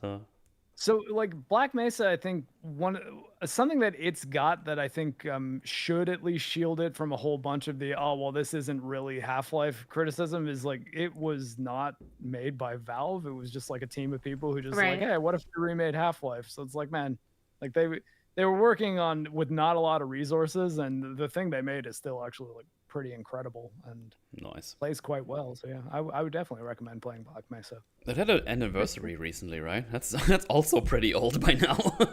Mm-hmm. I think it's only been in 1.0 for like 8 years maybe now at this point, but like Only? they were making that in like Some- you'd say that, but like I mean like Black Mesa was in development in like 2012 or Yeah. something like that, 2010.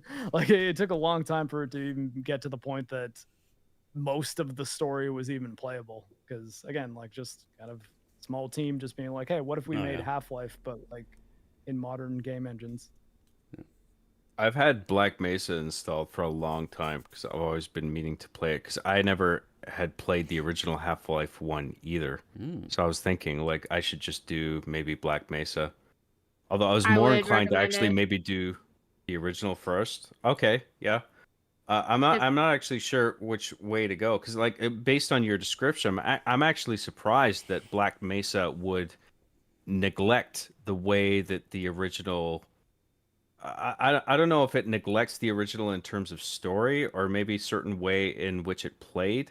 I understand certainly it playing differently because I think Black Mesa uses the source engine that Half-Life 2 is famous for, right? Like with also like quality of life and graphical upgrades. I'd I'm probably honestly have not to sure play which way to through go if both. I want to experience the first Half-Life. I don't know which way to go. I would probably say have to play Black through Mesa both levels to first. really tell you, yeah.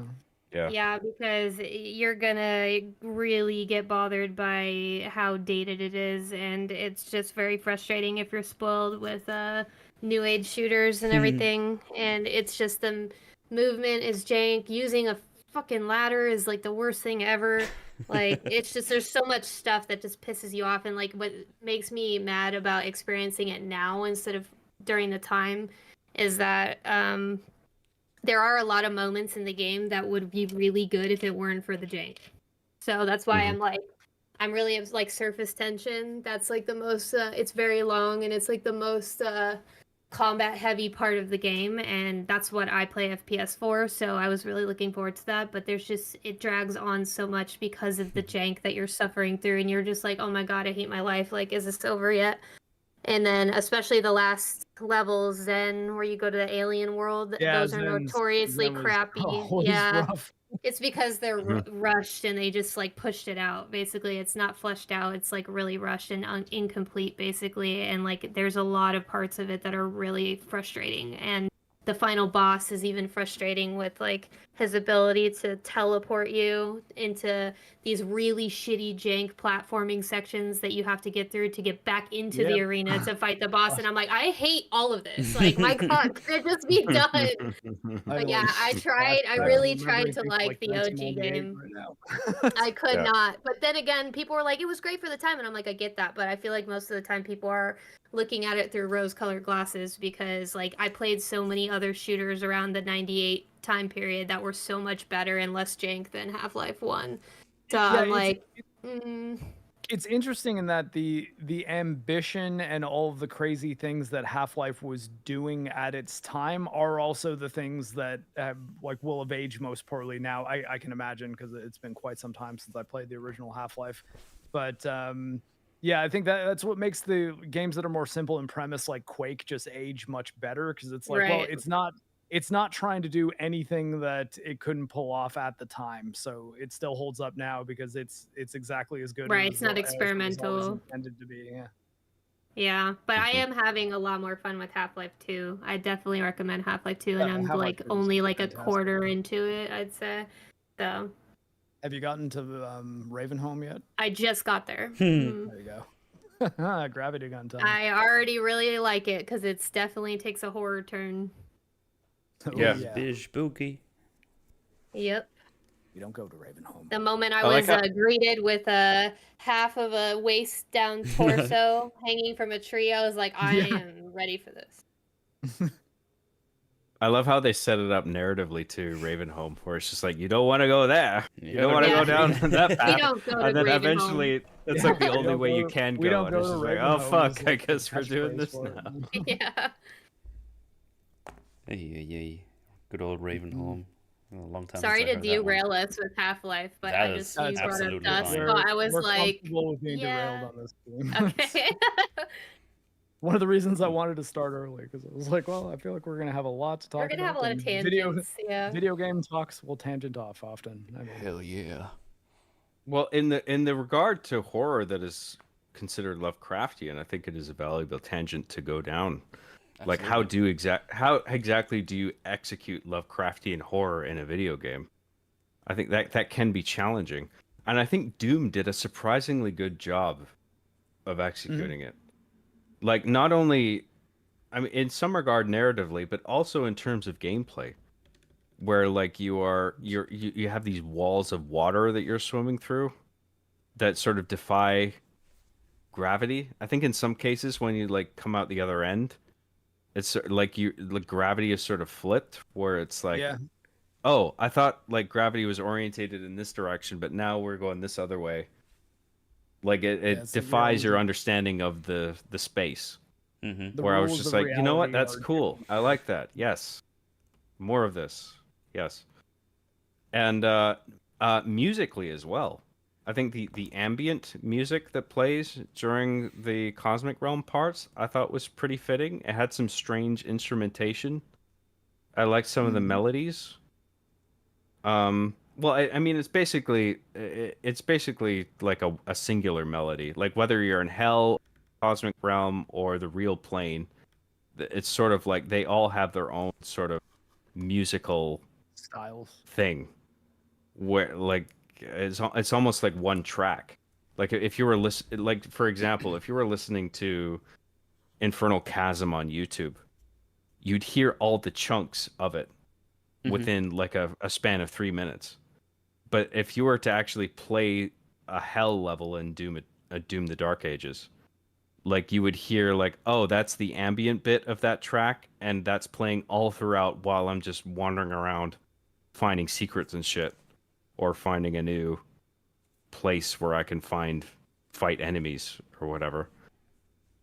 And then like then like you enter a combat section and it's just like, oh, that's that chunk of the music but without percussion. But then it's escalating a bit and then it's just like, oh, that's that part of the track without percussion, or maybe with percussion. And then it's just like it's escalating, and then you get to the big demons, and it's just like, oh, this is like full throttle what I was hearing for like 20 seconds during that track, yeah. where I thought it was awesome, and it's just like, oh, cool. It's honestly, this is Like- making me think I should go through the game and try to pay even more attention to the music to see if they are doing some. It sounds like they're doing some really actually kind of creative, interesting stuff. Yeah, and regarding the Cosmic Realm stuff, I thought the ambient stuff was actually well done. I thought it was appropriately Yeah, I creepy. agree. Definitely. Maybe it could have been done better by Mick Gordon.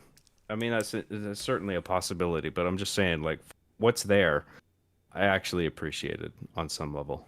Also, the swimming parts in the Cosmic Realm, when you see that big ass eel down there and just like nothingness around you, I Oh, was fuck like, that. hell no. Yeah, we're not Yeah. doing that. Please don't put me in anywhere with that thing. And luckily they didn't, but I was like, no, no way. Yeah. Yeah, I think Doom Eternal, for how fixated it is on being like just a chaotic shooter, I was surprised, like pleasantly surprised by how well it, to the degree it managed to capture Lovecraftian horror, because I feel like that's actually something that's not often done well. And I feel like this game managed to do it in a way that was satisfying.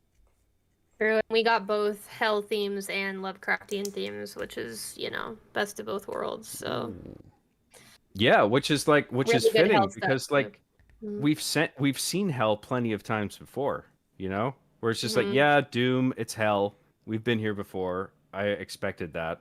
But then Doom the Dark Ages managed to find an extra layer where it's just like, now we're going into the cosmic realm, and it's just like, ooh, what is this? Right? And that's got like a Also, unique score. Yep. Zombie Doomslayer was sick. I loved that. Yeah.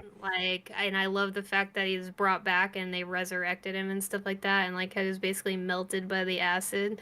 I love the design and then getting to play as the Zombie Slayer, and like even the hell parts where he first becomes a zombie, and like that whole like well that you get stuck in that fills up with blood and you get to swim in the blood. That was sick too. Yeah. I was a big fan of that. That was one of the instances for me. It was like, oh, that looks cool. What the fuck is happening? Right.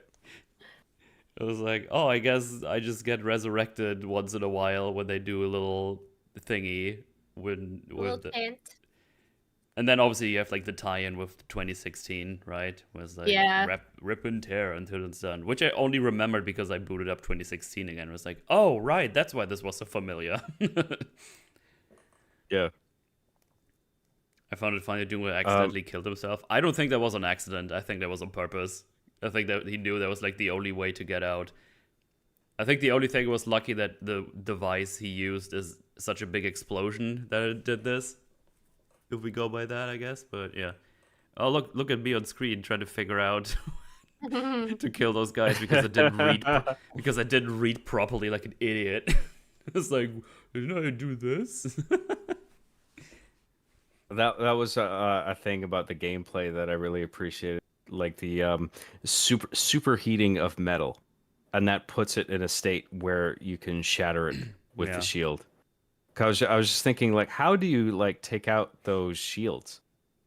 And then it's like if you have like a whole battalion of like, I can't remember the word. Battalion probably isn't the right word, but like just like this little bunch of people with shields. Yeah. And it's just like, okay, what's the best way to like take them down? Like there must be some way around this, right? Gameplay wise. Then it's just like superheating the metal with projectiles, and then you use the shield to shatter them. I'm like, you know what? Maybe that doesn't line up exactly with how physics work, but I get it. It makes enough sense where I'm just like, Yeah. yes, okay, great. You actually thought about this to a degree. I Actually, get I it. like You the shoot it. enemy You shoot it armor. enough. You put it in a superheated state. You throw the shield at it. They blow up. Not only that, you just only have to do one, Yep. and you throw the shield at it, and then you take out all the surrounding shields as like a sort of combo effect. I'm like, cool. That's perfect. I really like that. Term for bunched up shields would be phalanx. True. Right. Yes. Phalanx. Yes. Metal channeling his inner DSP. Yeah, I did that in that clip there. That's true. But the thing is, I didn't And complain also about the game. I said I didn't read properly. Well, hierarchy. And That's there why. are different types of shields. There are energy shields, but similarly, if you pull out your whatever it is, accelerator, yeah. cycler, whatever, you shoot it with that specific weapon because it's an energy weapon, and you sort of hypercharge the shield or whatever, Yeah. and then their shield, and then you throw your shield at it. It sort of destroys that shield and surrounding shields in a similar way. Yeah. And I'm just like, you know what? I get it. That's awesome. After you have your shield It makes upgraded- enough sense. Yeah, after you have your shield upgrade, you don't even need to do that anymore because then you can just Throw the shield at them. I just had a stroke there for a second. Hang on, they just ricochet around to the next one and to the next enemy, and then you can just kill them. So basically, the shields, no matter which one, to me they just became, as I said earlier, they just became little health pools I can tap into when I'm getting low. It's like, oh, I need health. Whoop, just throw there. Mm-hmm. Yeah. Yeah, it's good stuff. I like it a lot.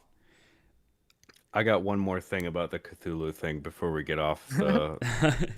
One more thing about the Lovecraft thing. Sorry. That's fine. The when you are, well, you're in the cosmic, and there's a few stages where it's just like, okay, it has this look to it because it's this time of day, and then all of a sudden, well, I don't know, like time doesn't even pass in the way that you would expect in the cosmic realm. It's kind of weird where it just, like the next cosmic realm mission that you play, it's like, I can't remember if it's like dusk or dawn or something like that. It's like purple, basically. It's easier to define it by color. At first it's green and then it's purple. The sky is purple, basically. And it's just deliberately odd colors. Like it defies everything that you understand about the way the physical world works and the day and night cycle works. Like it's supposed to fuck with you in that way. And like that's good, right? That's what you want to do, that kind of shit with the cosmic realm, because nothing is supposed to make sense here.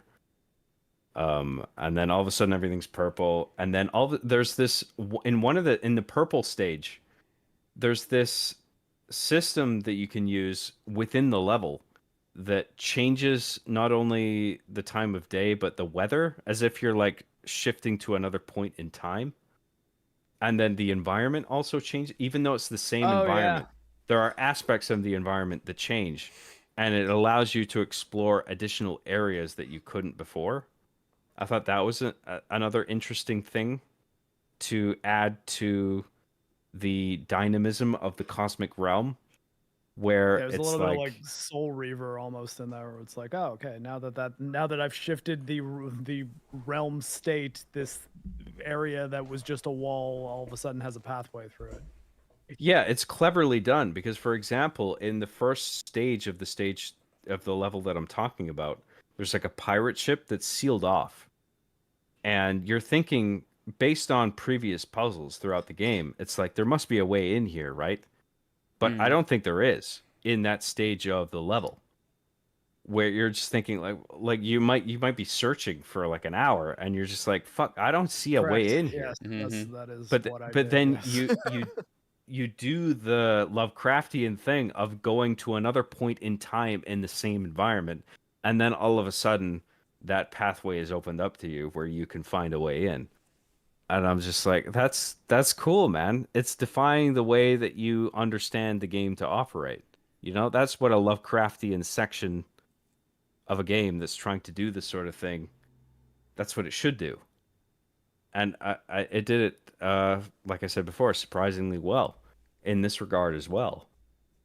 And yeah, so you gain new access to areas, and it's like the time has changed, the weather has changed. Even though you suspect that you might be in the same instance of time, I don't know. Maybe I'm throwing that in there when it shouldn't be, but I feel like that's the case where it's like you're meant to understand that you're in the same instance of time, but things are just changing on the fly, like things like weather and stuff and environmental conditions. Because I feel like if it was just simply like it's just going forward 6 hours or something, that wouldn't be really Lovecraftian. That would just be like, okay, we're just like fast forwarding the Doing time clock a little bit. Yeah. Yeah. So I really like that. And then at the end of that, you get through a bit of dialogue, you understand that the villains are summoning something to consume something. You don't realize that it's you Yeah. until it happens. And then Cthulhu comes out of nowhere, and then you get eaten. And then I was just like, oh shit, we're in Cthulhu now. This is really interesting. When I got into Cthulhu, admittedly it was a bit less interesting because it just felt like an arena like many others, where it was just like I was expecting something I think a little more claustrophobic and gross. I mean it was kind of gross, but I mean with like tentacles but like on a surface level it just felt like yet another arena. Like I think some things maybe could have been done to feel like you're actually inside a creature. But whatever, it wasn't a big deal. It was fun enough. And you know, it did the thing of like punch the three vital things inside Cthulhu and get rid of the tentacles and then punch the main thing. That was basically the goal of that level. And then you do that and it makes you use the what was the fucking term? The ballistic force crossbow, not the big fucking crossbow, but the ballistic force crossbow. It's the to agitate crossbow, the innards of Cthulhu to make him go like, "Oh, I got like a stomach ache." Yeah, you gotta make Cthulhu And he leans puke. over. Yeah. And the way that the next mission starts, where like it loads up and then you are still inside Cthulhu, and then you burst out by the game making you do a shield charge. And you burst out and you're all of a sudden in the same area that you were 2 levels ago. Yeah. But all of a sudden there's enemies everywhere again. I really appreciated that it wasn't separated by like a loading screen or anything, that you were at first still in Cthulhu and it made you burst out as a function of gameplay. And then all of a sudden you're back out there and there's enemies everywhere and then you gotta fucking just slaughter everybody. Like there's that little details like that I really appreciated in terms of gameplay, where it's like game... you feel in control, you know. Yeah, this game does a lot of things that make it interesting in the way it presents its environments and story to you, that are a bit above and beyond what other games might do with a similar premise. And yeah, that was definitely one of them, where it's like burst through Cthulhu now. Yeah, and it's like we were here and we got swallowed, and now we're bursting out and we're back here again, and it's just like, okay, where were we? And then just fucking everything up that's there. I thought that was very like appropriate in regard to the Slayer mentality of like, not even Cthulhu is gonna stop me from fucking everything up that is here, you know. I just thought that was such a cool thing to integrate onto a gameplay level, because they could have just very easily just turned that into like a cutscene. Yeah. And then there's a loading screen, and then all of a sudden you're in the initial environment, and it feels less special. But the fact that they had you bursting out on a gameplay level, like they make you do it. Yeah, it's fun. I found that really rewarding. Yeah, I thought that was cool. Nice. Yeah, it's good. Some good stuff in here. Yeah, there are certainly a lot of reasons to play this video game. If you've been on the fence about it, I would recommend checking it out. On Game Pass, specifically. Yeah. For me, at least. I wouldn't recommend buying it for $80. That's what I'm trying to say.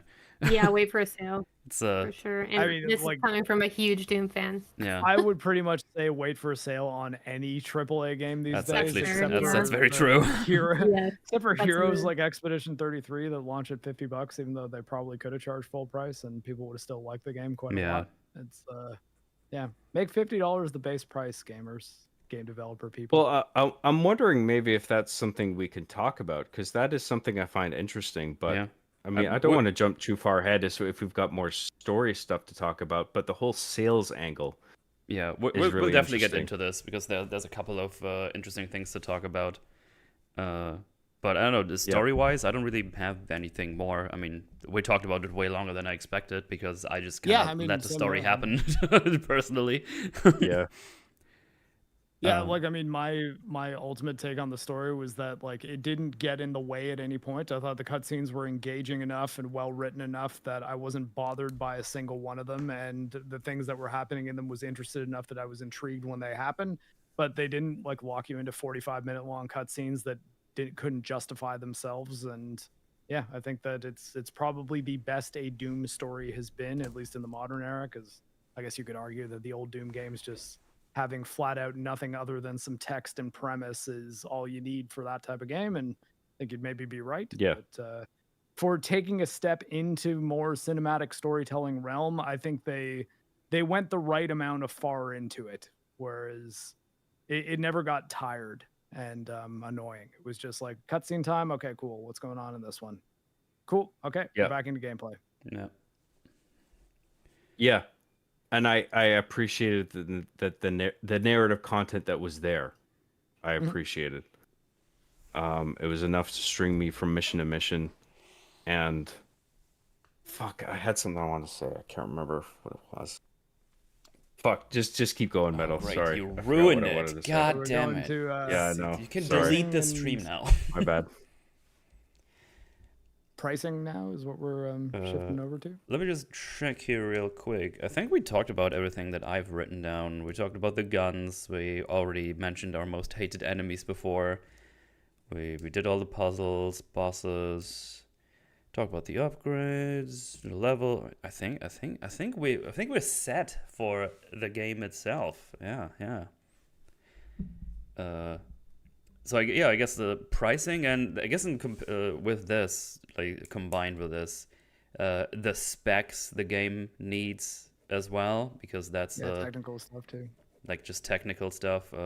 Because the days of running your Doom game, yeah, okay, your Doom game, your Doom game on an array of potatoes, those days are over. This needs some beefy-ish hardware to be run. And Miss Lotta, you had a little story about that whole dealio. Maybe you wanna share with the class? Oh yeah, I was devastated because I pre-ordered the collector's edition on PC like the moment it was announced, before I even knew what the required specs were. Where they're like, "Oh no, just kidding. You need an RTX card to run this," and I have a NVIDIA 1080, so.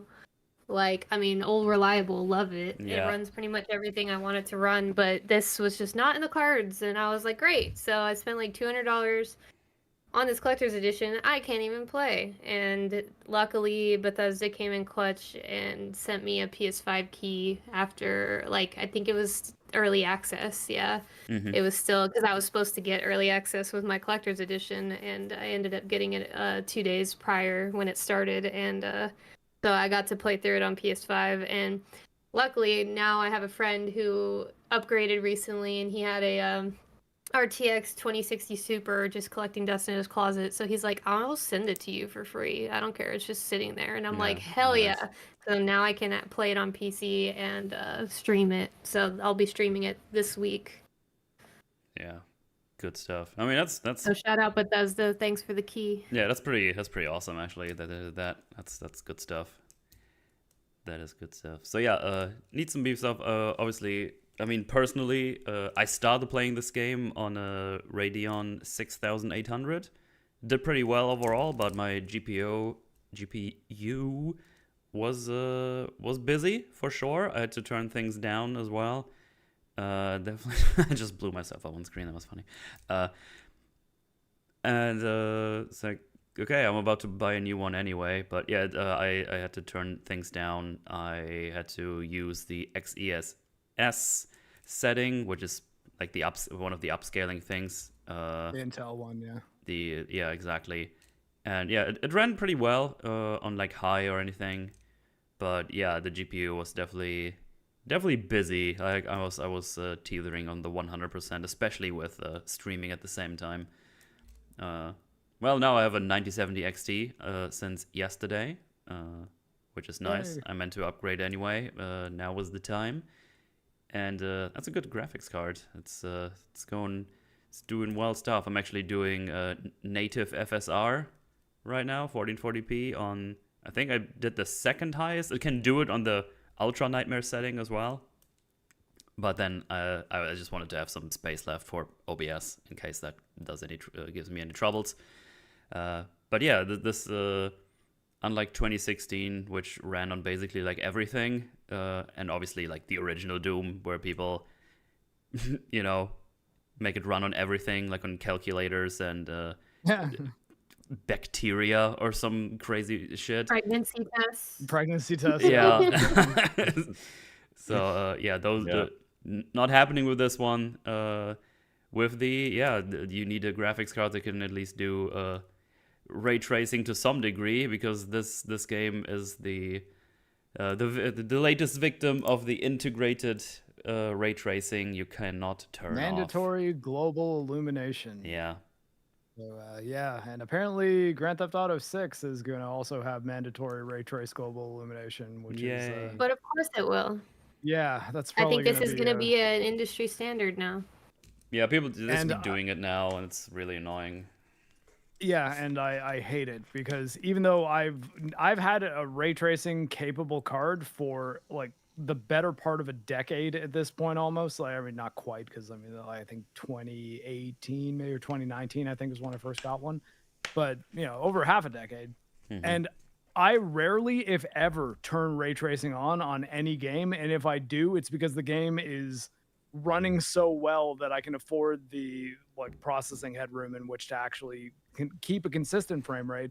And in the case of a first-person shooter, generally a frame rate higher than 60 FPS, because as much as I think that a lot of the people that will, like, I mean, with Digital Foundry, I think being the big ones that are saying that this game just like runs beautifully, are targeting 60 as like the thing that they think is like the standard for like this game is running very, very well, where it's like, well, but also like Doom Eternal runs no problem like 165 FPS, and for a first person shooter in which this kind of speed and precision, granted this one less so than Eternal, but is required, giving the player, if they have the hardware capable of it, the ability to push it to those levels is a good thing. It's not something that is like totally unnecessary. In fact, I'd say it's far more necessary than having the lighting and reflections be slightly prettier. Because ultimately, while this is a beautiful video game, I don't know that it looks that much better than Doom Eternal.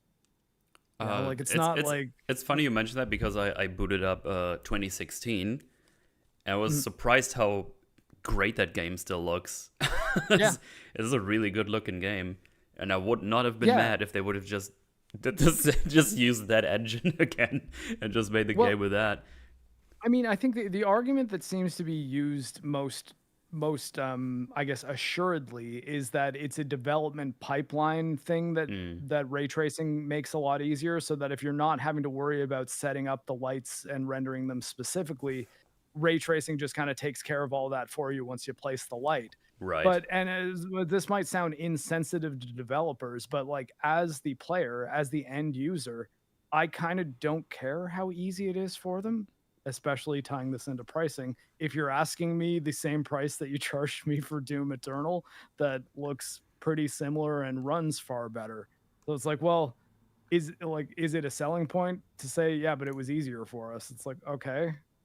I mean, am I giving you less money then? Like, how does that affect me, really? It's like, I mean, I appreciate it. It's like, okay, yeah, anything that can make development more smooth is probably a good thing. But if there's a massive downside for the player, which in this case is either, in the case of Miss Slaughter, being unable to play it on her PC without upgrading her GPU, or in the case of guys like me, and I'm sure several others, ones that are like, yeah, I would like to play this super fast first person shooter at like 120 FPS, 144 FPS, whatever your monitor can push.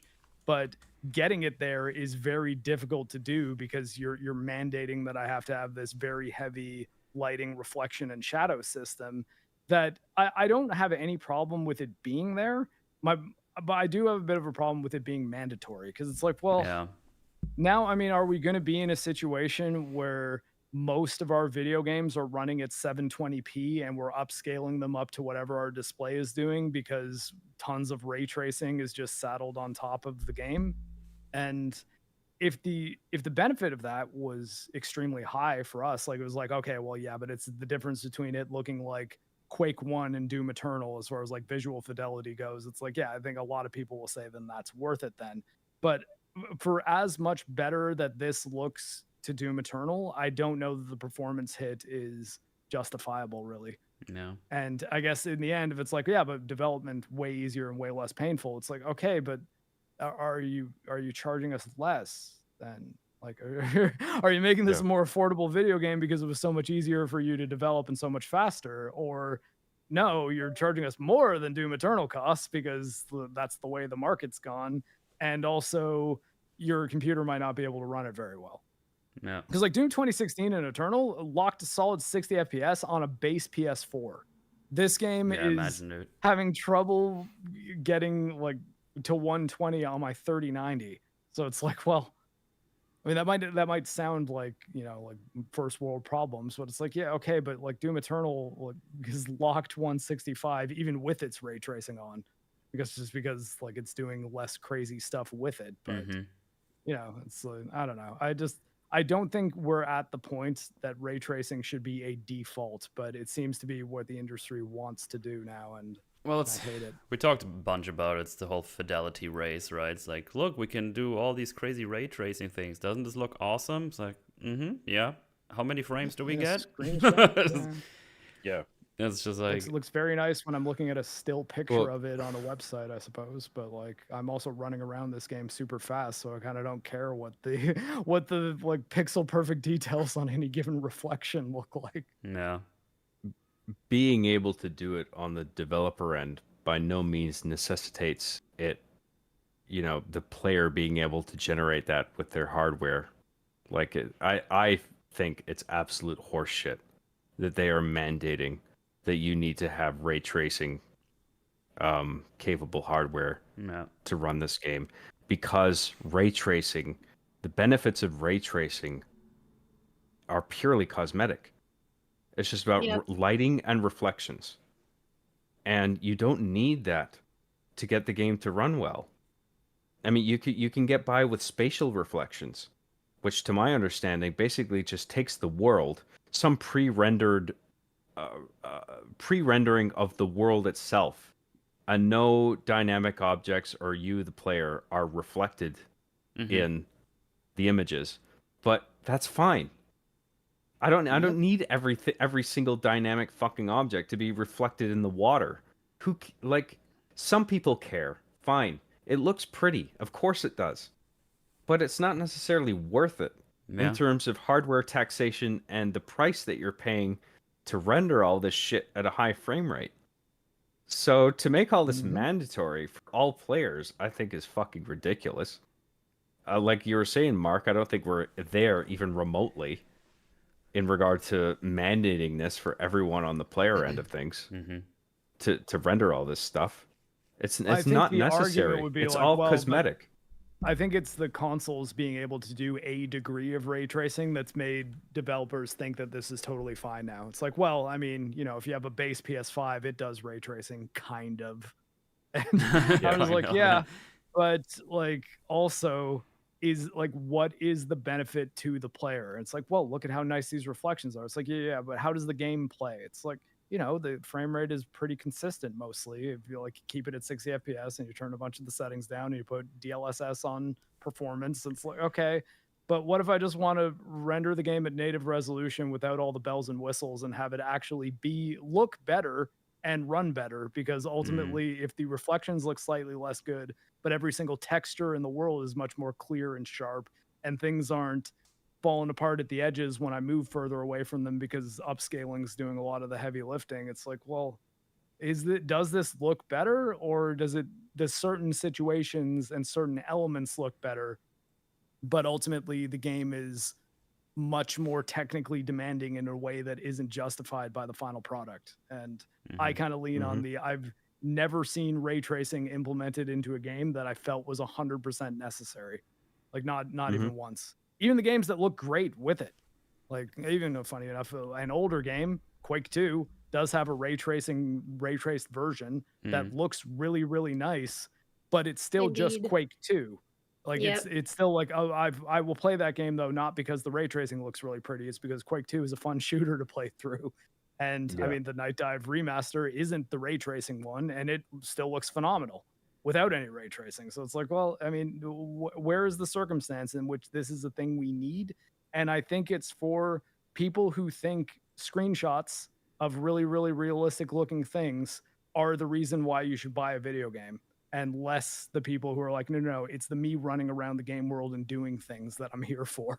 It's not how nice they look if it's pre-rendered out and like not moving at all. Yeah, absolutely. I mean, 100% agree with this. I mean, I just want my game to run well, and if I don't have reflections for that, you know what? That's okay. I'm very much fine with that. I mostly don't look at my reflections in the game anyway. And if you look like games like the Arkham games, which have like really well-made lighting, like handcrafted lighting, just like, yeah, you can do it without having Unreal Engine 3. Yeah. Like, and obviously with Unreal and- Engine 5 being the shitter it is anyway, now put ray tracing on top. It's like, Jesus, like, Yeah. why do you just make problems for yourself all the time? I mean, I remember Lords of the Fallen, that just got absolutely fucked over by having to switch to UE5 at some point, because that game was like clearly not ready to go when I played it. And apparently they recently threw out like a massive 2.0 upgrade, and apparently the reviews have been very positive. I mean, I don't really have a desire to go back and play through it again because it was a rather long game. But yeah, they definitely needed some more time. And I think it was like a year now when they came back, and it's like, yep, there's the 2.0 upgrade, there's a big update. Play our game again, please. And yeah, it's I always wonder if it's the devs. It's not the devs, but rather the publishers, or like the people higher up. Is like, hey, we heard there's a better version of the thing you use to make the game. Use that. It's like, but that's like a lot of work. It's like, yeah, whatever. You got 2 weeks to switch out to UE5. Port the game from one engine to another. Like, I remember when I talked about this over while I was playing. Oh, it was Lords of the Fallen actually. Yeah, while I was playing Lords of the Fallen, and things like came out where apparently some guy that did work on the game did like apparently a Reddit post. I think it's still not confirmed it was really one, but it read like someone who knew what was going on. And it pretty much felt like a decision. It's like, yeah, can you just upgrade the engine from 4 to 5? Okay, thank you. Figure it out along the way. And then they had to publish the game at some point and didn't get enough time to fix all the bugs and performance issues and whatnot. So it's always like this fight, you know? It's like they want the newest thing, but you only got like a year until we have to release the game. And that definitely showed in the game, because it got super repetitive towards the end. Lots of the same enemies, and the bosses weren't that great. So I wonder if that all changed now with the big 2.0 upgrade. But yeah, it's just always need to be on top of the curve, and I feel it's just like a bad decision marketing wise and developing wise. When it's like, yeah, we're like super far into development, but now this new engine is here and you should probably use it. It's like, yeah, but we already did everything for this engine, and it's not just a flip of a switch to get the new engine running. Like, there's a lot of porting work to do. that decision, you almost have to assume it's probably not the developers Yeah. because it's them giving themselves a whole lot more work that I'm sure Exactly. most of them are at least aware of the fact that this might not go well. Like, this is a pretty big risk and it's going to be really difficult as well. Whereas I think that the argument for implementing mandatory ray tracing, because of just, like, I guess what I've heard from like the Digital Foundry people and stuff, saying that it's so much more easy for game developers to integrate lighting into new areas and to thus make the game, Mm. that I feel like there's probably a lot of developers who will be saying like, oh yeah, okay, if mandatory ray tracing is something that people are cool with and that all games are going to be doing it, we might as well start doing it too, because it's going to make it much easier for us to work. And again, as much as I'm sympathetic to that, because like I would certainly like things to make my like real world job easier, like that, I wouldn't say no to them. But at the same time, if there's a cost to the end user, Hmm. and that cost will then start resulting in lower sales, that does affect them as well too. Because ultimately, as much as you could make the argument that this game's initial price point, or that it being on Game Pass, or the fact that it's not launching at the beginning of pandemic lockdowns are the reasons why Dark Age is selling so much less well than Doom Eternal, I think a big part of it is also, if you guys made it so that this game ran in its lowest settings on PS4 and Xbox One, then that's a lot more people who can buy your video game too. Yep. And that means, like, by extension, a lot of people with lower end PC hardware who love Doom 2016 and Doom Eternal could also buy your game as well. And Mhm. I think that the desire to push things forward technologically, it's not really taking into account the fact that there's a lot of people who are like, will not want to buy another either $700 video game system or like $1,000 GPU just to play your game. Like that's not the world that we Right. live in now. Mhm. It's like lots of people are just like, yeah, no, all these games look quite good on my computer and I don't really need to make them look a whole lot better. And generally, even brand new games, if I scale down the settings enough, I can get them running how I want them to run, and that's fine. The second you say no, this extremely taxing, very heavy graphic trick is something that is required in order to play this game. Now you're dividing your audience, if you're lucky, in half, or at least knocking a third of them off. I think it might, the real number, especially if you're talking internationally, might be significantly higher than that. Yeah. And yeah, it'll result in fewer people being able to buy your game, and I don't necessarily think that's good for you as developers or for your studio or for your franchise.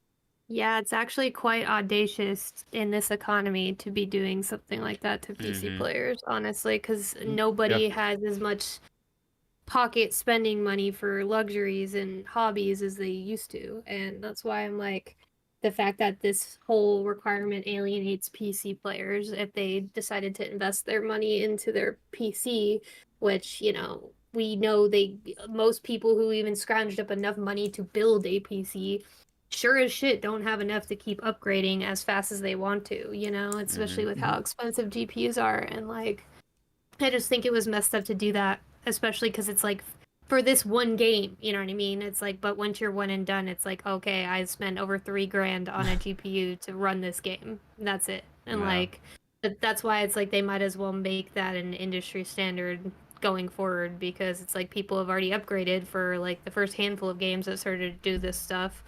And it's like, might as well just keep going because, we forced everybody's hand if they don't have a console because they took their money building a PC. Luckily I'm privileged in the sense of like I have a PC which didn't have a graphics card until now to run this game, but I also have consoles, so Yeah. that's why I could fall back on my console and play. And luckily I got a free key for it, for my troubles. But like, most people don't have that. Like, they only Yeah. have enough money to choose between one thing that they can invest in, like whether that's a high-powered PC or even just a medium-powered PC or a console, like not both. So most people aren't in my situation where I can just fall back. So that's why I'm like, it's kind of a slap in the face to PC players that only have this to rely on, and they're just Mhm. like, well, fuck, I guess I'm left out unless I can scrounge out $3,000 somehow. Yeah. It's Yeah, which is bullshit, and it's a substantial cost to the consumer for Yep. something that doesn't really fucking matter. This is Agreed. reflections in the fucking puddles, which you occasionally glance while you're actually playing the game. I don't And ever really it is stare into it that inconsequential. deeply to fucking care. That's the thing. Like, I just walk by and I'm like, oh, puddle, cool. Yeah. Reflection, cool. Okay, bye. Yeah. Like, It it's feels not that So big we're- very a deal. much just We're like basically Go ahead. through the additional cost, we're basically just funding the vanity of these publishers and developers who insist, like, look how pretty our game can be. Mm. Look at our If only like you using have their the right games as hardware tech to render it. demos and graphical demos and stuff, and I'm just like, Yeah, that's not Yeah. why people care most of the time. They care about the gameplay. Like, if it has an impact on gameplay, maybe they'd be more inclined to upgrade. But if it's purely cosmetic, like, who cares? It's like someone in chat earlier said, I don't need to see every blade of grass blowing in the wind in my Yeah. FPS. And I'm like, yes, agreed. Nobody cares. Like, I don't know why they're prioritizing that so much, and they have been with graphics, because eventually they're going to push the ceiling so far graphically that they're really not going to be able to push it anymore unless it like really bankrupts the players, and then people will mean- just move on to another cheaper hobby at that point, I guess.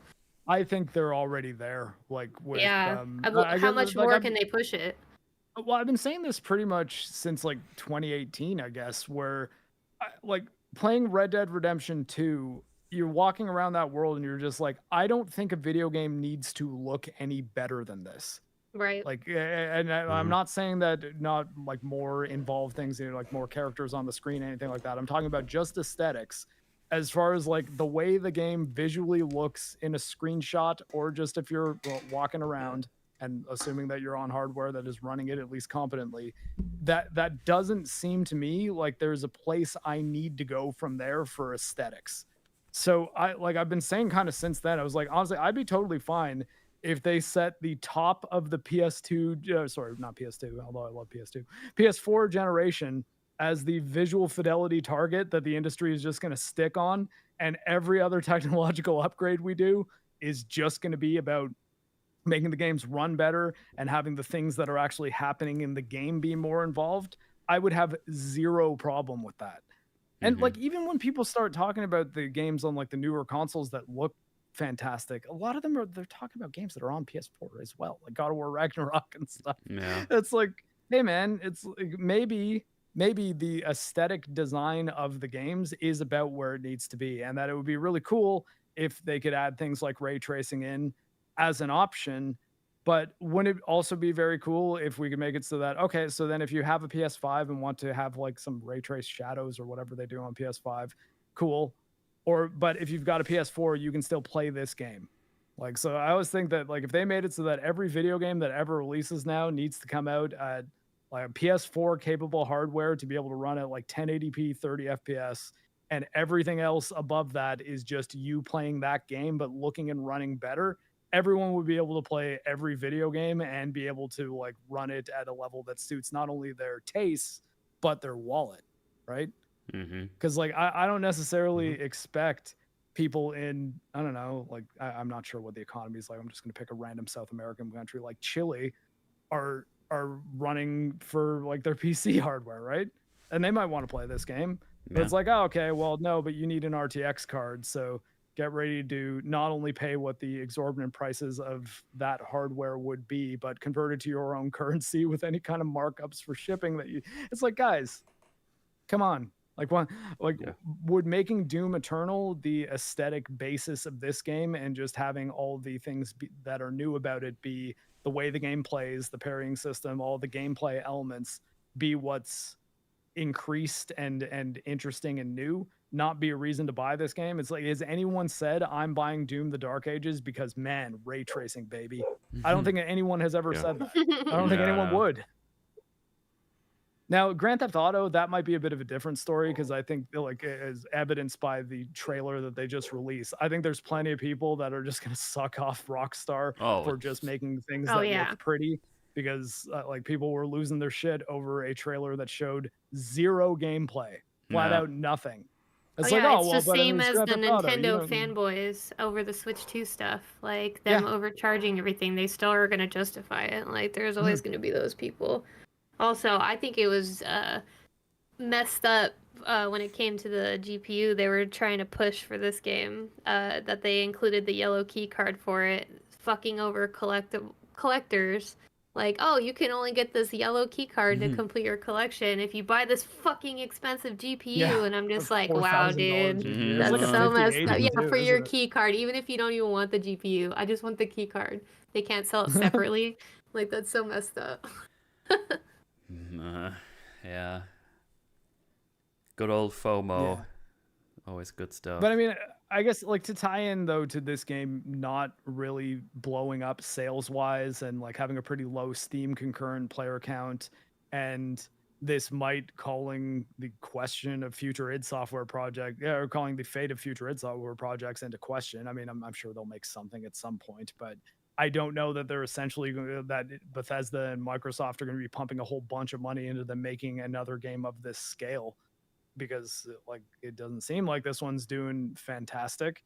It's like, what if this game was $50 instead of 70 though? Yeah. Like, would that have accounted for 2 players buying it for every one who actually has bought it? Maybe 1.5. And let's say 1.5, like say a half of, like for every 2 people that didn't buy the game, one of them might, if it was a little bit cheaper. Or sorry, for every 3, one of them might. That still would account for more money than making it expensive off the bat. And I think I forget who it was. I think it was one of the PlayStation executive guys said something about, oh no, like this isn't a bad thing that we're going to make $80 the base price for a game. It's just going to mean that players are going to have to be more smart with how they spend their money, or they're going to have to choose their games more carefully. It's like, yeah, but that means fewer people buying your game. Because like, are you assuming that the one they pick is going to be yours? I don't necessarily think so in every case. Yeah. And if you have people who might buy, say now or say a year ago, like before prices started increasing, 1 game a month, are they now going to buy one every 2 months or every 3 months? Which means every sales projection that you have for those games that you're releasing, you got to understand that if people are going to be like, okay, well, I mean, I already spent $80 on this game, and like I'm talking US dollars for this, even though I spend more in my money, I'm not going to spend another 80 on this game that I may or may not like. Yeah. And maybe the 4D chess plan that Microsoft's doing is that'll then push people to subscribe to things like Game Pass more. But I just don't necessarily think it's a good idea to be having your that was your the base least they could price do. Be high. Like, yeah. Pushing it on Game Pass, because they're like, we already made you buy this terribly expensive GPU to run this game. But even then, if you play on Game Pass, like, isn't it just streaming? I don't know. Like, I don't have Game Pass. You but do some natively. People, do you still need the GPU for Game Pass? Because some people were saying that they could run it without. Well, I mean, you would still need the same system requirements, but you're not. Oh, well, I mean, I guess if you're doing Game Pass like streaming, then no, because it's technically the game is running on a computer that's elsewhere. Yeah.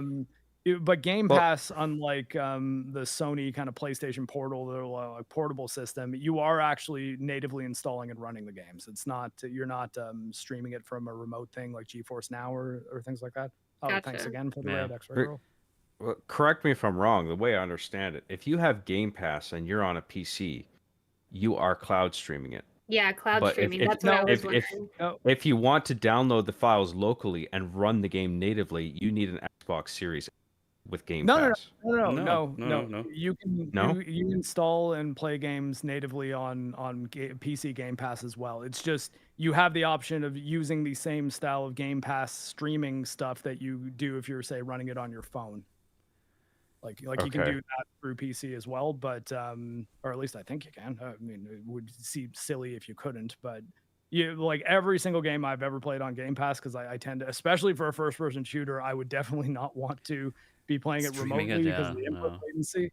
I always install my Game Pass games. Yeah, no, it's an app you install from the Microsoft Store, and then you can download the games from there. It can depend, I think, if the game in question has a broad PC release. You know, for example, I did a stream of Halo 5, and that was, if you were on PC, it was cloud streaming only. Yeah, and if you wanted to run the game natively, you needed an Xbox Series X to run it.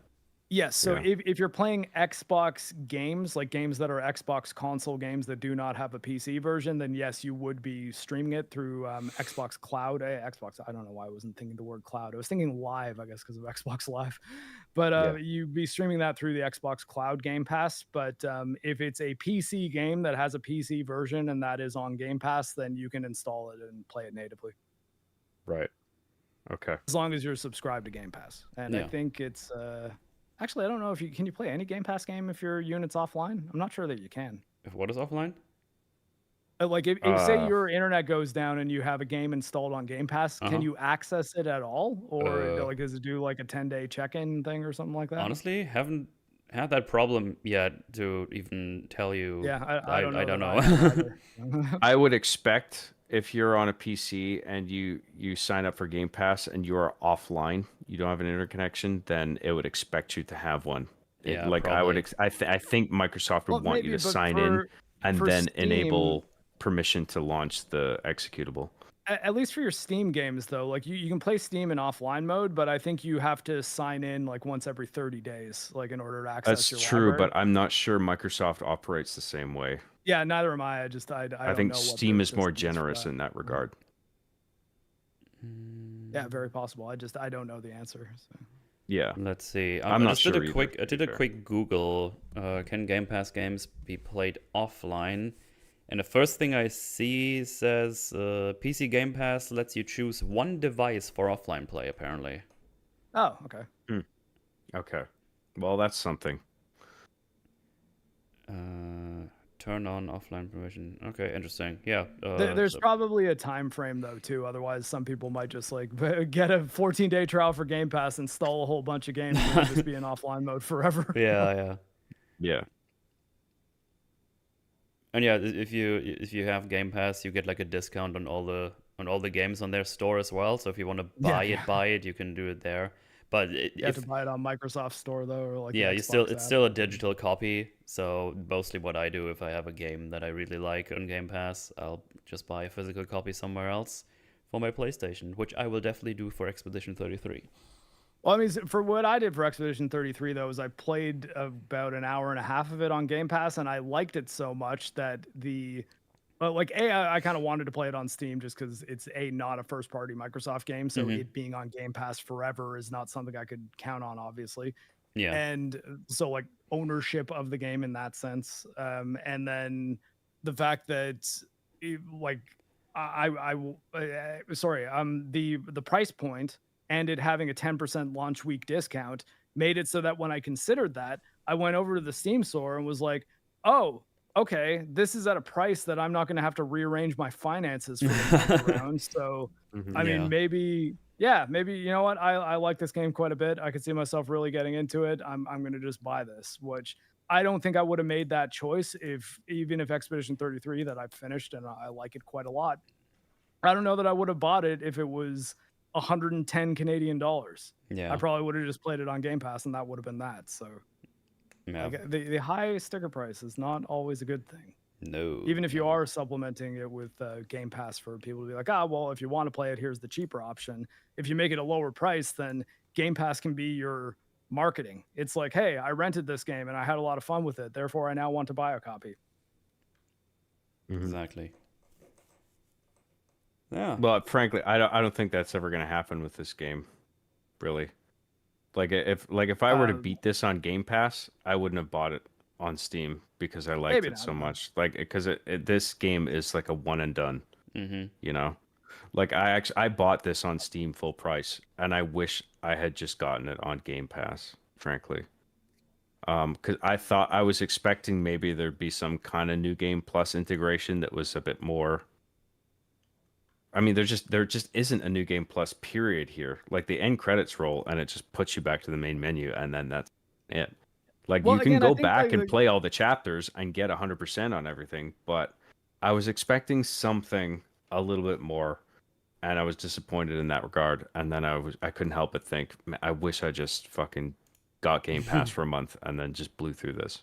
Well, I Right. think though, as far as new game plus systems work, I think the new game plus in this game is just the fact that when you fire up an old mission, you already have everything that you have from a mission after. It's almost like new mission plus. Like you have new game plus for the first mission once you've played the second mission, you know?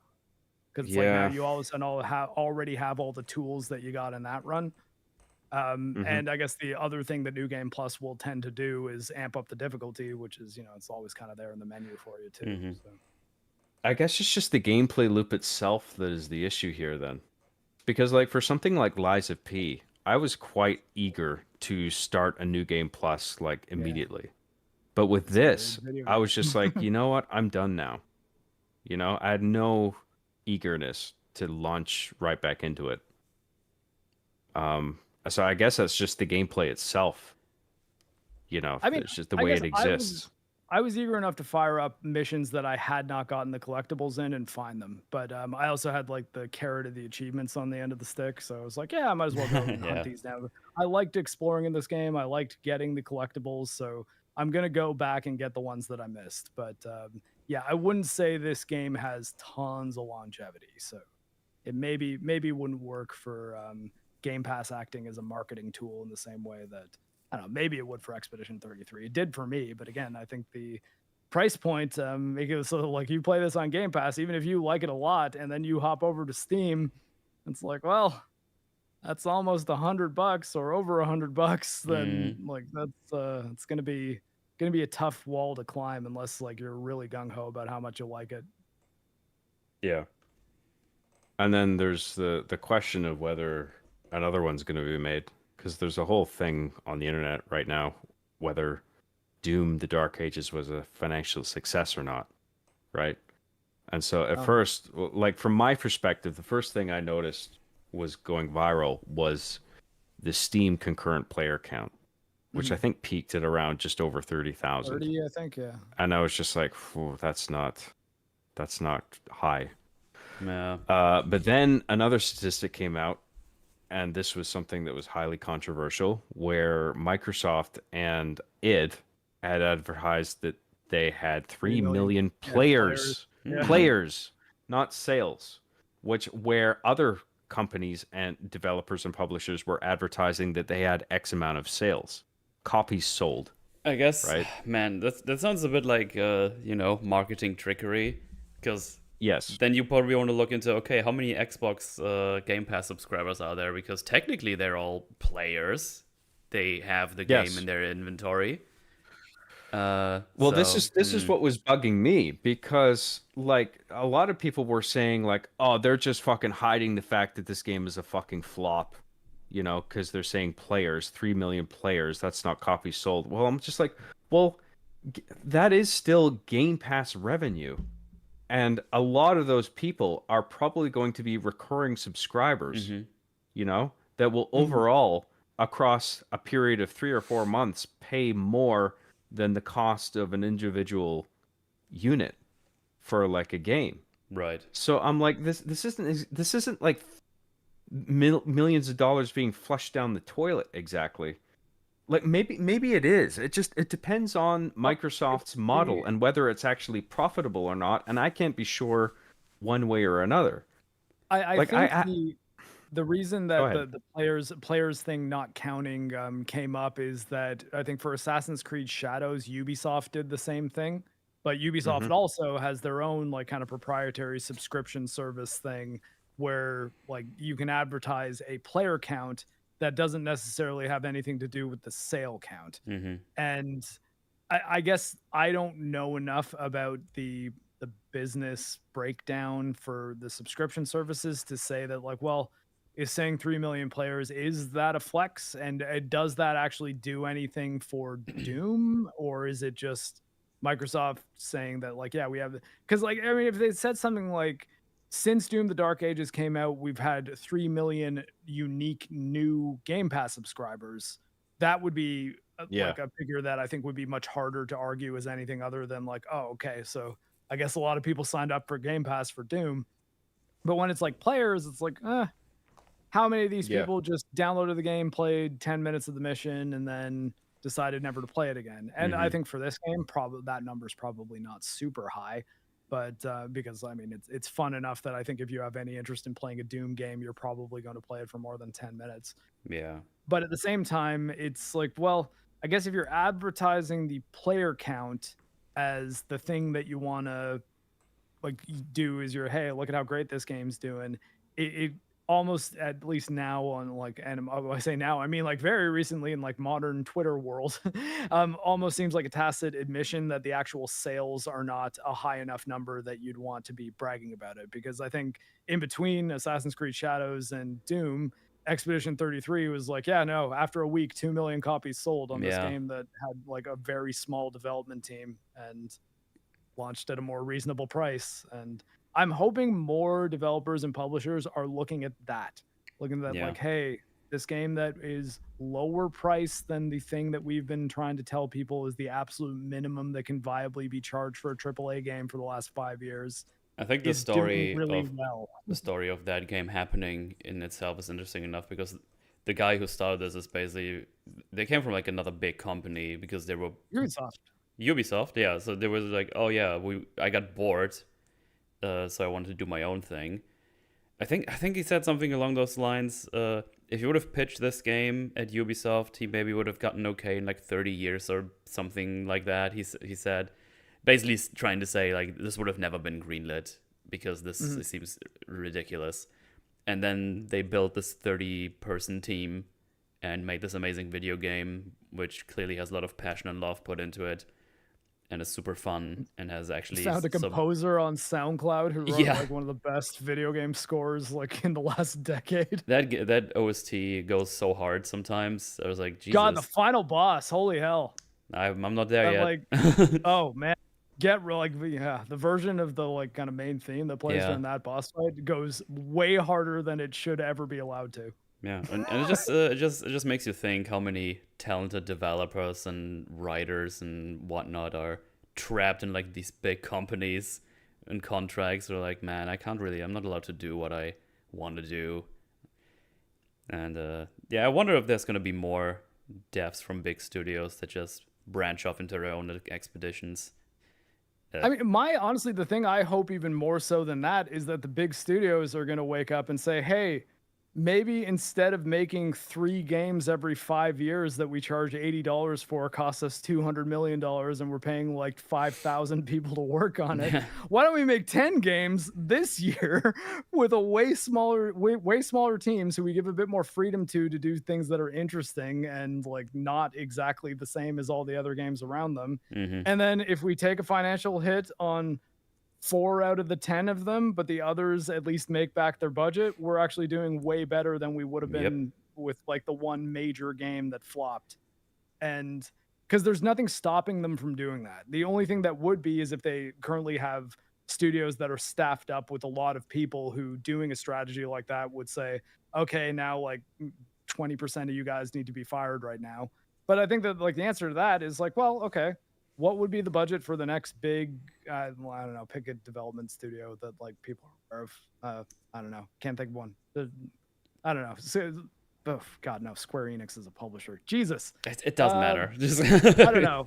EA Motive, okay? Like, say instead of you guys making the Iron Man game that you've been working on instead of Dead Space 2, why don't we take the budget that we would have put into making an Iron Man game that may or may not be good, have this segment of that budget go to you group of people to make Dead Space Remake 2, you to do whatever the hell you want, that hopefully if Dead Space flops, you guys can do something interesting and original that might end up doing pretty well. Yeah. You know, like, I just think there's ways to allocate budget in a way that makes it much less risky, much more beneficial to players by having it so that these aren't massive budget games that need to be super expensive. And yeah, I guess, yeah, Asobi Studios making Astrobot, as Lumpy was just saying. That's a good example of that, where it wasn't a massive scale game. It was just, hey, this is a smaller team making a game that's got a lot of heart and interesting mechanics and unique things about it. Yeah. And got a lot of recognition. Yeah. Yeah, also, if you go with that, where you do like 10 different games, and then like 2 of them are, you could just easily make those the remakes or remasters of games. not even with the goal to make like big bucks, just to keep your fan base happy. Keep the lights on, yeah. Yeah, just like, hey, by the way, we Well, also yeah, I did mean, this, fan base and happy and you love that game. We just remastered it, remade it. Didn't really change anything, just visual upgrade. Maybe fixed a couple of things that you were annoyed by. There you go. While you wait for our next game to come out, it's like, yeah, just seems to be much smarter thing. I mean, fucking look at GTA 6. That's been in development for like 8,000 years. yeah, I think they're at like the last statement I heard about the budget is that's like cresting $2 billion. Yeah, what a like, fucking Jesus bizarre number Christ. to think about. Yeah, Mhm. and like you could easily say, well, it's Grand Theft Auto, so people will pay it. It's like maybe if the game like is really well received, but especially if you're like not even releasing it on PC when it launches, you better hope that people really like the game, because if it's known as like the first terrible Rockstar story, I don't Mhm. know that you're going to do so well with that double dip, right? Yep. But I mean, I don't know. Like Rockstar is that like they're probably in a state where they could release an absolutely terrible game and there's still going to be a whole bunch of people that'll buy it. But I mean, it's not going to be anyone that doesn't have a ray tracing card, at least when it comes out on PC. So Mhm. a good section of the population that might have played a hell of a lot of GTA 5 that will not play that game until they upgrade their video card. And this game sadly has that problem as well, where it's like, well, you limited your market to do new tech stuff that like the video I shared in our like group chat a little while ago, the Digital Foundry one, Yeah. it was infuriating to me to listen to, because their argument is that, well, yeah, but if you come on, ray tracing enabled cards have been around since like 2018. So if you don't have one now, are you expecting to be able to play like Cyberpunk 2077 on your PS3? It's like, I mean, I don't know if that's the example they use, but they're basically just kind of saying that it's like, well, at a certain point, you do need to like get the new technology in order to play the new games. And I'm like, that would be fine if I could see what I'm being forced to have represented in the game itself. So like, I don't think that their assertion that anyone saying that making it require ray tracing is a bad thing is just being a Luddite or something. Like they just, oh, you want your old potato to be able to run absolutely everything. It's like, no. I see what this game is doing though in its gameplay, and nothing about it seems like it could not be done on the same kind of machine that could run Doom Eternal. Yeah, pretty much. Like the areas are bigger. They're not that much bigger. Yeah. It's like it's not like a giant open world with all sorts of persistent things. I guess there's lots of enemies on screen in certain scenarios, but I don't know, man. Like I don't think the mandatory ray tracing was a good decision, nor do I think the high price point was either. And I think that we're seeing that reflected in how well this game's doing. 100%. No, it's fucking bullshit. I don't like it's way too high a cost on the consumer for something that's just largely inconsequential. Yep. And regarding the whole thing about sales of Doom the Dark Ages, I find it frustrating personally, because I think there's room for nuance and uncertainty here, and that's all just being squeezed out in favor of either one camp of people going, look, they're covering up the fact it's not units sold. Doom the Dark Ages is a failure, Lamau. Or it's like, wow, 3 million players. This game is fucking doing so well. Like, I feel like it's somewhere in between. Yeah. And I had this exchange on X that I thought was interesting, because I had seen the 3 million players post by, I can't remember if it was Doom or id, and they were just like, thank you for 3 million players. And I was like, wow, 3 million players. I mean, that is something. 3 million people are playing your game. I mean, and they must be generating revenue off of that, whether it's Game Pass or units sold or whatever. Even if it isn't units sold, Game Pass revenue is still something, and that is recurring revenue. Even though monthly it doesn't amount to the price of a unit sold. Like, I think it's likely the case that most of those subscribers are recurring payers, right? So, like, I don't think that is negligible revenue. So I was seeing that and thinking like, hey, I'm relieved to see this, because I feel like Doom actually might be a financial success here, when at first all I had seen was the Steam Doom concurrent player count. and I was thinking, oh shit, that's rough. Like maybe a lot of people weren't as stoked for this as I thought. But so had someone respond to me saying they said players instead of units sold. And at first I felt it was like in a condescending way, where it was just like players, okay, players, not units sold. And I was just like, well, but then I got talking to the guy, and I was just like, well, it's not like Game Pass revenue is no revenue. That's something. Yeah. And maybe it is something that Microsoft considers profitable. It depends on their model. Like, I don't know the intricacies of their model. I don't know what the threshold is, where it's just like if they have X amount of Game Pass subscribers, then they will deem Doom the Dark Ages a success. I think it's a complicated thing. And in order to really evaluate whether it's a success or not, we need to know the intricacies of that model, and we just don't really.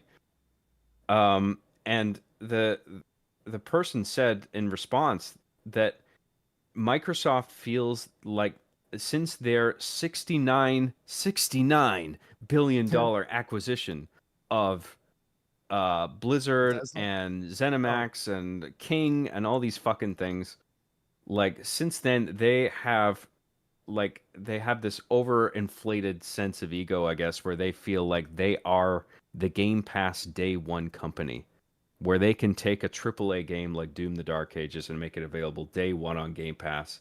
Oh, I mean, And they literally are. even if it's a loss to them, they will do that anyway. And but is it a loss to them? I don't know. Yeah, like the tricky data part. doesn't seem solid to me, where Microsoft would look at that and be like, oh, like were they expecting more Game Pass subscribers as a result of Doom the Dark Ages coming out and they didn't hit the mark? Or maybe it actually is profitable to them. Like, to me, the evidence isn't there that it's solidly one way or the other.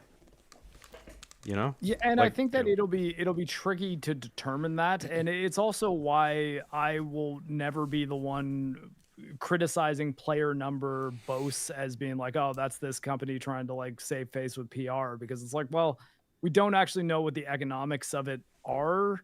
And at least for Microsoft, Game Pass, I think, is ubiquitous enough now that I think it's safe to say that a lot of the people who have Game Pass have probably been subscribed to it for a little bit and will probably stay subscribed to it for a little bit in the future.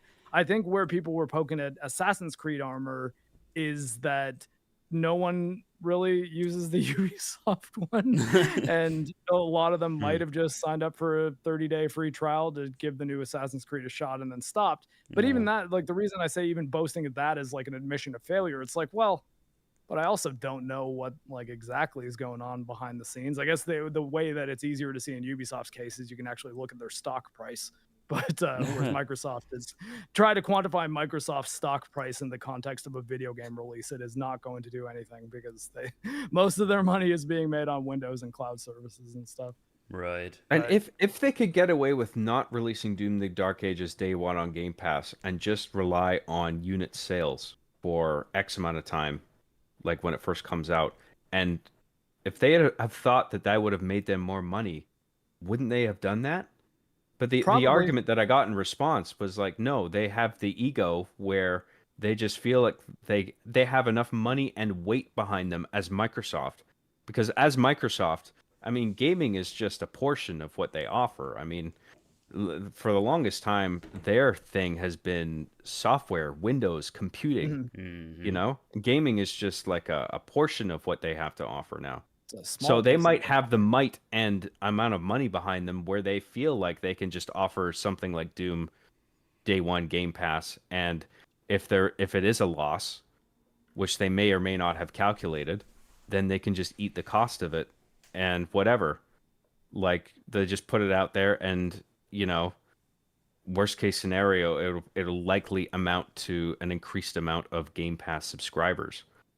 Like I just feel like there's just not enough data out there to really figure it out one way or another. Is that Microsoft's ego, or would it be ego of them to like just not release a first party game day one on Game Pass because they're expecting you to pay for it when it, like, I think you could easily make the argument. It's like, yeah, but part of what makes Game Pass worth getting is that you do get like some brand new release Microsoft published games, right? So it's like, I don't necessarily think that it's ego. It's just like, no. This is how we keep Game Pass viable, by telling people that if you stay subscribed to this, every so often something like Doom: The Dark Ages is going to be there for you to play if you want.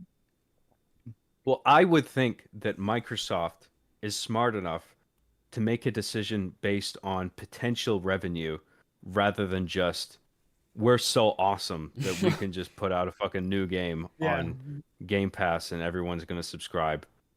Like, if they thought relying on individual unit sales for a new big release like that would get them more money, they would do it. But maybe they saw more profit in the Game Pass model. Very possible. Yeah, it's possible for sure. I wouldn't rule that out. That's all I'm saying. But people just seem to be so fucking certain one way or another. You know? They're just, oh, it's a failure. Oh, it's a success. Like, I don't know, dude. I don't think any of us really know what's going on unless Microsoft gives us the specific numbers, which they won't. Of course, yeah, they won't. Why would they? It's like... Well, I mean, I guess they did give us one with the 3 million players. Yeah. Right. Unless it's actually that's like the only surface level number. Yeah, but I mean, we need more data than that to figure out what exactly is happening. Yeah, I guess you mean numbers. But we're just left to guess. Financial breakdown of like how much it costs to put this game on Game Pass, and like what the server cost would be for it, and how many people are actually downloading it and playing it, and because I mean, I guess that 3 million probably also takes into account all Steam sales and PS5 sales as well, too, right? So. But I mean, yeah, it's you know what also makes it easier for a game to make money? Having it so that you can play it on PC or on Steam or on PS5 or on Game Pass. Yeah. Goes back to my exclusivity bad take, where I don't see the point in it at all. And like I said, like I wish in hindsight I would have got this on Game Pass. And if I did, they would get at least $20-$30 from me. And probably a couple more across a period of months, because I'd be like, oh, they got that game as well. Yeah. Oh, there's that game. I mean, I've had Game Pass since they released it. Like when I first got it, it cost me like a euro a month or something. Like I did something super cheap for the first couple of months, and I never unsubscribed from it because it just keeps games popping up there that I don't need to buy full price, so I could just check them out myself. Yeah, I don't think Microsoft is offering a program like Game Pass purely out of the charity and goodness of their hearts. What? Like, there's obviously a financial incentive to have recurring payments. My world build has... You know? Like a third of a full-price game over a period of at least 3 months. I think the insidious angle is I think they recently announced that they were going to start charging the $80 USD price point for their first-party game releases. I think that, at least in Microsoft's case, is them trying to make people just using Game Pass instead of buying a copy more attractive. So it's like more people might say, okay, well, you know what? I don't want to pay that much money to play a game that I know may or may not like, so I'm just going to sign up for Game Pass. And again, that's the hook that gets them in. And then ideally, they look at the games that are on Game Pass and say, oh, I always wanted to play that, and that's on here. Maybe I should play that after this, and then I'll play this after that. And before, next thing you know, they've been on Game Pass for 6 months, which is more money to Microsoft than one copy of one game. Right. Yeah. Interesting topic. And I don't think the alternative is that if that person had not, or any one person had not purchased Game Pass, that they would purchase all of those games individually as units. Yeah. And then not ever get refunds. You know? Like, with the benefit, one of the benefits of Game Pass is that you can sort of pick up something and try it and be like, it's not really my thing. Yep. I probably played about 400 different games on Super Nintendo when I was a little kid, and I think I owned 15, maybe max, but probably 10, because most of the games I played I rented from the video store. Yeah. Because that's what I would do with weekends when I was in elementary school. I would rent a game. My parents would rent a movie that we'd probably all watch on Saturday night, and I'd spend the rest of that weekend playing a video game and going to karate class. Nice.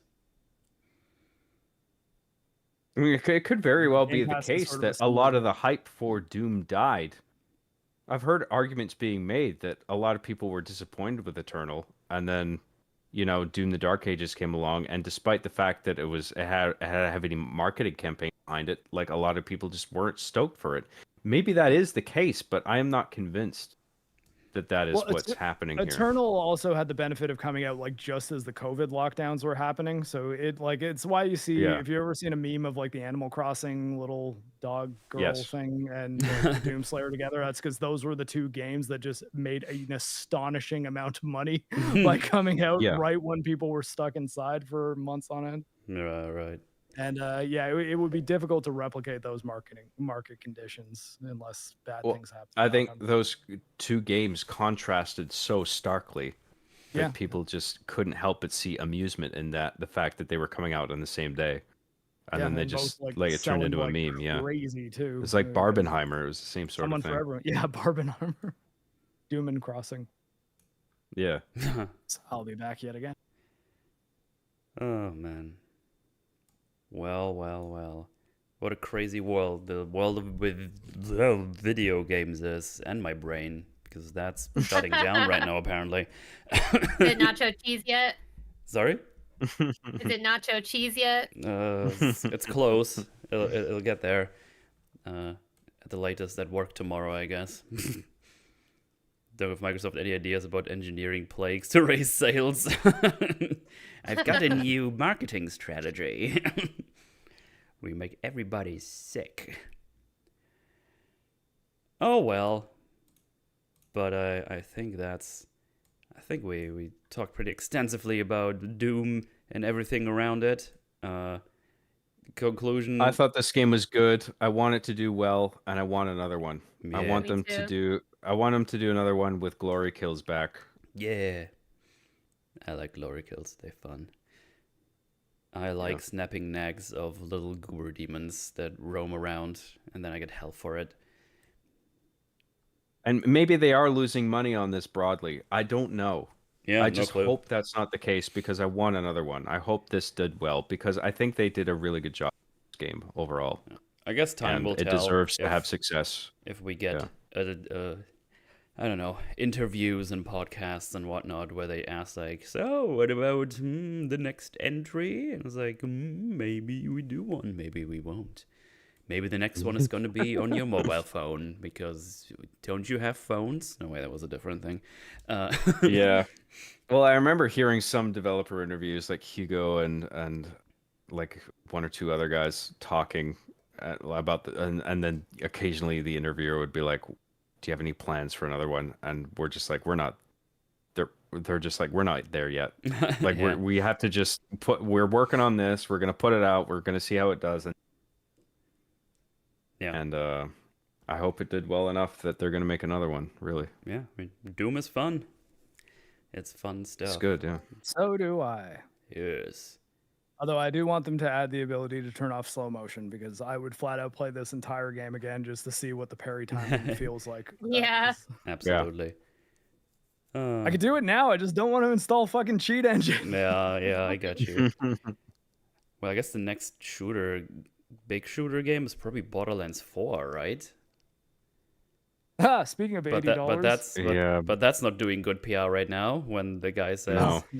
"Yeah, well, if you're a real fan, you'll find a way to pay $80 for it." It's find like, a way to make it happen. Greasy Randy Pitchford. Yeah.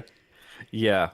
My least I mean, favorite person the in combination of the industry. controversy surrounding Randy, and then all on top of the fact that Borderlands 3, I don't think was well received. The second one was. No, Third one, not so much. it was a downgrade the- for sure. Yeah, Doom benefited from at least Eternal being a high in regard Yeah. to like I think people largely responded positively to Eternal. Yeah, I think I both of wouldn't the say it last was two Doom mixed games or were quite anything. well received. Yeah, Not universally, people have complaints about both of them, but in general, most people will at least say they were good video games. right. oh well. I think we've yapped enough for the night. Well, my night Yeah. at least. Got a couple of super chats, unless anyone has some Hooray! final thoughts before we go ahead. I was expecting the final boss to have a freaky final form. I was actually Right. surprised that it was just him in his standard outfit. True. Because like the preceding mission, like you fight him in his like Dracula fucking blood red armor, like from the The Bram Stoker's Coppola Dracula, movie? but yeah. Mhm. Yeah, yeah, I was yeah. about to say. I was like, that's totally out of Coppola's Dracula. I thought that was actually a pretty badass outfit. But then like in the second to last mission, he turns into like it's still him, but it's like his uniform's off and he's got wings coming out of his head. Mm. It reminded me of like One Punch Man, where it was just like this is so like over the top and kind of stupid, but I'm on board. I want to rewatch One Punch kinda Man like this. as well. I've randomly seen clips of it again. I was like, oh man, I need to watch that again. It's just funny. Yeah, I just but absolutely then in the love. final mission, Sorry, go ahead. sorry, go ahead. No, I was just about to yap about the One Punch Man. Just continue. Yeah.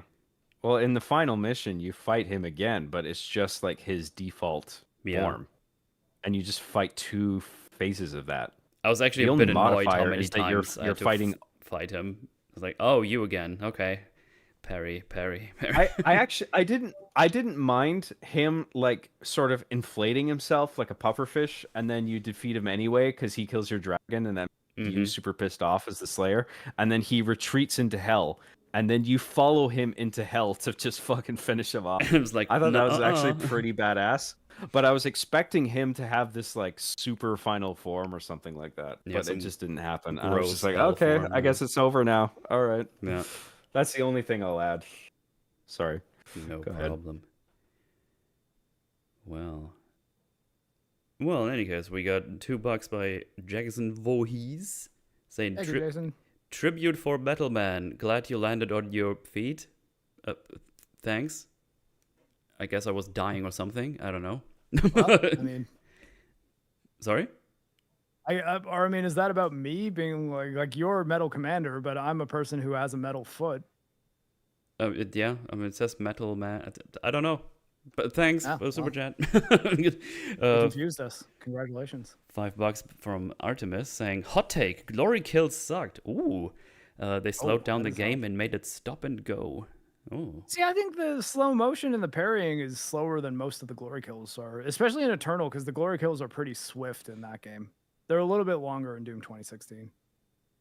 Yeah. Even though both scenarios are both functionally similar in that it freezes gameplay, like there is no input for a while. Yeah. The fact that the glory kills are animated, and that the Slayer is actually doing something visual, Yeah. I think is way better than just simply slowing down the game. I wouldn't equate the two.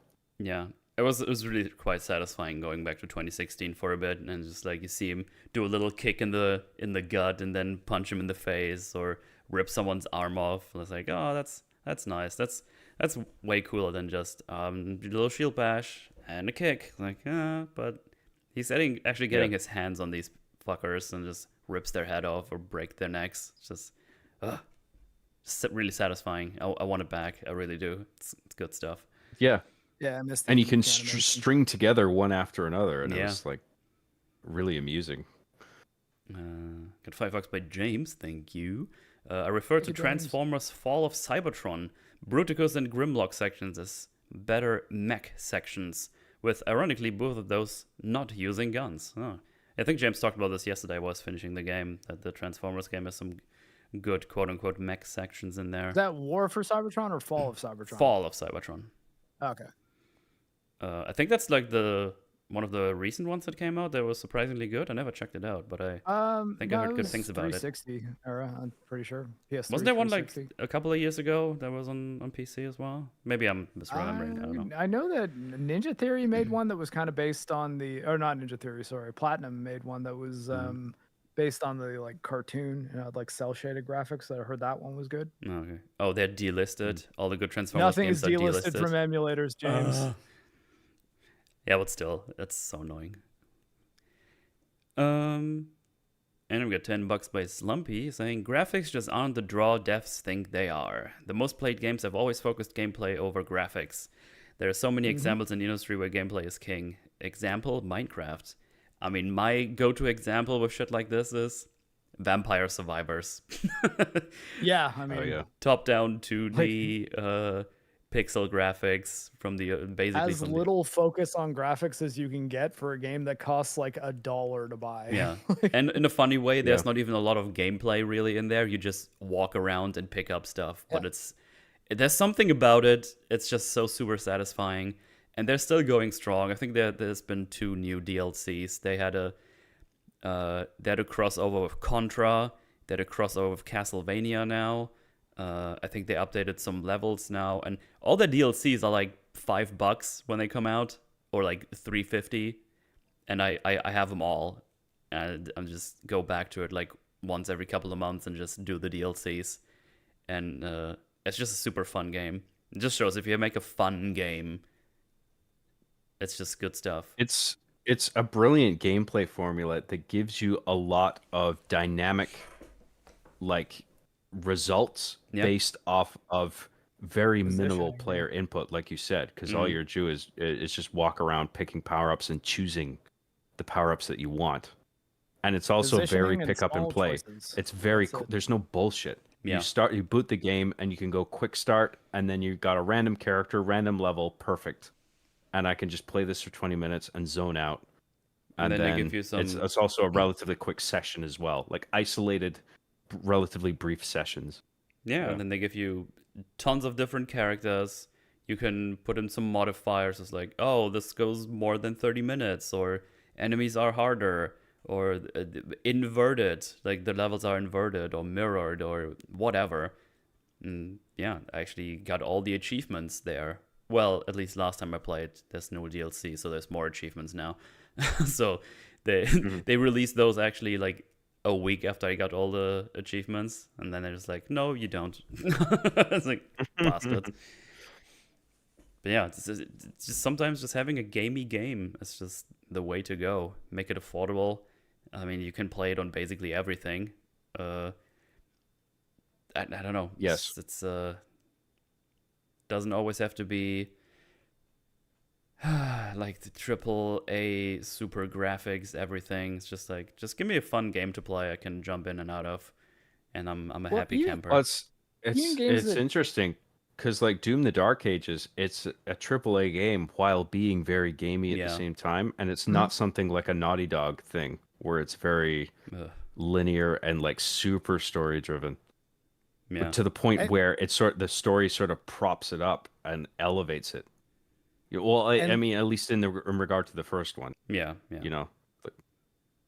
And that's the thing that like even as far as talking about AAA aesthetics games, like not like to go to the other end of the spectrum from things like Vampire Survivors, I would still take a game that looks pretty good and runs really well and plays really well over a game that runs like trash and looks absolutely fantastic and mind-blowing and incredible. It's like ultimately it's like I'm gonna get bothered by the game just not being super great to play far more than I am by it not looking as nice as the game next door. What was that one PlayStation game that was like marketed super heavily on how amazing it looked, but it was like absolutely atrocious to play? It was like 19 Order 1886. Yes.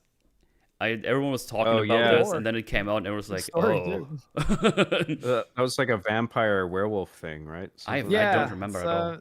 It's like the Knights of the Round Table, or this sort of group of people that have been like fighting werewolves for like hundreds of years, and they're existing in like Victorian England, but there's all sorts of cool like kind of sort of steampunky guns and things like that, and the lore and the story and everything was really cool, but it was a really generic feeling third-person shooter most of the time, and a walk around and press X to inspect item game the rest of the time. Okay. Vampire fighting werewolves, but you only ever fight like 2. Oh, awesome. Well, that was a super chance. Thank you very much. Appreciate it, as always. Thank you, everybody. Appreciate the support. And before we get out of here, let's thank our good old guests for joining us once again. Guest. Fun times. Miss Slaughter. Thank you very much. You bet. Thanks for having me. No problem. Sure thing. Yeah, thank you.